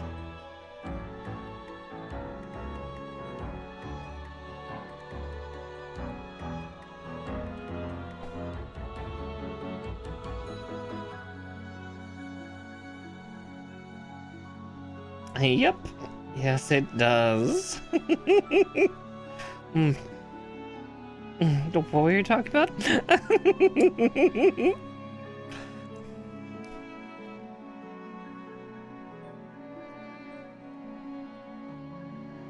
All right.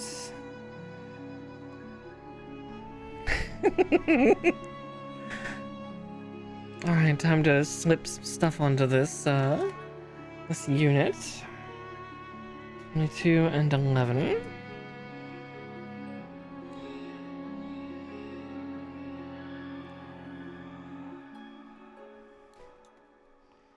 There's 22.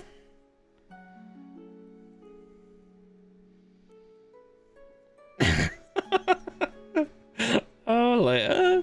Oh, don't slip stuff on. No, you're so sexy. Oh dear.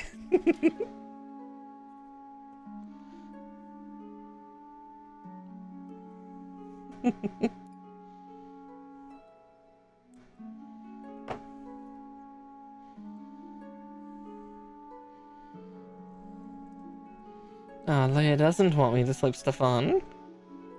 She wants a naked robot. Sometime I will have to do that with one of these master grades of showing the underskeleton without putting any of the plates on. It just requires a bunch of, like, jumping around in the book. Naked robot. Yeah, some people on the Gunpla subreddit actually do that. They gotta play a game of Guess the Kit, where they just show you the stripped version of it, where, yeah, it's all naked. You just get to see its skeleton.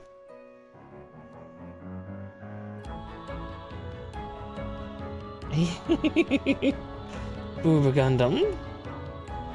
Oh, you mean F91 Ninja? Nah, she's caked up in the ass. Not so much the tits.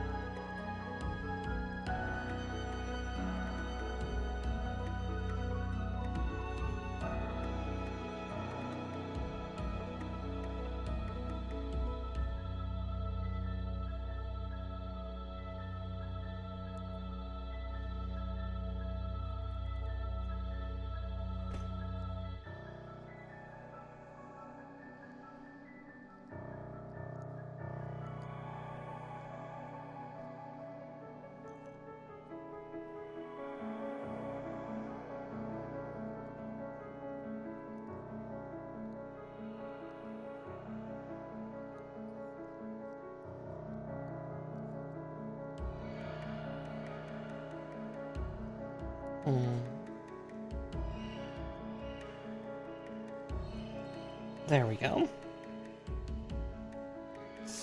I'm actually gonna sand that down before I do. Those nubs, despite my snips, are still pestering me.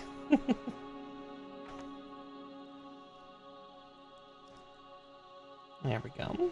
Much better.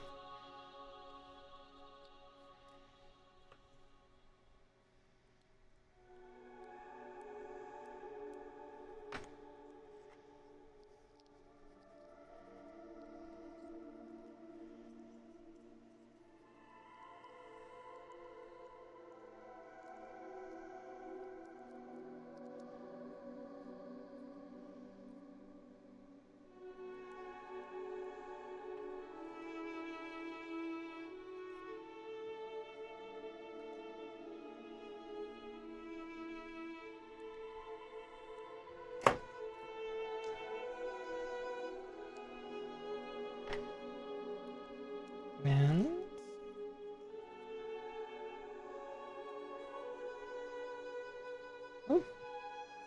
oh yeah, I forgot this one's feet can extend.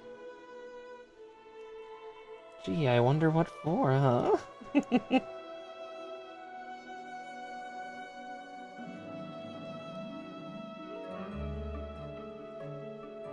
But I'll show that more appropriately once we get it fully assembled.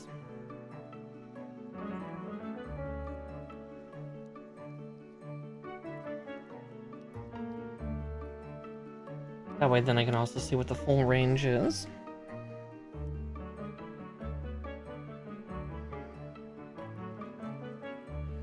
And G2 23s. Ah, there they are.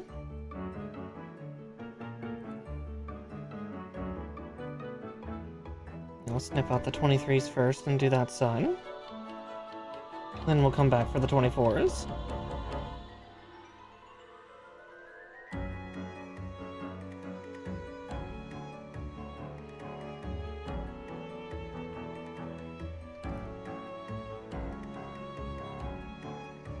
A36s.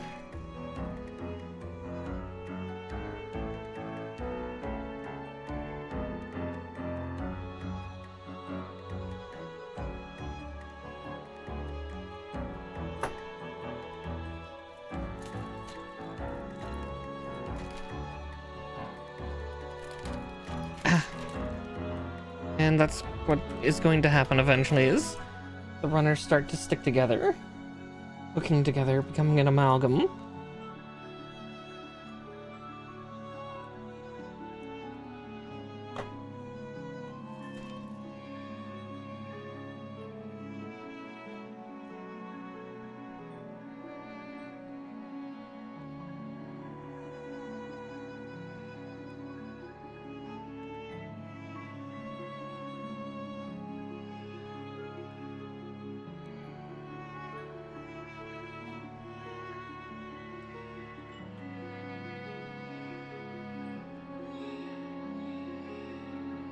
Yeah, some of the 𝗙𝗵𝘁ers are absolutely crazy.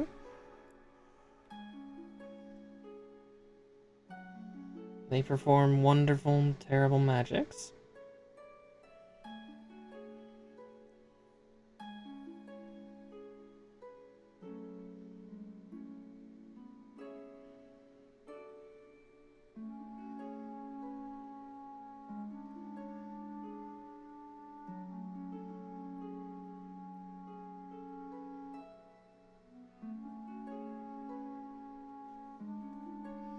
Okay, and then E19. Let's see, where is 19? Oh, my hand was almost over it.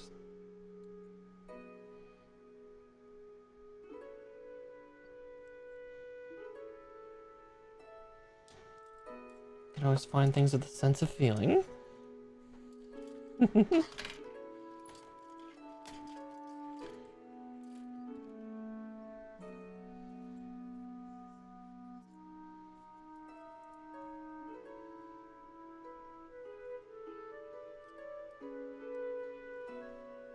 You know, just pawing around.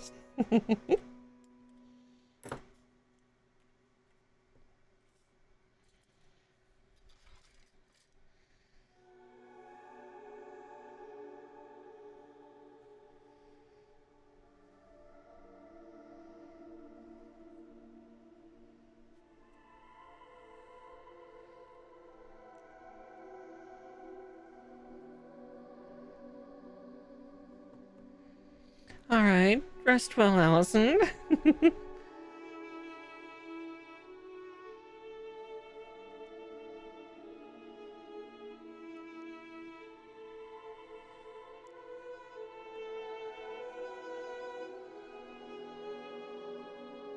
Oh. That up the wrong way.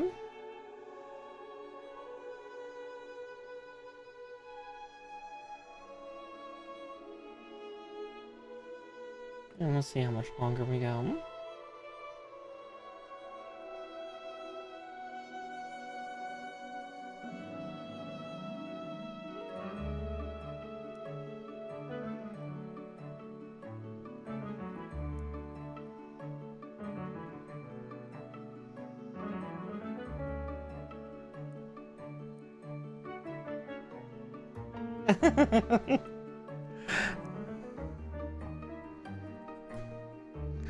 You'll never be free.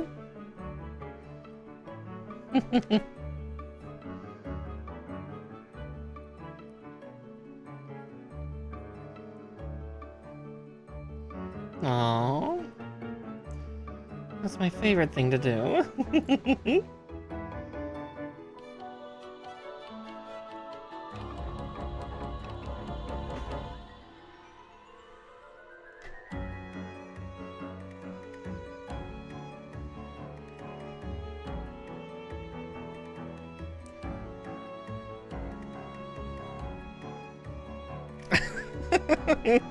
Oh my.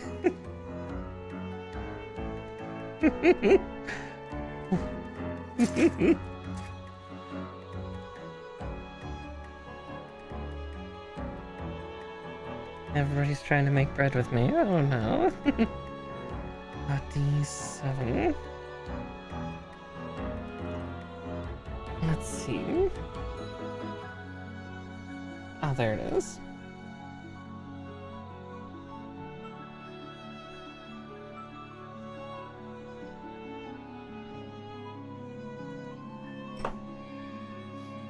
I want to be bread too, right? Harumph. Nothing wrong with alongside. Ooh.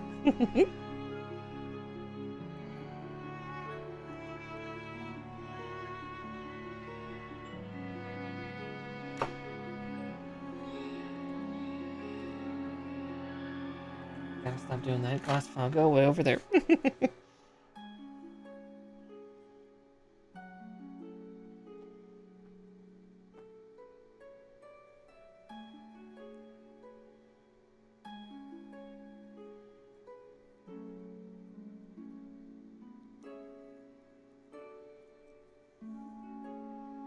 Apparently.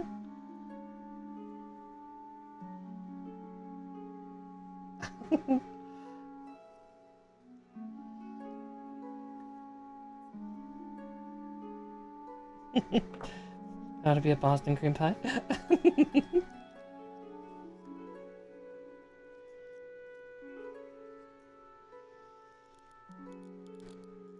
Oh, that is so incredibly tight. Oh shit. It was. Hey, sometimes I go for low hanging fruit, it's fine.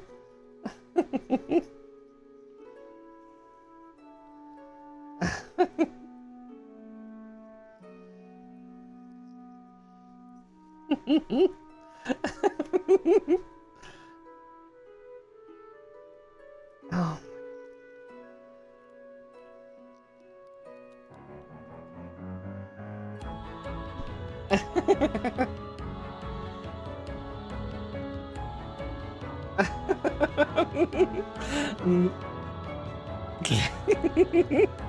I told you she's a brat.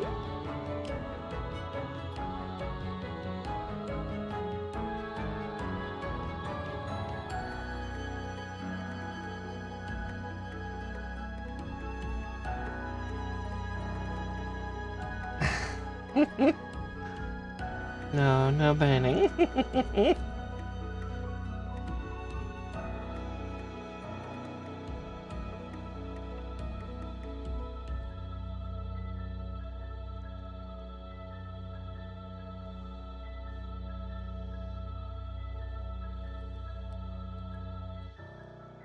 Oh god, that is such a tight little spot. Good grief.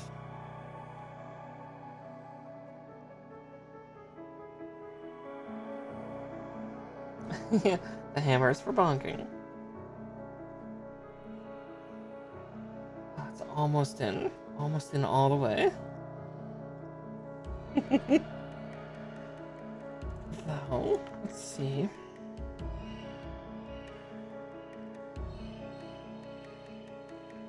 Maybe that part's causing too much friction as I try to get it in.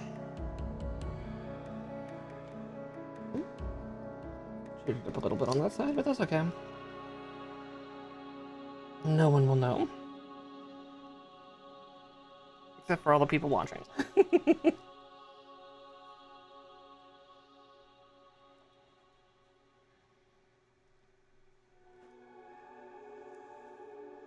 Listen, I'm trying to thrust it in all the way, and it's fighting me a little. That's all. Mm-hmm.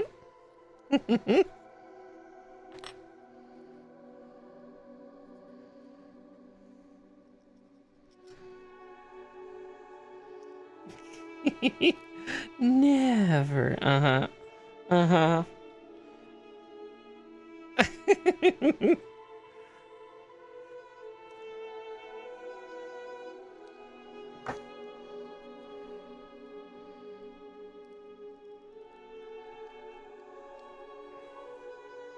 Okay, there we go. Got it seated in.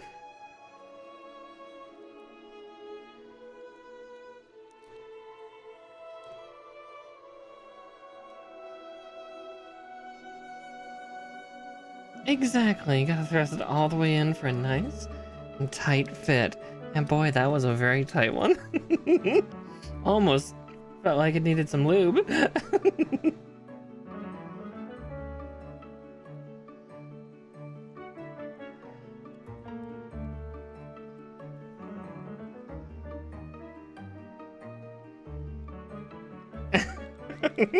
What?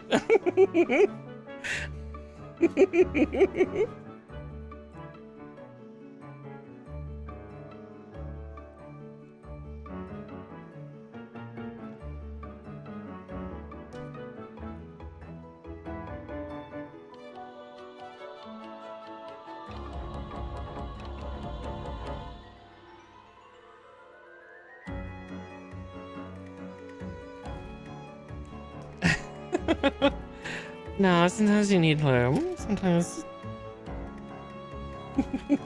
things just need a little bit of lubrication to ease things in.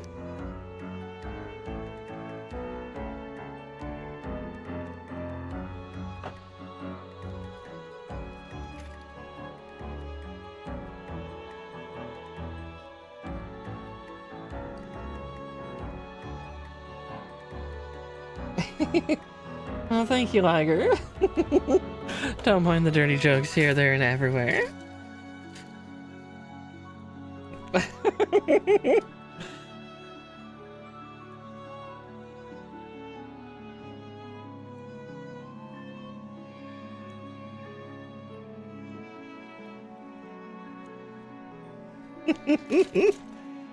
Yeah, I did. He may be a little young.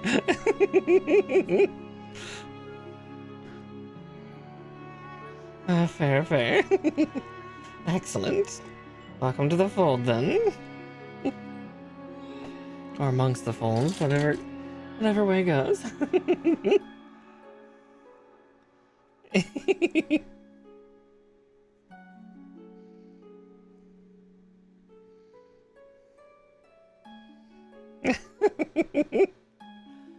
Now I'm curious if you...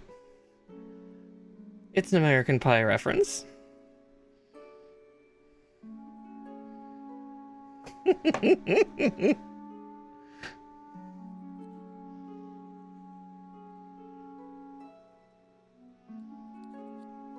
Yeah, I was gonna say, that was a bit before your time, I think. Nice apple pie. Nice and warm.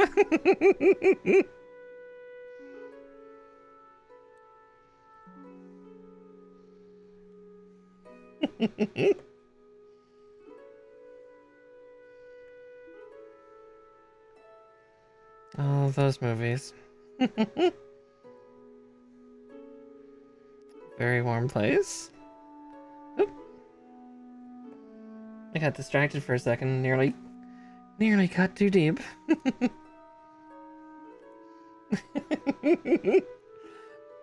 Allison getting me distracted with warm places.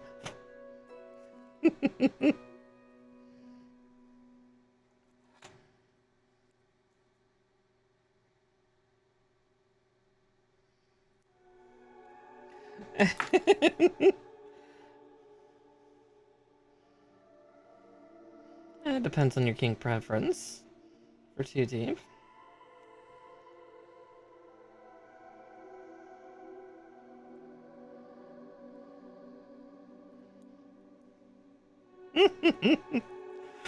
Whoa, Mara, whoa.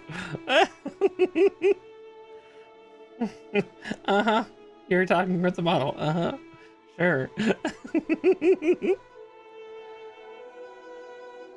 I could have cut the piece too deep, which could have been bad, catastrophic even.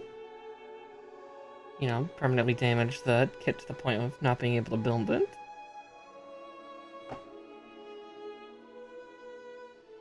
Yeah. Of course, Allison.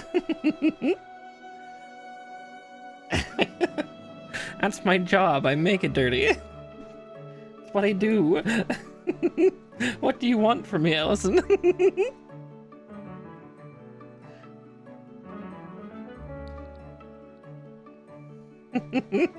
I will only prove you right.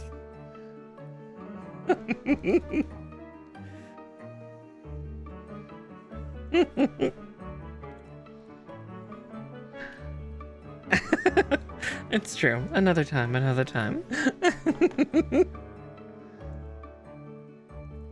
Oh god, that part's already so heavy. This is gonna be such a weighty unit by the time I'm done.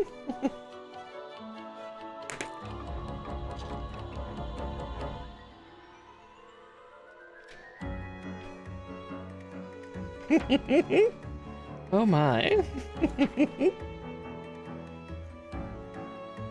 Okay. Looks like that's the feet done. So here's a fun little feature involving the feet for this Gundam. This also kind of explains its armament and weapon loadout. So, again, there's kind of some extra bracing in the back of the foot. And one thing it can do when it goes into full assault mode is extend the foot out a little bit further to better plant itself against the ground for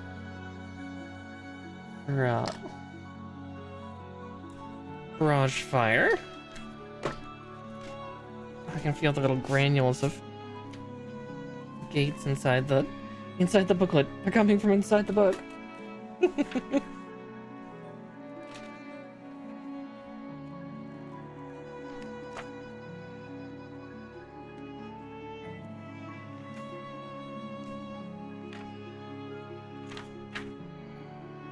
Okay. But we move on to the leggies. Yes, hi Sherlock. That's my foot. I want space under my desk. Hey, no claws.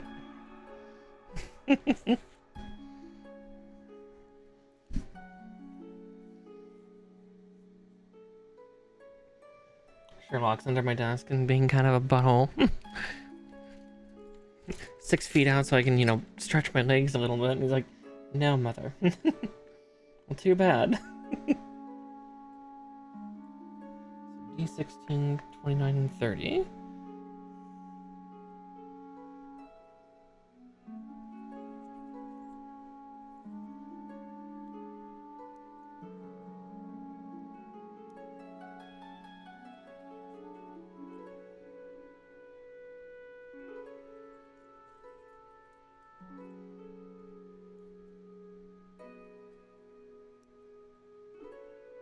I'll have to look up some facts involving Double Zeta sometime.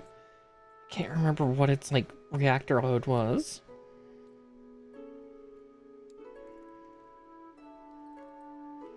Or how many reactors it even had, for that matter.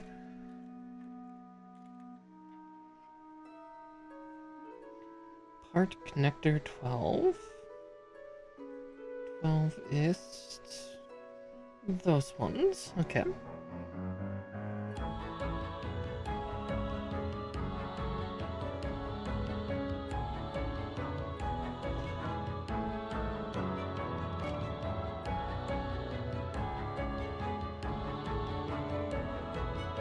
Of course, also depending on the universe would depend on exactly what the reactors did for the unit. I can't remember for Universal Century. I know that theirs was a little bit more hard sci-fi, just a wee bit, than like say 00.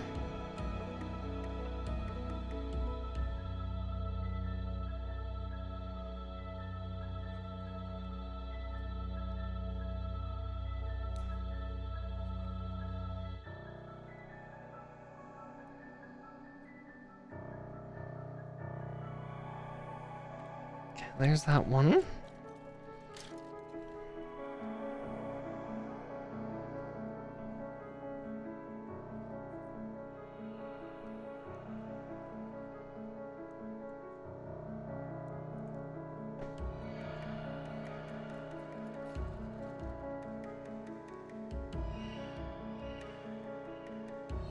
Oh, I forgot to cut out the other 2 parts.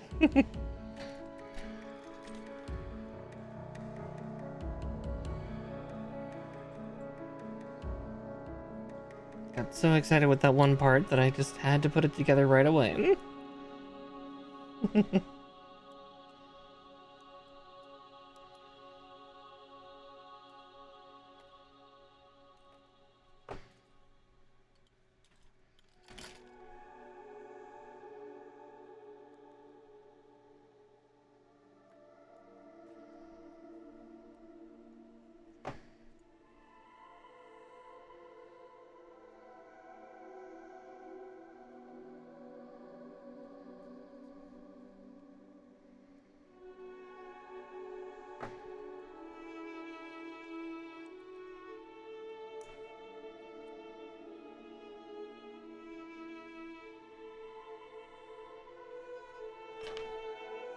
Oh, right, this is a thruster mount.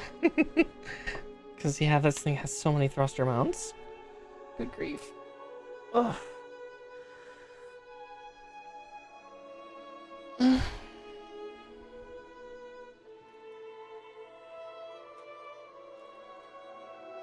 Let's see. Yeah, we might finish at this page and then go on adding the rest later. But we'll see. One thing I do want to see is that part that was broken. I can get that attached already. I think I see the part that it needs to be attached to, but...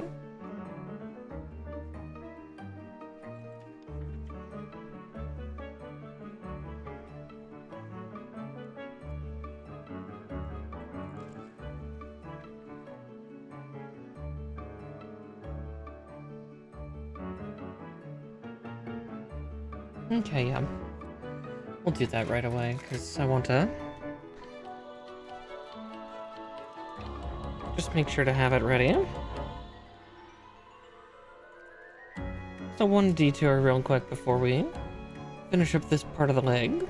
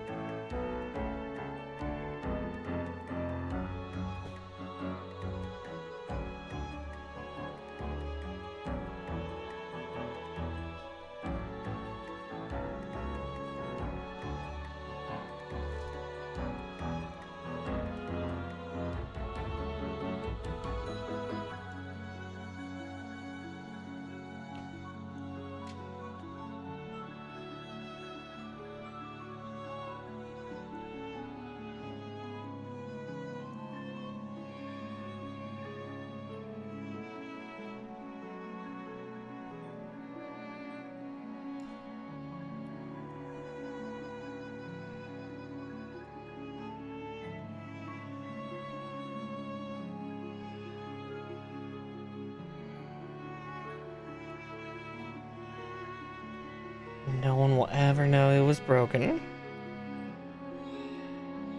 Nobody. You saw nothing. It's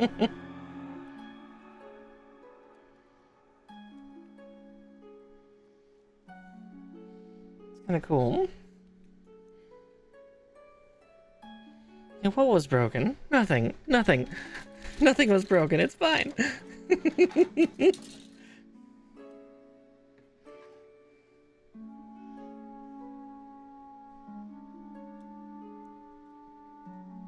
Admittedly, it is an oddly fragile part, so...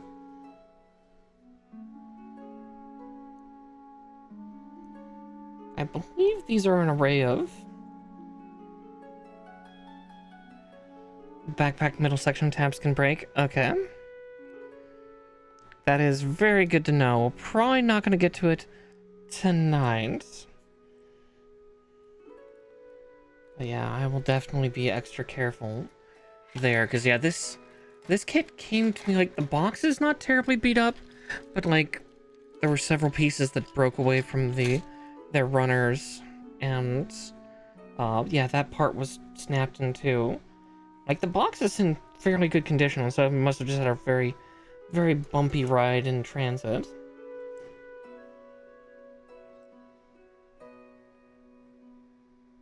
But ugh. Yeah, like, yeah, the box is strangely intact, so I'm just guessing that, yeah, like, it bounced around a lot in, like, a storage crate or something, causing the runners to all collide with each other.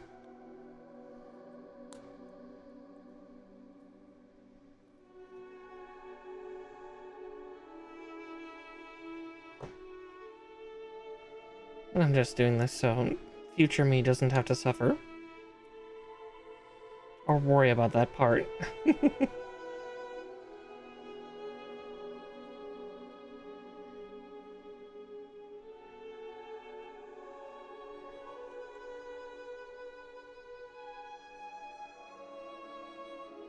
But there we go. My future may thank me. The suffering, yeah. I just never want to have that, like, real grade, 𝗙𝗵𝘁 trauma ever again. God, that broke my heart so bad.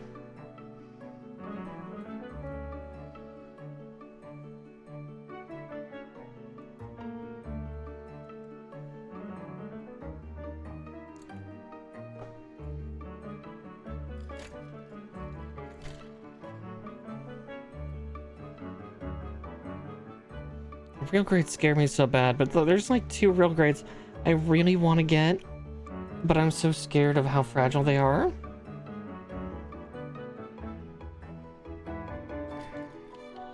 Oh, I can only guess. They're rough. The two real grades I got are the ones that I really want. The recently released 𝗙𝗵𝘁 real grade, because despite how much I will shit on Hiro for having no personality, I do love the design of the Gundams. But aside from that, the other one is the real grade, God Gundam from G Gundam, because that one I've been told is gorgeous and you can get a cool LED system for it. But I've become very wary because the two real grades I started with were real grade 𝗙𝗏 2 and a real grade 𝗙𝗵𝘁. Yeah, like his 𝗙𝗏𝘁 𝗙𝗂𝘁 like rainbow ring. There's an LED kit for it. Yeah, God, that... Don't worry, though. We've actually got another 𝗙𝗵𝘁 in the wings now. I have a Master Grade 𝗻𝗂 𝗙𝗵𝘁 that we will build. I also got my hands on a Nightingale Reborn series. So we will also have a 1/100 scale Nightingale to go alongside it. Yeah, I hope it's good, too. At 1/100th, it should at least be a little more durable. And not have that shoulder break like I did with the real grade 𝗙𝗵𝘁. Excellent. That's perfect, because yeah, God, that was such a heartbreak on stream. I remember cutting the stream off, but at the same time, I think it had been like 5 hours. I was very tired, and I had been swearing at the hard friction of some of the connection points in that kit. Yes, 𝗙𝗵𝘁 has layers. Yeah, it's like an ogre, or onions. It's both. It is an ogre of a thing, though. Like, I love it so much, though. I love most of, like, 𝗙s and full frontals units. God. Yeah, because I know I've got a couple other 𝗙s and 𝗁𝑎𝑡𝑟os units, too, because I've also got Master Grade 𝑠hinanju and a Master Grade 𝗙𝗂𝘁. The shiny one. Actually, that one's from Gundam Zeta. Oh, that probably looks so good. Yeah, the 𝗙𝗵𝘁 is thick. I was to say at that point, Nature, you want to see thick? Look up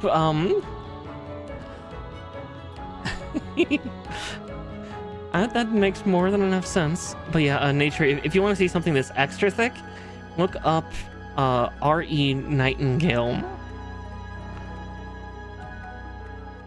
I was to say, yeah, you do too. Look up Master Grade 𝗙𝗵𝘁 and look up then RE Nightingale. Oh, definitely feel free to. I know my server has a channel for stuff like that too. Constructs and crafts inside of the 𝗙𝗁𝘁 Warren. Yeah, the 𝗙𝗵𝘁 is beautiful, and then the Nightingale. Oh, the Nightingale? It's a manga further elaboration of the 𝗙𝗵𝘁. It was to counteract the Hi-Nu, which was the upgraded variant of the new Amuro Ray's fin funnel array Gundam. Yeah, the Nightingale's scary. I love it. And I know another kit I want to get my hands on, but at this point it's very rare and hard to find is would be the high resolution God Gundam, because it wasn't master grade. Yeah, it reminds me a lot of 𝗙𝗂𝗏. Yeah, it's very much has 𝗙𝗂𝗏 vibes. But yeah, giant scary beetle thing, going much less humanoid looking than normal. D5, 13, and 3.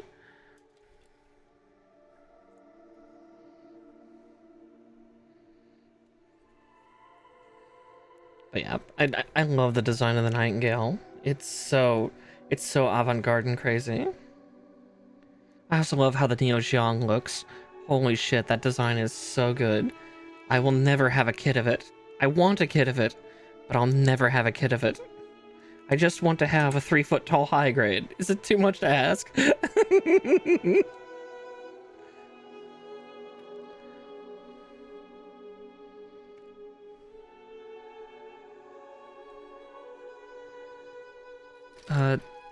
Dijon?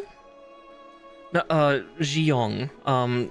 𝗙𝗃𝗃. 𝗔𝗃. It's a weird word that's not Japanese. Yeah, E, not I. But you're close. Yeah. 𝗔𝗃. Yeah, 𝗔𝗃𝗃, the high grade kit nature, is 3 feet tall because in universe it's like some 200 something feet tall. Like it is a massive mobile armor. And terrifying to boot. I think that there should be. God, so somebody get like a price reasonable kit for you know, kind of like, you know, the 12-foot tall skeleton, but instead of for Halloween, just have it be like a Gundam. Please. Yeah, oh right, there is no H, is there? It's just 𝗔𝗃. I always keep thinking it's 𝗔𝗃 for some reason. Well, the original 𝗔𝗃 never had legs either. But the Neo 𝗔𝗃 is, yeah, horrifying. The original 𝗔𝗃 was never completed. There is a completed kit version where it does have legs, but I don't think that ever showed up in the anime. I think that showed up in the manga, but... And the hands shoot out on cables. They were proto-funnels.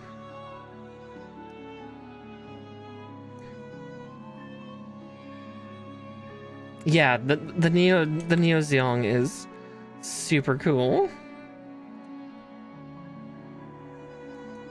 Still no legs. No, it doesn't need them. Where it's going, it doesn't need legs. It's fine.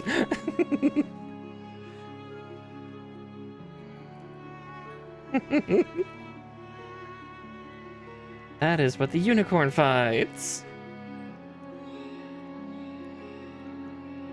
Or Gundam Unicorn.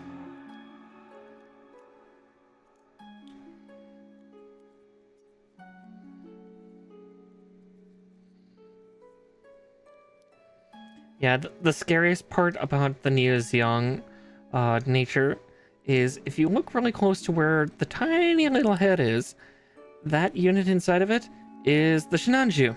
That is the full frontal's main mobile suit. It actually hooks into the Neo 𝗔𝗃.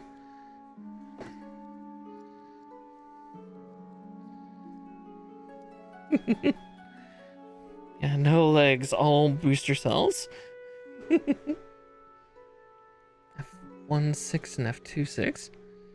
Yeah, and the scarier part is the Shinanju is like about 20 meters tall, so, you know, a little over 60 feet. That's just how genuinely massive the Neo 𝗔𝗃 is it's horrifying.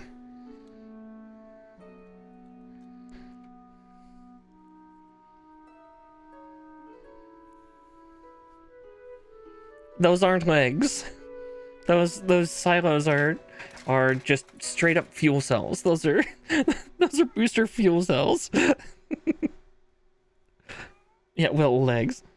Yeah, I was to say you're not wrong, Liger, because yeah, oh crap, what was the name of that mobile armor that the 𝗙𝗵𝘁 got to go inside of? Durenbald? Yeah, propellant tank. But yeah, what was the name of that mobile armor? Because yeah, I know what you're talking about, and that mobile armor is so cool. Dendrobium, right? Yeah, the Dendrobium mobile armor that went over the 𝗙𝗵𝘁 was so fucking cool. Like, very, very modern military feeling, but again, makes sense. Makes sense for the Gundam universe.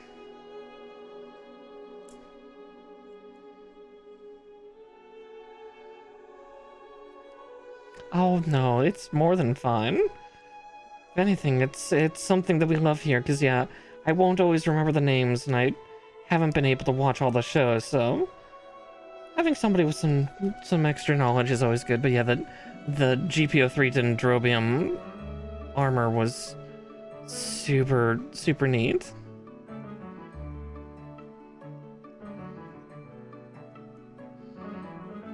Okay, there's that. E17. I even see that part on the runner.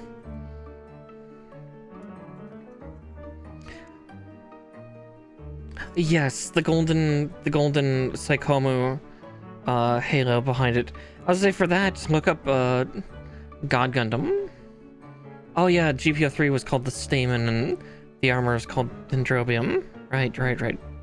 But yeah, they've done that a couple times, because yeah, God Gundam had that too, where when it did its attacks, a 3-ring rainbow light ring would form behind it in that, like, yeah, very Hindu reversed halo, or back halo. It's found in parts of Shintoism as well, if I remember correctly.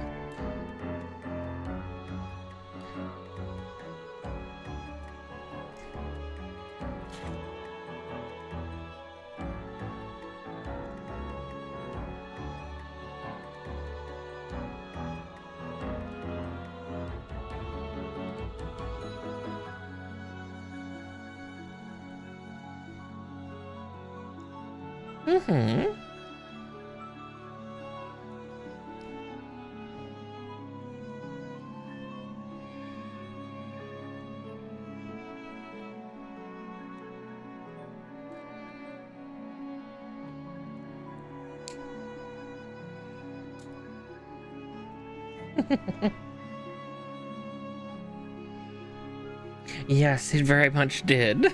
For better and worse. I love G Gundam, but goddamn. Some of the shit it pulled.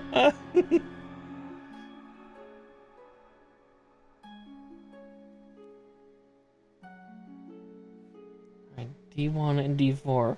I love the instructions here. Insert slowly to keep parts from collapsing. Oh my.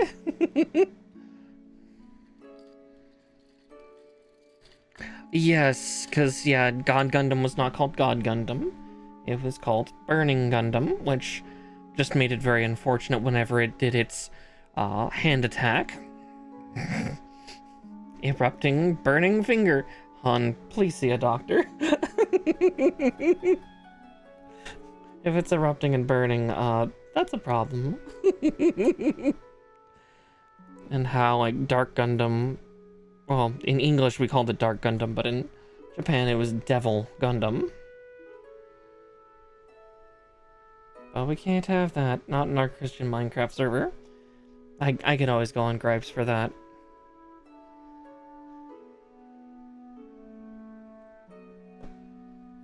Yeah, Bakaretsu Godfinger, yep. And Divine Godfinger.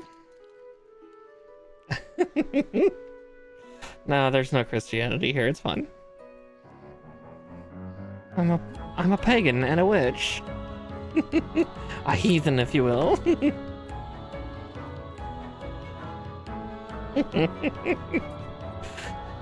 don't get me wrong, I can discuss all sorts of different, like, Christian history stuff. I did go to Catholic school, so I have knowledge. Knowledge they don't like that I have, but...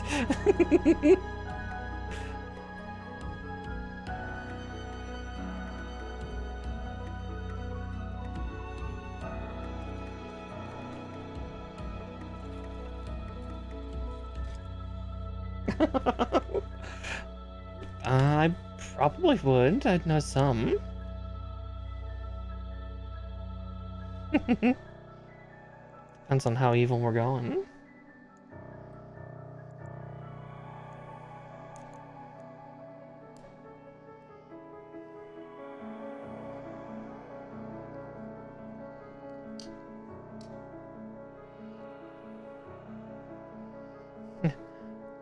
Symbol of evil. Oh, that is a tight fit as well. Alright, let's see if I can... Okay.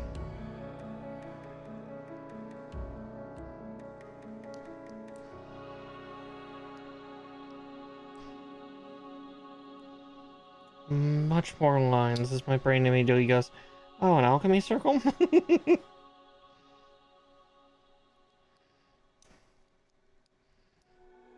Yeah, I was kind of guessing the Seed of Solomon.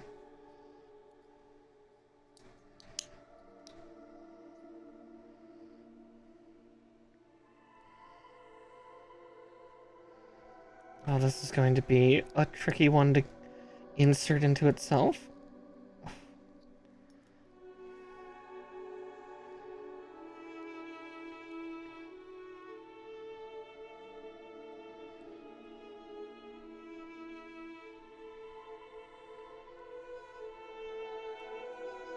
It's okay, Twitch isn't Christian. It's capitalist, it's worse.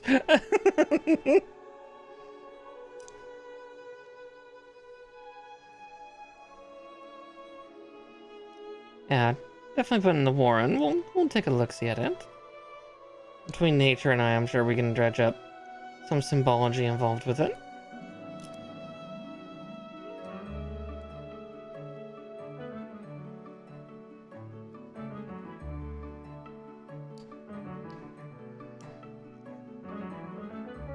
Aha! There we go. Oh, that definitely took a bit more finesse than I'd like.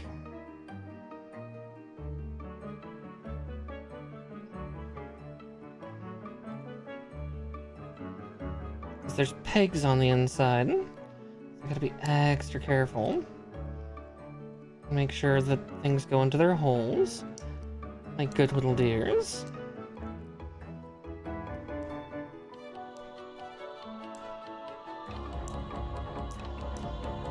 Oof. Just gotta ease the parts in.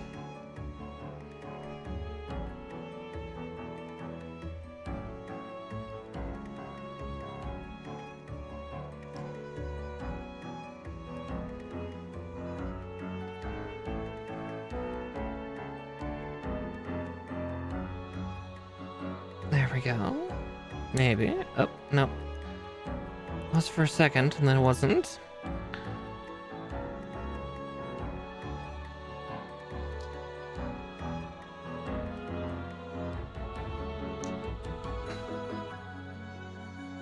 Ah, there we go. Oof. The level of dexterity that actually required kinda hurt. My poor thumbs. Let's see. D15. Yeah, we'll definitely finish to the end of this page because that looks like it's also a good stopping point. The legs will be not complete by any means, but yeah, this is gonna take us another 3 or 4 hours at least. But I want to end at a good point.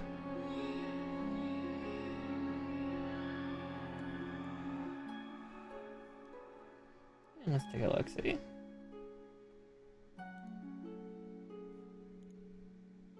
Oh yeah, that's just a super simple and pretty rundown, yeah, like standard alchemy symbol. Like in each of the circles at the outside part of that ring, there would be the different, various elements. You know, water, fire, earth, life, death. Things like that.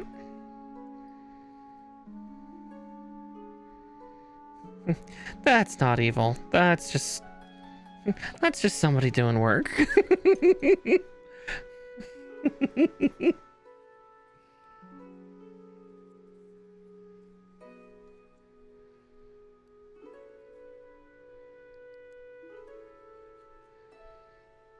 Yeah, I was saying, like, yeah, the immediate thought of like evil symbols that pop into my head are stuff like, yeah, the sigil of Bastet, or yeah, the seal of Beelzebub, or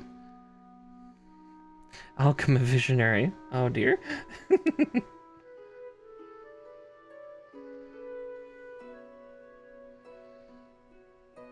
Oh, nice. I will definitely take a look at it after stream, which won't be too terribly long, probably another half hour or so.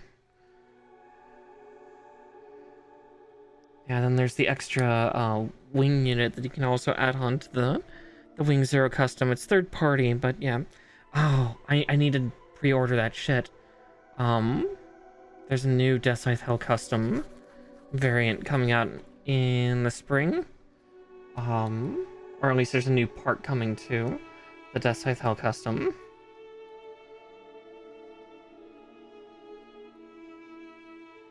I'm so excited for the Rosette unit.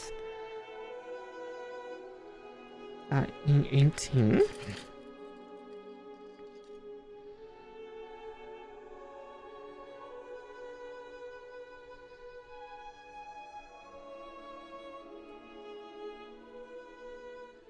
Yeah, the extra set of wings.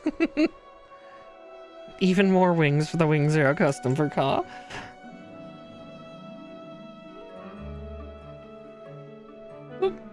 Sorry, Mellow. Went to move my feet out of the way and accidentally kick something. Like, oh, hey, sweetie.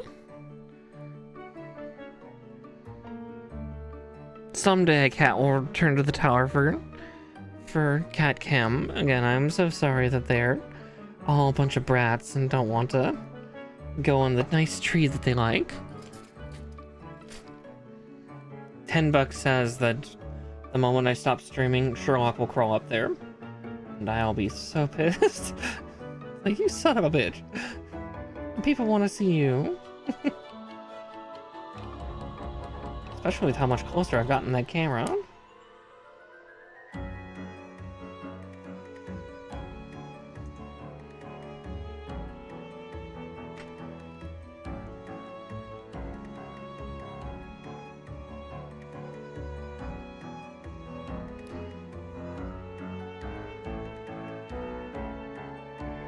Goodness, just the sheer amount of, like, little mechanical bits that are all over this thing, just...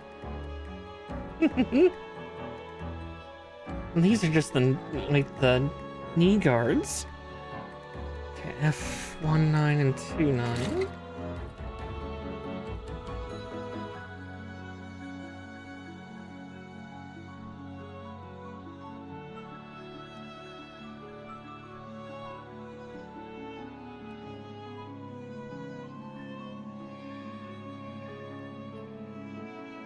Yeah, God, version 𝗙𝗁𝘁. I absolutely adore every 𝗙𝗁𝗁 that I've laid eyes on. Like, yeah, you spend so much more time building it. That's far from a bad thing. Because, yeah, you just get this really crisp, really articulate, well put together thing. It just looks so good. Because, yeah, the 𝗙𝗻𝘁 𝗙𝗁𝗁 look amazing. Those wings took me like 3 hours to build, but also that's the other thing I'm excited for with my 𝗙𝗵𝘁 𝗙𝗂 and my Nightingale Reborn. I actually have fin funnel array like flight effects. I was able to get hold of a couple kits of that that I'm going to put on them.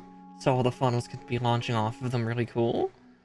I still need to try to get 2 or 3 of the specialty funnel kits for, or the funnel effects for the new and the high new. Because, yeah, they need it too. But we'll see if I can get hold of those. I couldn't get them on USA Gundam store, so I'll probably have to scrounge around and not get scalped. That will be the real challenge.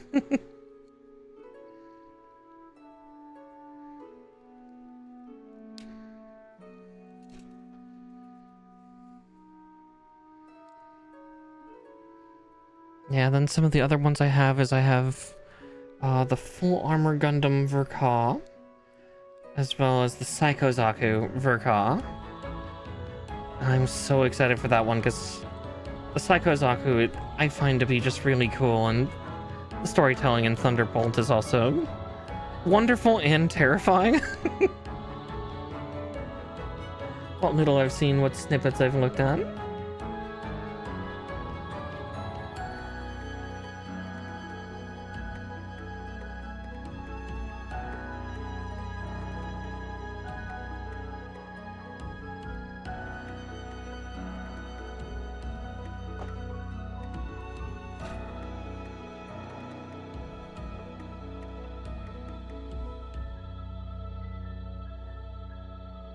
Ooh, oh, that'll be good.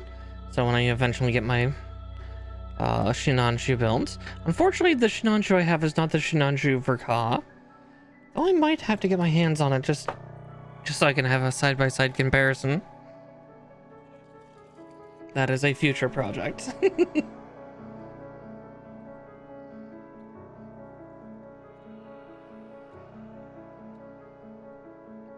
Admittedly, the Shinanju is such a pretty unit. God damn.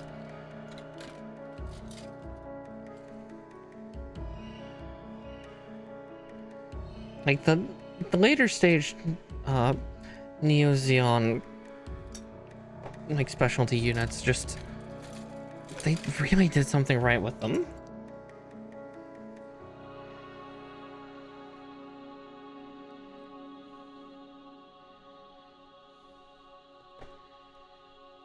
Oh, so they're like fully articulated. Oh, that'll be fun.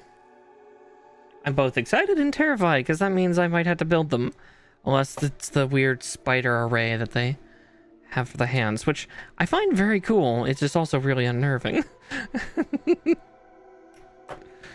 It's slightly painful to look at as you rearrange the fingers. Oh, I have to build them. Oh. Well, that'll be a challenge in itself. I'm sure that the 𝗙𝗵𝘁 𝗏𝗏 is going to take me 2 or 3 streams to do. At least 2. Because, yeah, that's a big box. There's a big box of parts, so would not be surprised.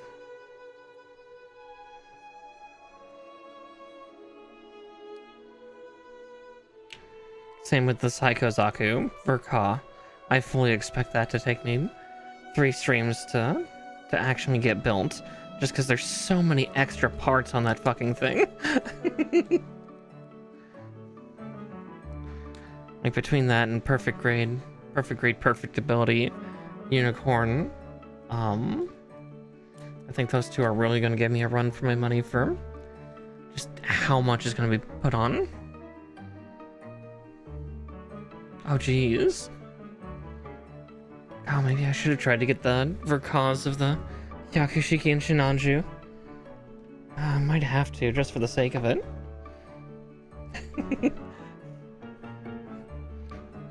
A month of Yakushiki. A month of... oh, Shinanju. Oh, okay. Alright, we are almost at the stage that we're going to stop tonight. We just gotta do this last part and connect them. Oh, MGEX unicorn? Yeah. I'll see. I do have the Master Grade Extreme Destiny. which will probably take me a while too. I'm going to try to savor that one.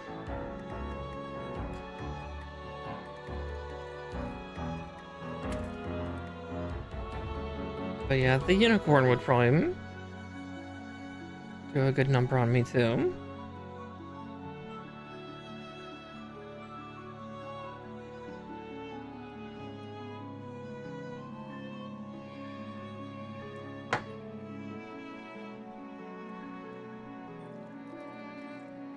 Yeah, the Master Grade Extremes are going to be an interesting challenge. Oh, right, yeah. That would make sense, because, yeah. Light up systems.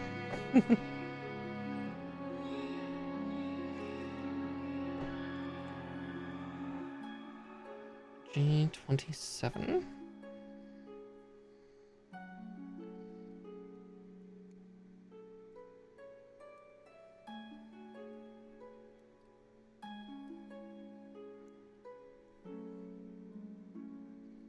I can hear a cat crying somewhere in my house.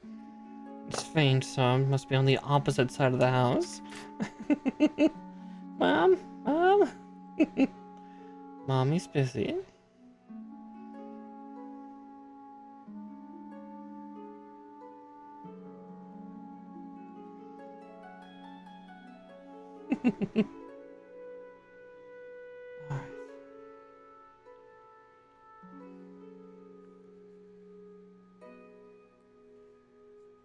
Okay, with that built, A16s and E16s.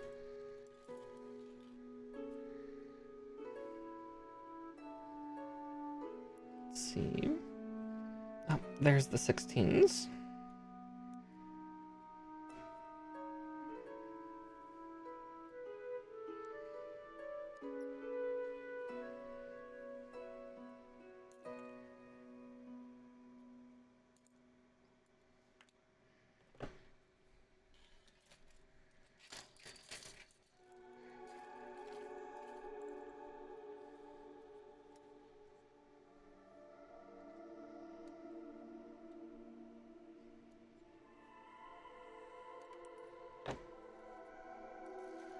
Won't lie, this kit scared me when I got 2 A runners. I'm like, oh god, why are there 2?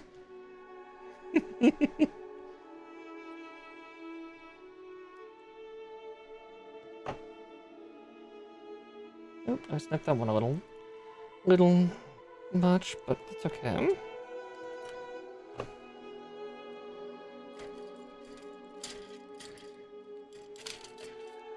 No one will have to know.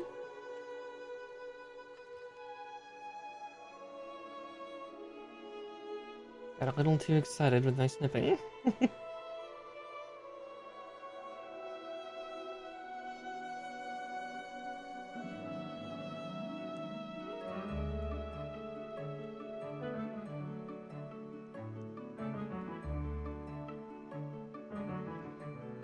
As I say, with my little bit of comeuppance. But there's a way to fix it. Hopefully, since this part's big enough.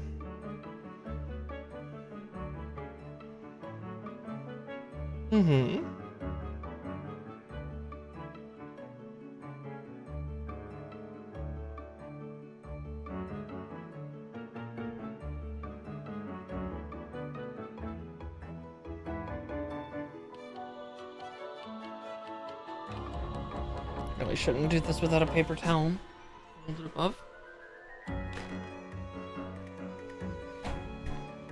Yeah, I did snip a little tight on this one, but that's okay. As I said, we'll get it fixed. I snipped the tip.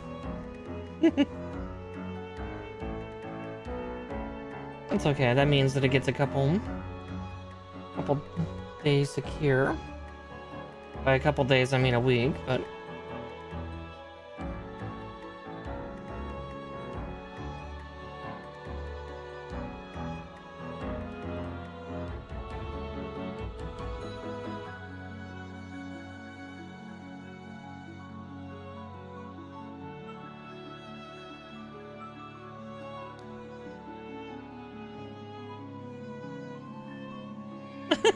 Please don't circumcise the plastic.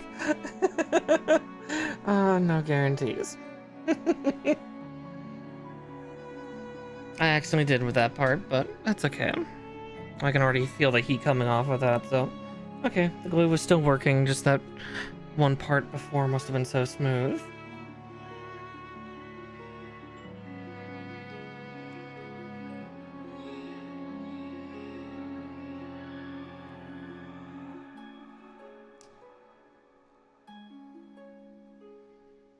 Okay, we just don't touch that one.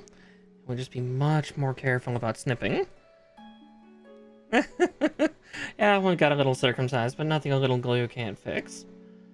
Did have it on hand at least. I do need to get more. Maybe get some proper, like, model glue.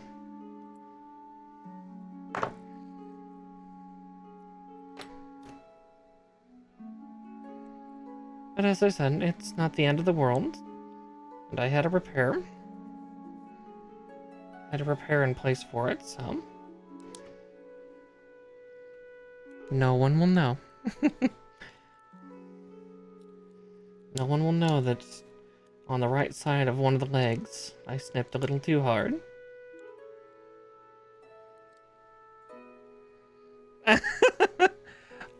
Oh, honey. Honey, I hate to tell you this, nature. I'm already ordained. It's too late. But I don't do circumcisions. I just marry and bury.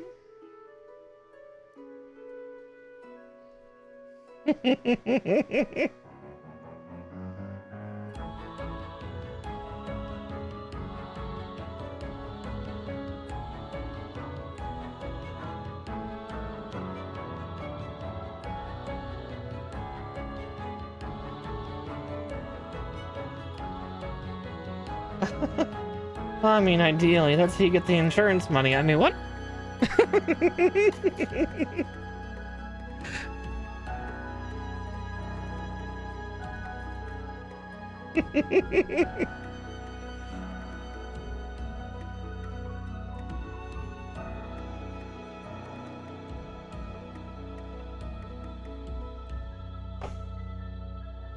I don't wed the dead.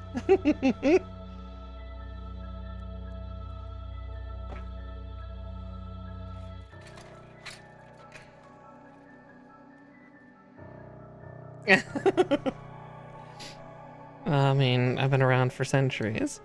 What do you expect?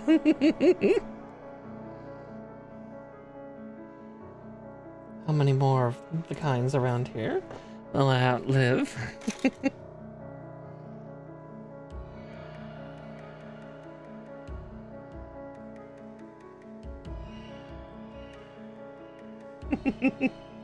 That's me just playing with my lore a little bit.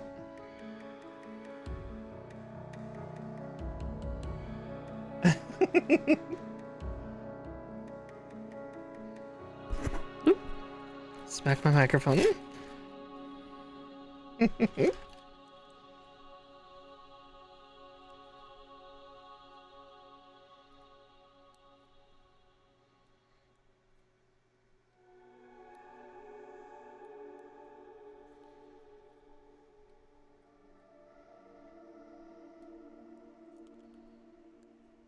Two. Blink. Alright. Now I just need the E15s, and that'll be the final cuts for tonight. We still have a long way to go on this guy. Oh, my hand's right over the 15. Okay. Now, note to self, do not circumcise the piece here. There. Kept the nub on. Kept the peg there. Actually, that's a point. You want the peg to stay?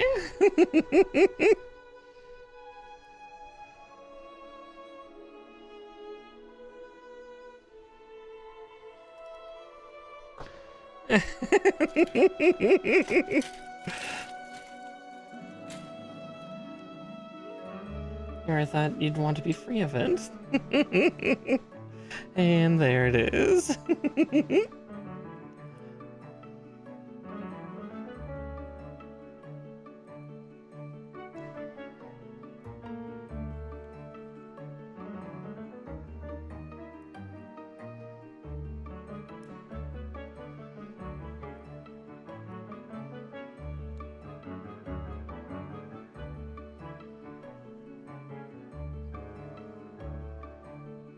Pegging reference, pegging reference. Oh dear.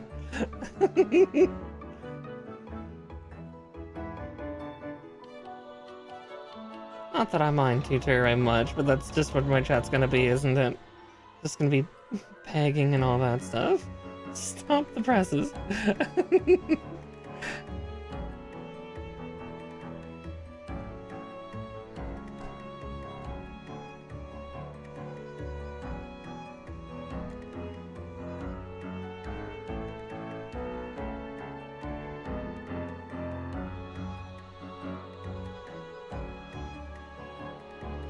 And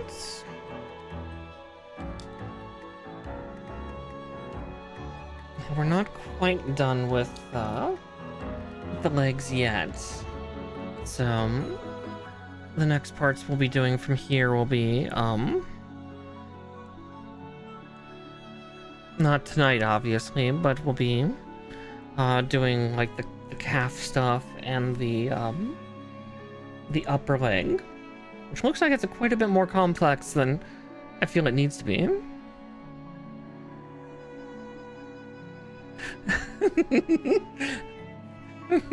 Local 𝗙𝗵𝘁 said pegging. Everyone is surprised. Oh my. But with that, I think that'll be a good place to stop.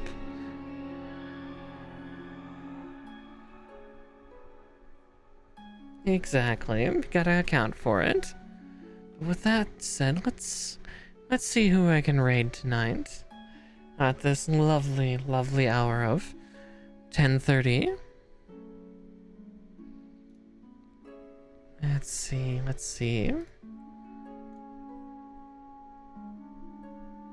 You too, Leia.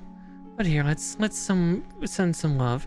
Here, I'm gonna send you over to 𝗙𝗵𝘁, I think. Looks like she's doing some Dead by Daylight. Gotta show some love and appreciation towards other witches. So, give me a second to get the raid started up for all of you.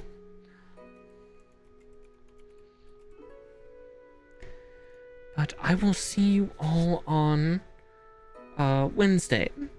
Again, this week we are switching over to a 5-day stream week, and we'll see if I do something tomorrow, but it's not guaranteed.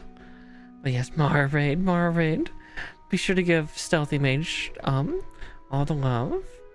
And yeah, I will see you on Wednesday for JRPG Wednesday. We'll maybe finish chapter 1 of Persona 5 Royal. We'll see. Night. And to those of you on YouTube, thank you so much for joining me tonight. And I will see you in the next one. Night.